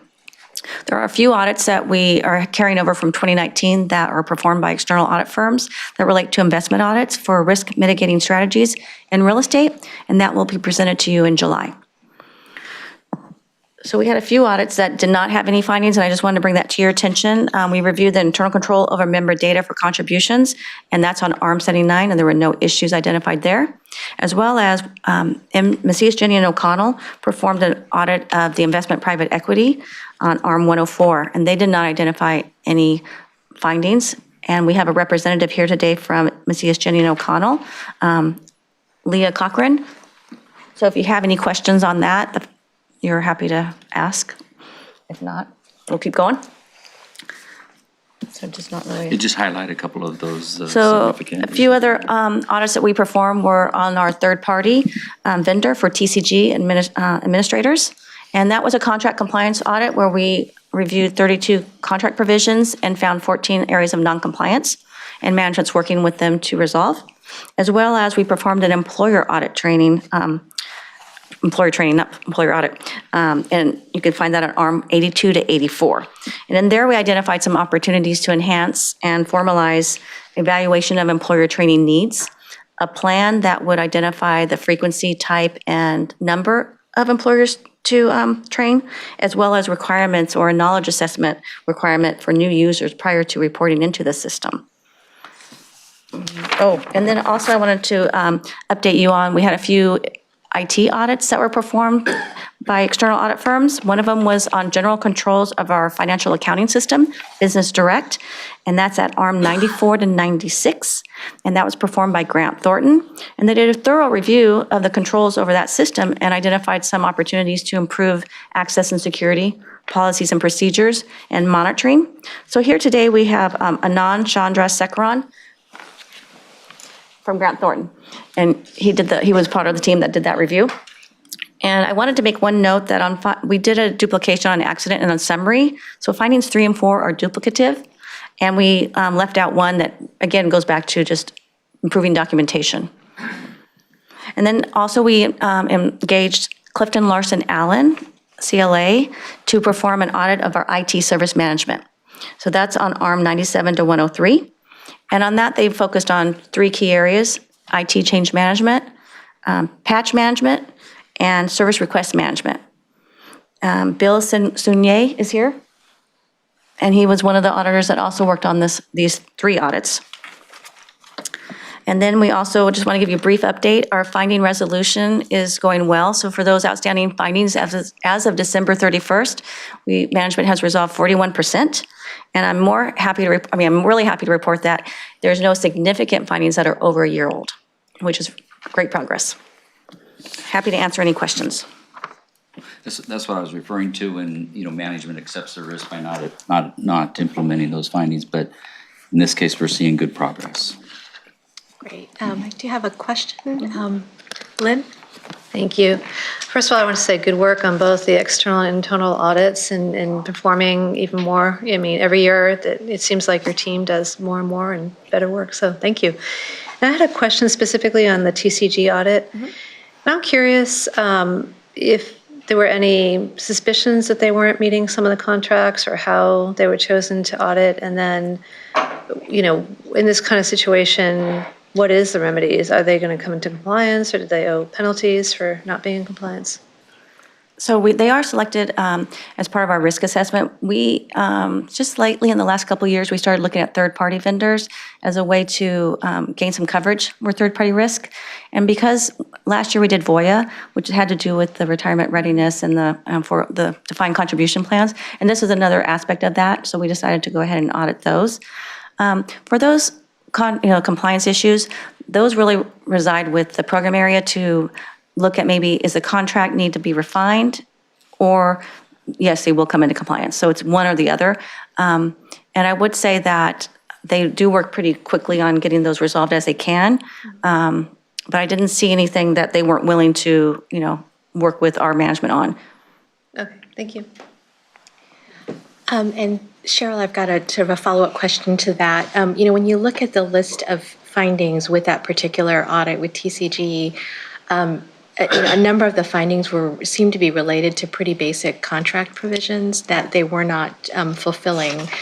So I just wonder if, when you look at this, or when the organization looks at this, is the division that manages third-party vendor contracts, considering looking at its other contractors to make sure that they're complying with these issues? What I find interesting is that this helps really bring awareness to, because I could say sometimes even the vendors aren't aware of all their contract compliance. So by knowing that we're going to be out there to look at that, it does educate them. And then I also believe that we did improve our contract manager training. So we did have additional training this year. So I think it provides us that opportunity to go, okay, we did have some responsibilities, and what can we do? And then also it just helps to have that audit. Okay, yeah, because I think if we've got heightened awareness now within the function, it would be unfortunate if, next year we did an audit of another third-party vendor and found that there were deficiencies similar to this. Hopefully we can do something a little bit more global, in terms of either educating our vendors about the contract requirements or making sure that they're fulfilling them. Okay. Yeah, okay. Thank you. Okay, I think no other questions on that one, so thank you. Thanks, Okay. Mike. Thanks, Cheryl. Thank you. Item number 7, Cheryl, I think you're staying up here. We're Yes. going to do the Enterprise Compliance Services Plan Progress Report and a compliance update. Great, thank you. So I'm pleased with the progress we've made in compliance, and ARM 114 summarizes the results of our plan activities. And this year, well, since I've been working in the area, we really focused on collaboration, assessment, and prioritization. So we put a heavy emphasis on collaborating with stakeholders, and this assisted us with developing a policy standardization and review schedule so that these policies are getting reviewed more frequently. As well as we work with the ERM within financial services to integrate some compliance education into that annual risk and internal control awareness training. And we've also obtained valuable insight from our stakeholders in our compliance initiatives. We also assessed some governing documents this year and updated those accordingly, such as our Code of Ethics and Business Conduct, and our Compliance Advisory Committee makeup and charter was revised. And then lastly, as I mentioned, right now we had some vacancies this year, so we prioritized our priorities in our plan. And based on that, we kind of, with the 2 that we had, we decided which ones we're going to focus on, which was that policy management, education, and as well as our hotline. So that's what I'm going to discuss next. Okay. So as you may or may not be aware, over the last several months, we've been working hard to provide internal stakeholders as well as external stakeholders with a mechanism to anonymously report or inquire about unethical or non-compliant behavior. So we launched the organizational hotline February, and we are working on promoting our awareness of that. And then you can see in the timeline, in June 2020, we'll be launching the hotline for external stakeholders and promoting awareness as well. So the benefit of this hotline is just reinforcing our commitment to ethics and compliance, but also that we're aligning with best practices by having a third-party vendor with dedicated staff that's available 24/7, 365 days a year. So there you go, Bam, that is our website right there. And you can see that it's reinforcing our commitment to compliance and ethics. It is also reinforcing the responsibility to speak up and walks them through the process of reporting. Reporting is pretty simple. You just click on that Make a Report, which is in bold, or you can call the toll-free hotline, and the customer service rep will walk you through some questions. So the value of using the third party for the hotline is they also provide us a comprehensive case management tool that provides a formal and consistent method to report and record these cases. So it houses all the information in one location that allows us in compliance to learn and act. And when I say this happens after a period of time, we'll have the opportunity to let's do some data analytics on the reports. And I'll give you an example. Let's say over a period of time, we receive 10 reports. We can look at those and say, okay, 90% of those were related to conflicts of interest. So from that, we can just identify what we need to do in response to that.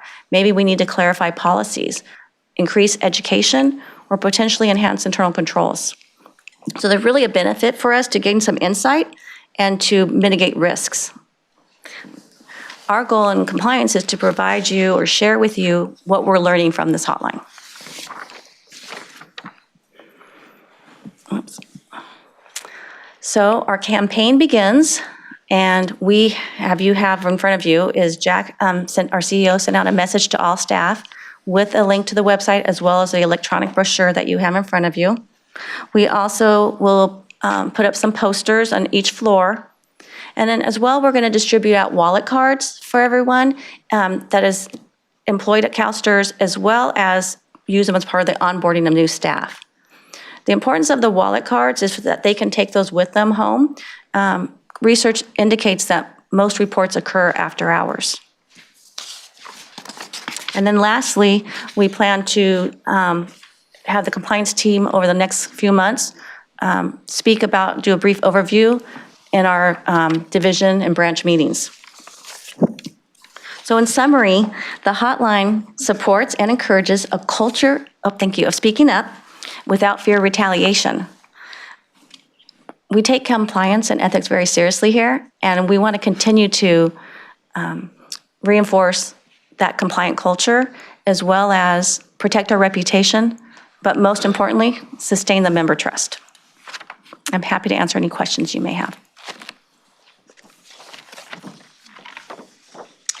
Cheryl, I think I just want to mention, I'm really glad, to see the materials and just to see the progress that we're making and getting this launched. I know it's been a long time coming. So, I'd had some questions about, reporting statistics on calls or reports into the hotline, but I think, now that it's launched, we'll kind of wait to see what utilization is like and then kind of take it from there. Right. I just want to give it a period of time, and then we can share with you what we learn. Right.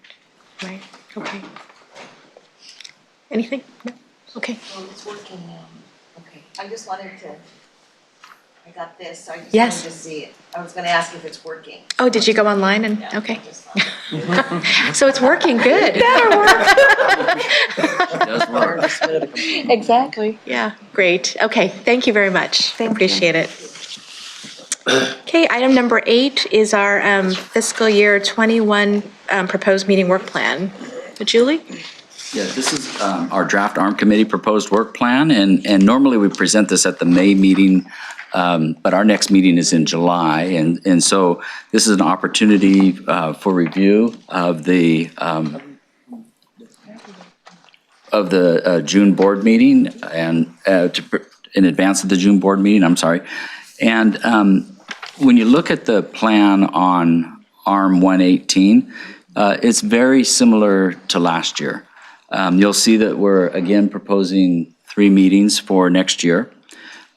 We include only the required items that are to be presented to the committee by internal audits. And then it also provides for regular updates from the compliance director to the committee. And then there's an opportunity for ARM committee education as well, which is indicated in the July 2020 meeting. And so For this, I know we have to be determined on there, but I was able to confirm with Yvette Connor, who is the lead partner for Grant Thornton's international risk practice, to be with us at that meeting and provide some educational opportunity with regards to enterprise compliance best practices, including kind of board responsibilities and measures for maturing a compliance function, as well as integrating compliance risk and audit activities. And so there was 2 new items that were added to the plan this year. In March 2021, there's a quality assurance review, and our standards require that every 5 years we have an external third party perform an assessment of internal audit activity and provide that report to the committee at that meeting. And then in November 2020, we added the internal audit plan progress report, and we put that as a consent item because we know that that's a real heavy month. But what happens, what we saw with the schedule this year is we had 10 internal audits that were presented to you at one time, and so what we're trying to do is get them to you a little quicker, a little faster. If you have any questions about them, you can ask us any questions. Otherwise, we wanted to make sure that you have that information sooner rather than later. And that was the purpose of that. Otherwise, we're pretty consistent with prior year. Great. Julie, do you have anything to add? Just that, as Crow mentioned, as part of the work plan, they will provide to you their report of the financial statement audit that will be performed.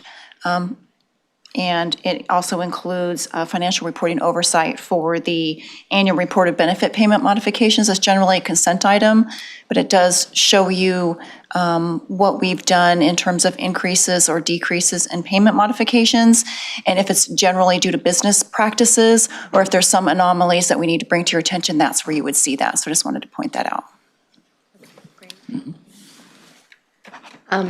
Well, thank you, and I appreciate also, Larry, you kind of thinking about how to make sure that the ARM committee is getting information timely, given that the timing of our meetings. So I think the suggestion that you made is a good one. So we'll see how that works to make sure that the information is a little bit more current during the course of the year. So I appreciate that. So if you have any input in between, now and the June meeting, just please contact me and let me know. We can update accordingly. Great. Okay. Thank you. Okay. Agenda item 9 is review of information requests. I don't know if there were any. There were none. Yeah. Okay. I didn't hear any either. Thank you. Item 10 is the draft agenda for the next committee meeting. Any comments you want to make, Larry? No, just that I did highlight the committee education that was to be determined, and so we've been able to finalize that. Great. Okay, item number 11 is an opportunity for statements from the public. Okay. Well, thank you, everybody. Thank you for joining us for the meeting, and I think we are adjourned. Thank you.